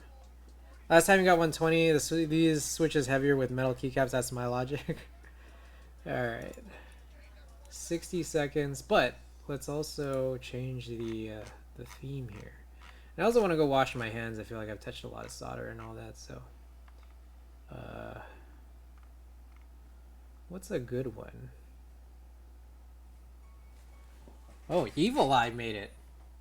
Evil Eye made it to monkey type theming. That's pretty cool. I don't know what would be a good one. Like, kind of like gray and yellow or something, probably, right? Is there any gray and yellow? I don't see it.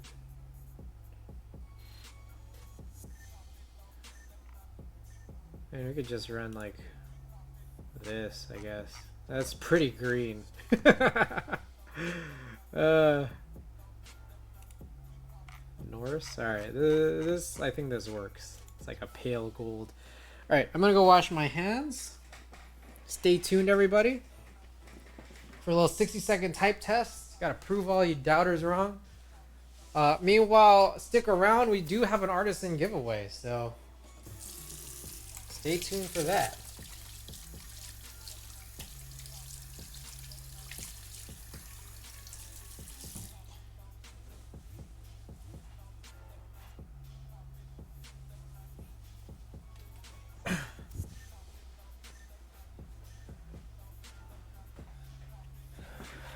Stating the obvious, but the action range force is reduced by the weight of the keycap. Yeah, it is, and we saw that definitely with the the concrete keyboard. Yeah. Okay.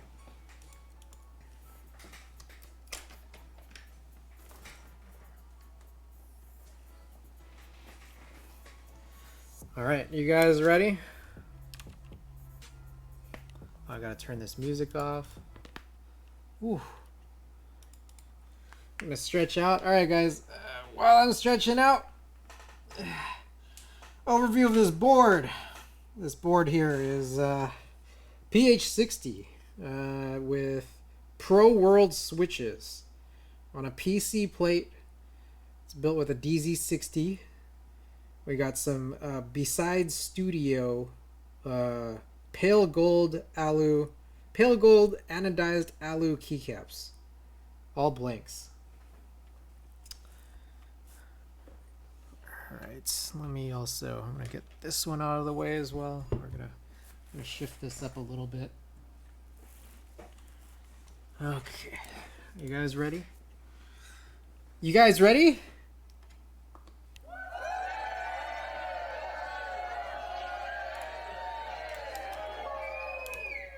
All right, let's go.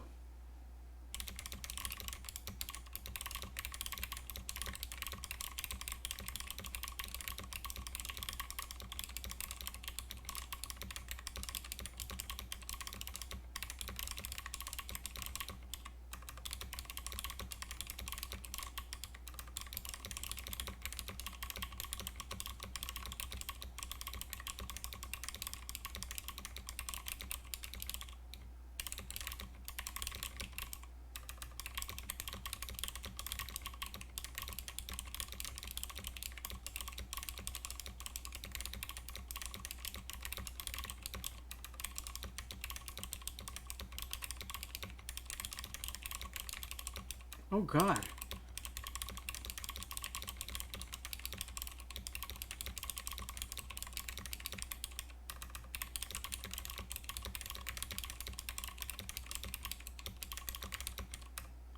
Hey, I did it. I beat 121.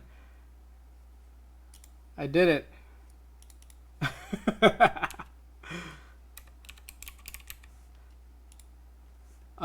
I feel like I'm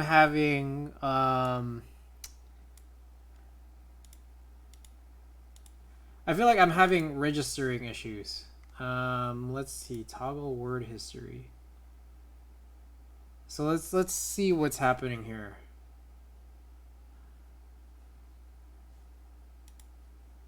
Just barely.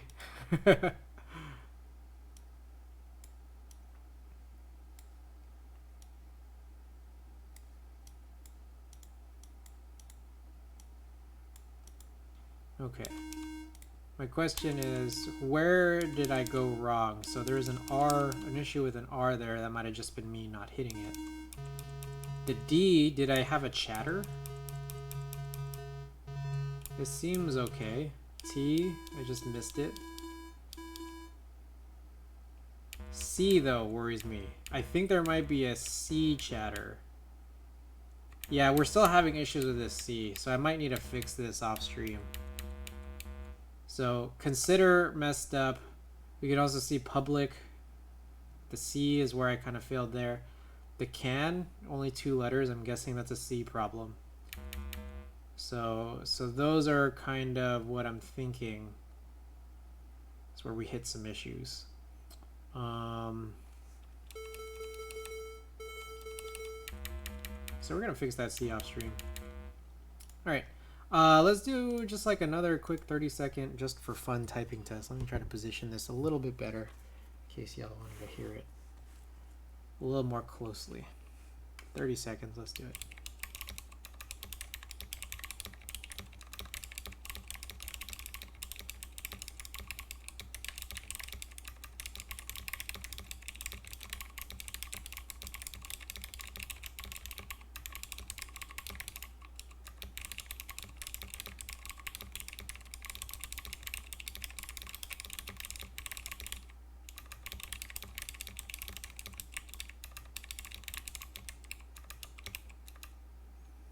All right, another.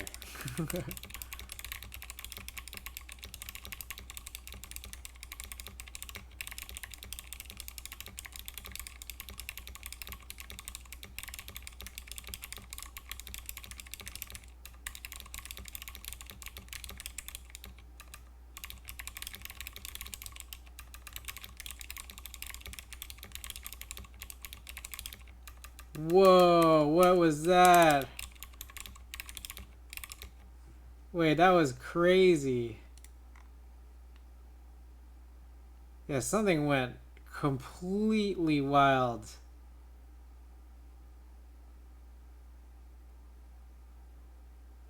D?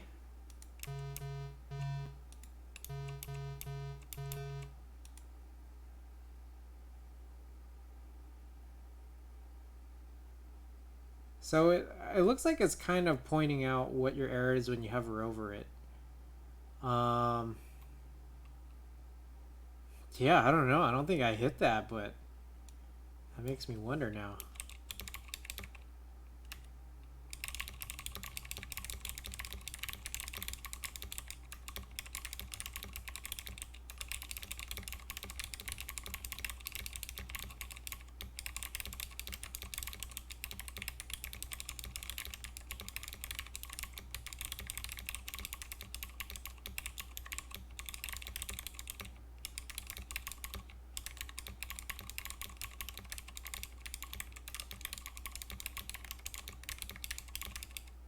All right. So U and another D. So I feel like D and C are problematic with aught.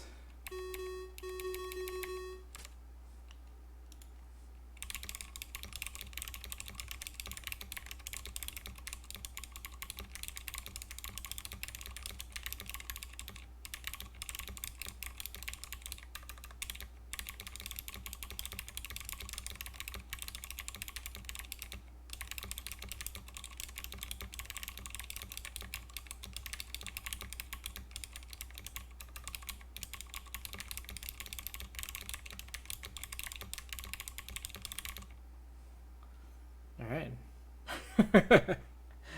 Okay. What do y'all think? Y'all like these Pro Worlds? Y'all like these keycaps?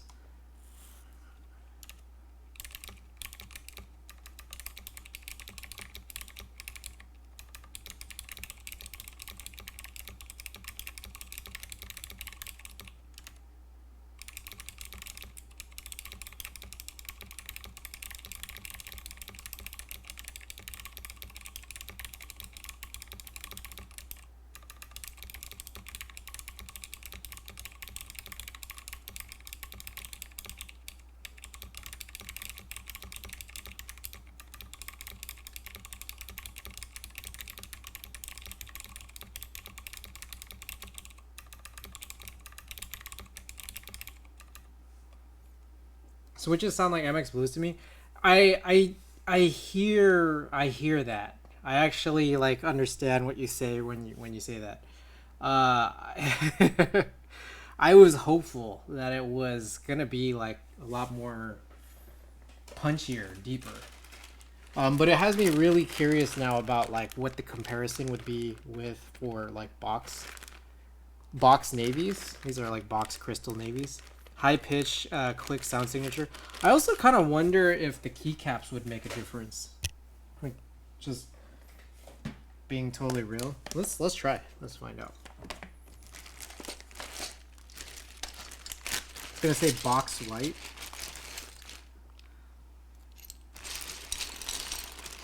I'm curious to throw on some keys on the home row.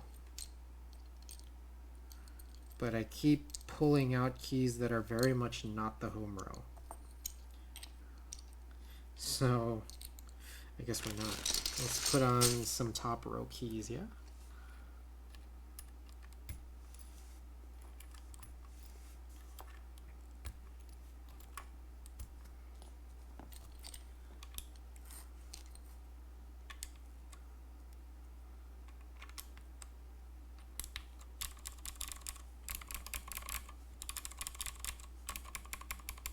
That's interesting, because you definitely hear this, like, this metalish bottom out, and you kind of feel it too.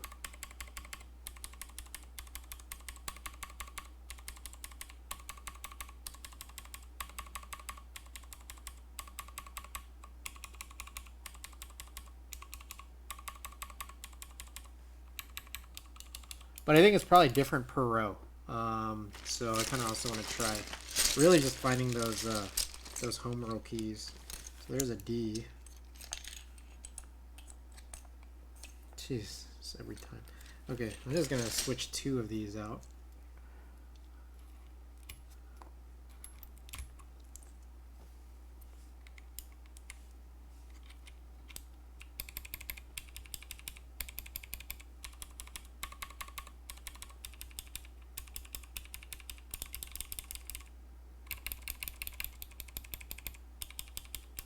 Okay, you know what's also messed up too? Was this this thing we were kind of mentioning earlier about how the clicks weren't consistent between switches. I think that that's kind of a part of the issue here too, where I just thought like, okay, in aggregate, then this might not be so bad. But what I'm noticing here is like that click might be higher pitched for a reason that's less controllable. Let's find that out.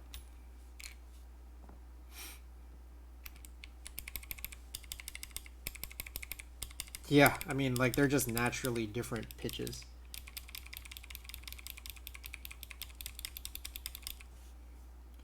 So this makes me want to buy the Zeal switches. Yeah, no, I'm curious. I really want to see how the Zeal switches fare because I'm like curious to see like do they get consistency between the clicks? One of the first things that I wonder. And 2 is do they just have like a different click, a different type of sound than maybe these were intending to? So I'm curious. I really am. Maybe I'll build a 60 with them. Hey. Maybe you could build an HHKB with them.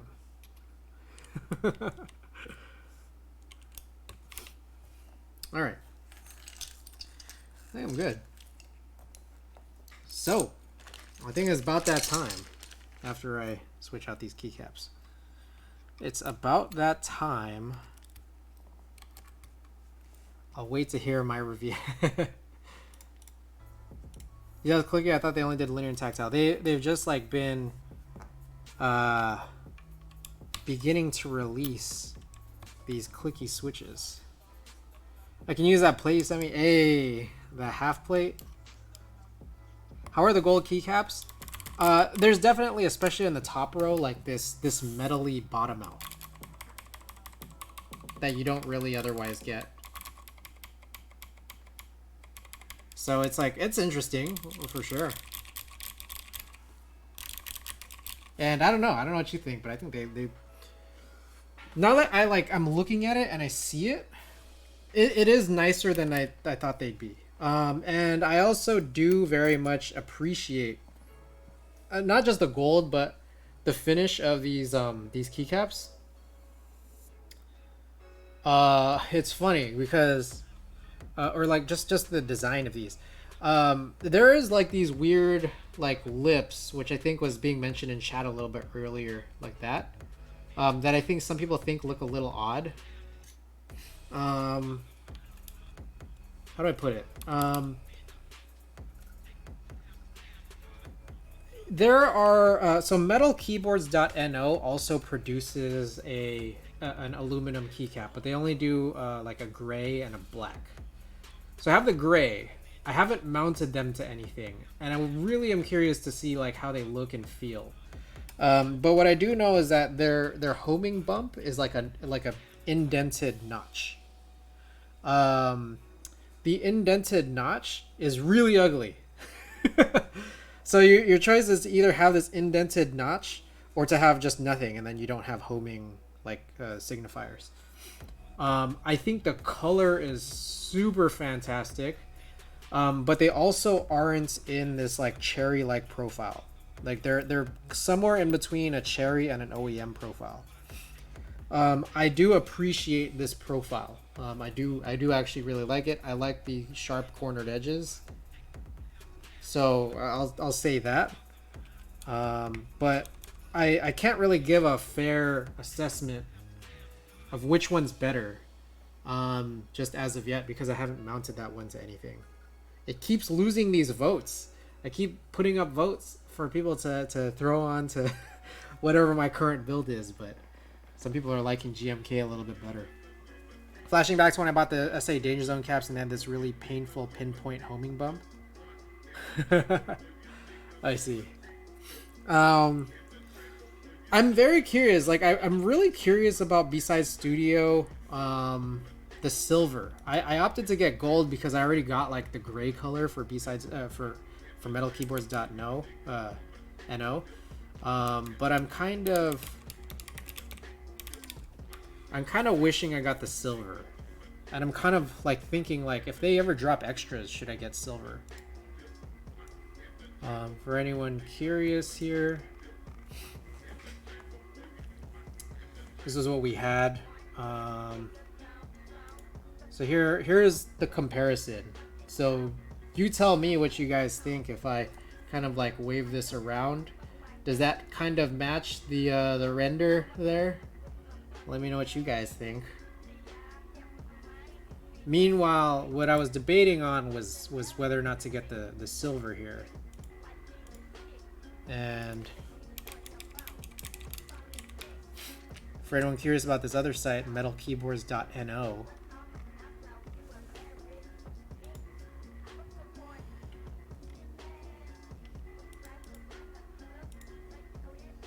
whoa, you can actually like still buy you can still buy a black function kit.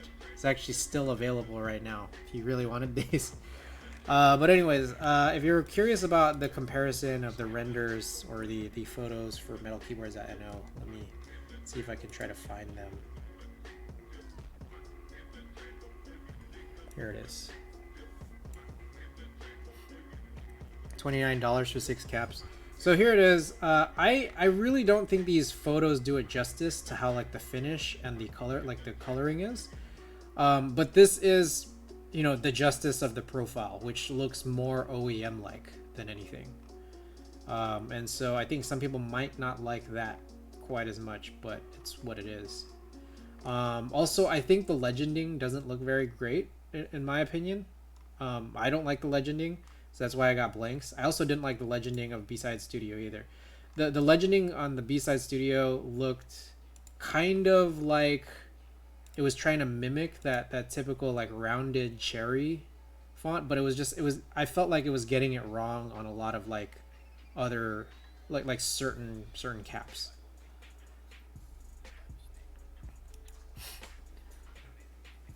Tough call without being able to try them first. Yeah. So, but also these are the ugly little notches that I think that are in there. I wished it was like outwards. Aren't they cold? A little bit. Yeah, I would say so. But like, as soon as you start typing on them, they'll warm up. But like the number row, which I'm typing on less, is definitely it's definitely colder. But it's not that much colder. My apartment's warm, so it's like it's kind of welcome. All right, guys. Let's take a look. We got a giveaway. I have been stalling a lot, I recognize. But let's take a look at our giveaway. So tonight we got the final in our 3-part series of All Hex donated, All Hex sponsored artisan keycaps. And tonight, this is the Hungerworks Skull Thulu in like a solid purple. So if anyone likes this, I think Hungerworks Studio, I don't know if they're still producing artisans today, but you know, I've always thought that like they produced some really cool ones back in the day. I have one of those like those king like lion ones that came as part of Ski Data Plus. But this is a pretty cool one here. So let me send the bat signal out there for anyone who's interested. I'm gonna hit up my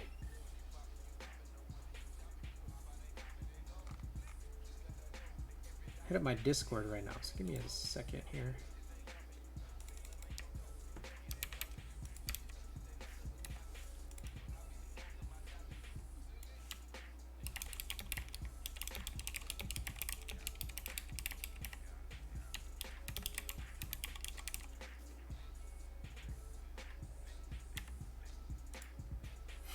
All right, y'all cool with it?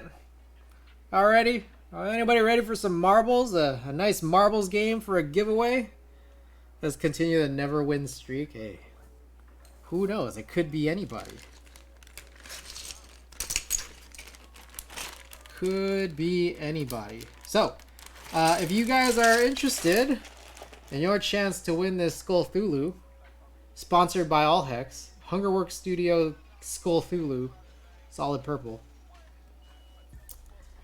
I say vote for your favorite map or your favorite number from 1 to 60.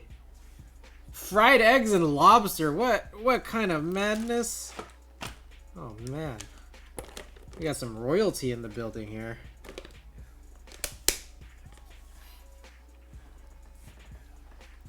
Giveaway? Got a little giveaway.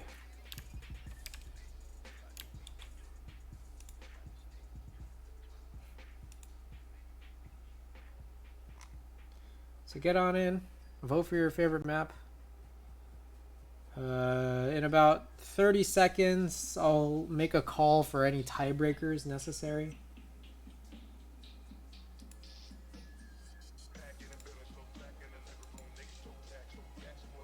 Royalty while I have metal keycaps. The gold is cool though. I'm very curious about the silver. But I do like the metal keyboards, how like the finish was slightly grayer than silver. But I do kind of wished I got that. Drew, welcome. You didn't miss. You may have missed the build. Drew, was that you asking about when my next clicky build was? Want to see the Pro Worlds? Well, I mean it's still here, and we can run a type test while we do some votes. Just a little mini type test. You might not be able to see the screen either, but we could listen. So here we go.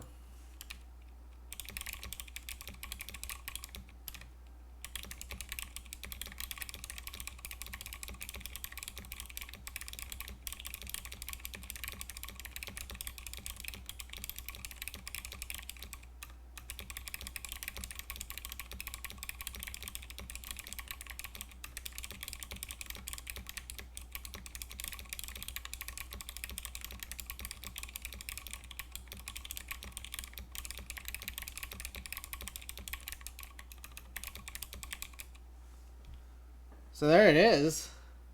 I know you couldn't see my screen.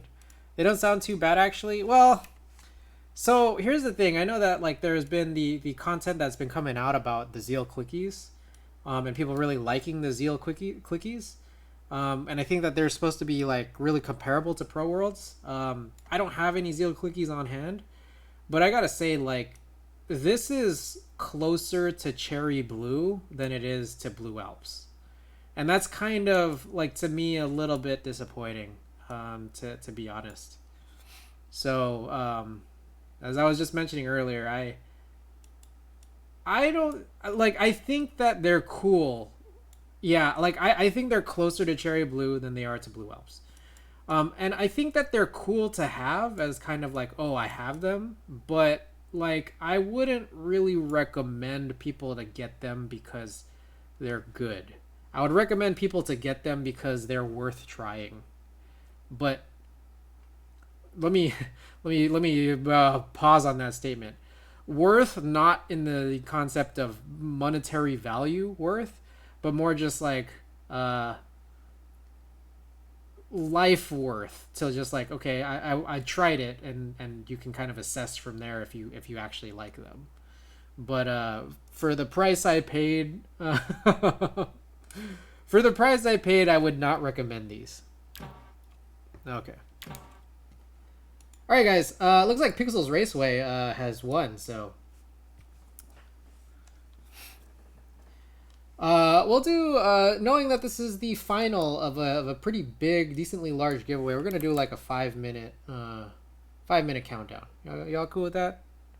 So for anybody out there, smash that follow button. Hit that play command. Join right on in. If you're interested in an artisan giveaway or just a marbles win. CG basically saying flexware. I guess. I don't really like. I don't like to think of it that way, but I mean I guess that's kind of what I've been saying. I've been gambling in chat too much now and singly type join instead of play. Can you show the artisan? Yeah, absolutely. For anyone just tuning in.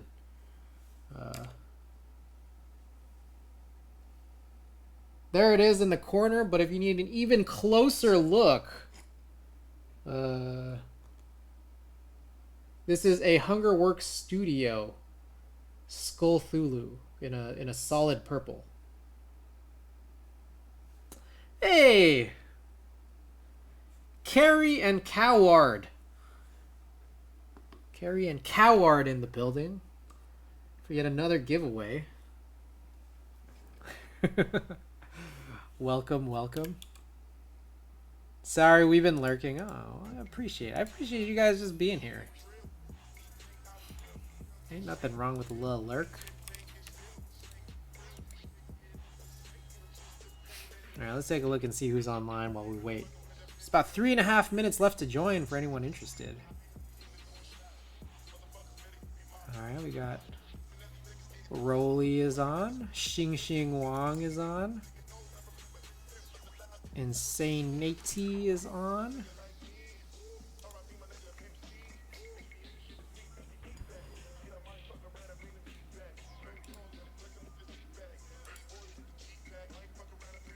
Oh, Rumi, welcome. Welcome, welcome. Who else is on doing keyboard content?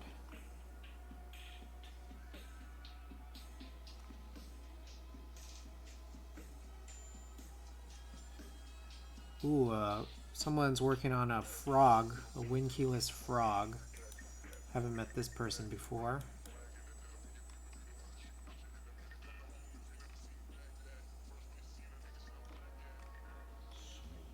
I think that may possibly be it for keyboard content that I can see. So if anyone has any recommendations on who to raid. Ooh, how about this? How about this? Last place finisher gets to choose who we raid. How about that? You guys like that?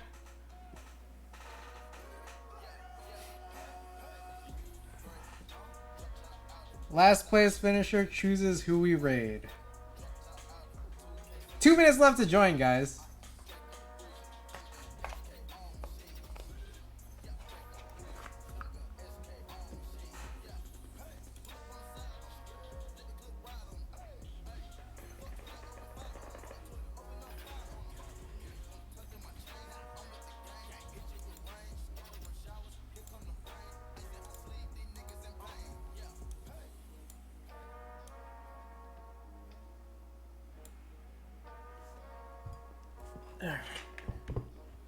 Tidying up here, making sure I can see what we need to see here.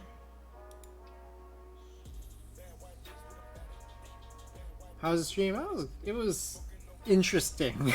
It was very interesting. Scuffs on the switches, scuffs on the board.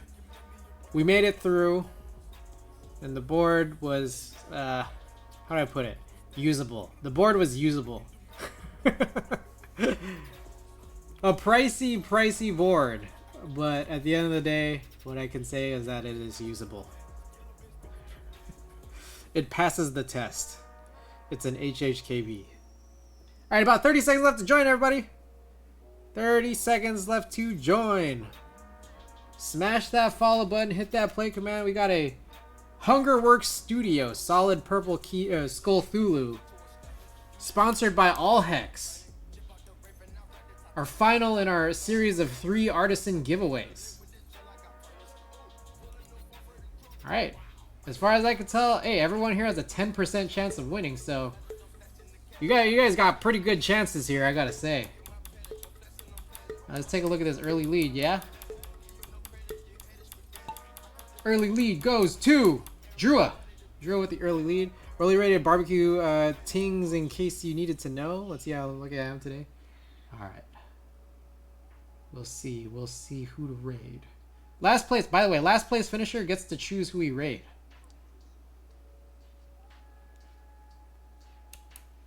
Alright, first on the track. Looks like first on the track. Wait, what the? How did Coward... Coward!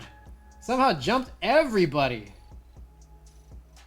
Alright, getting stuck up on these tires. Oh, but Hammer Brother coming in hot.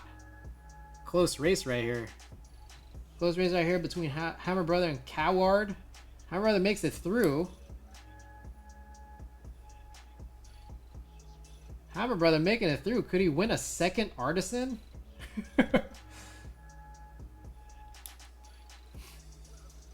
I guess I didn't specify whether or not there would be a reroll if someone doubled up on Artisans, but I guess it would be up to Hammer Brother. That wouldn't be fair to just kind of make the rule like on the fly here. Definitely reroll. Okay. Well, you could choose. You could choose between either of the two because I haven't sent them out yet. I haven't sent out packages in about 2 or 3 streams. Quappa in the lead now. Shiver, hey, Shiver, welcome! You got the chips? The plate chips? Nice. Alright, Quappa held up here just a little bit. But a lot of people still stuck behind. But looking good for Quappa. Oh my goodness. Could Quappa take it? Oh my goodness. Quappa with the win? The win on this marbles race? Dare I say winner of this Artisan keycap. Cool, I won. You have my address. Alright. Looks like a claim to me. Alright. Last place. Looks like Carrie. Carrie's in last place right now. So if Carrie can finish before the fog of death. Whoa, wait a second. Oh yeah, it looks like Carrie finished before the fog of death. Carrie, you have the honors of choosing who we raid.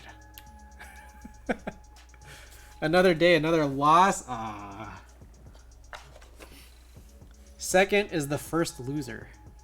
Quappa, congratulations. Raid Patty. All right. Carrie says to raid Patty. We're gonna raid Patty. All right. Sounds good, guys. Guys, I'm probably not gonna be back for at least 10 days. I hope to have a lot to sort of share with you and a lot of content to provide to you. 10 days, at least 10 days from now. So I'll see you guys soon. Have a great break. I appreciate it, guys. I appreciate it. So let's raid Patty, yeah.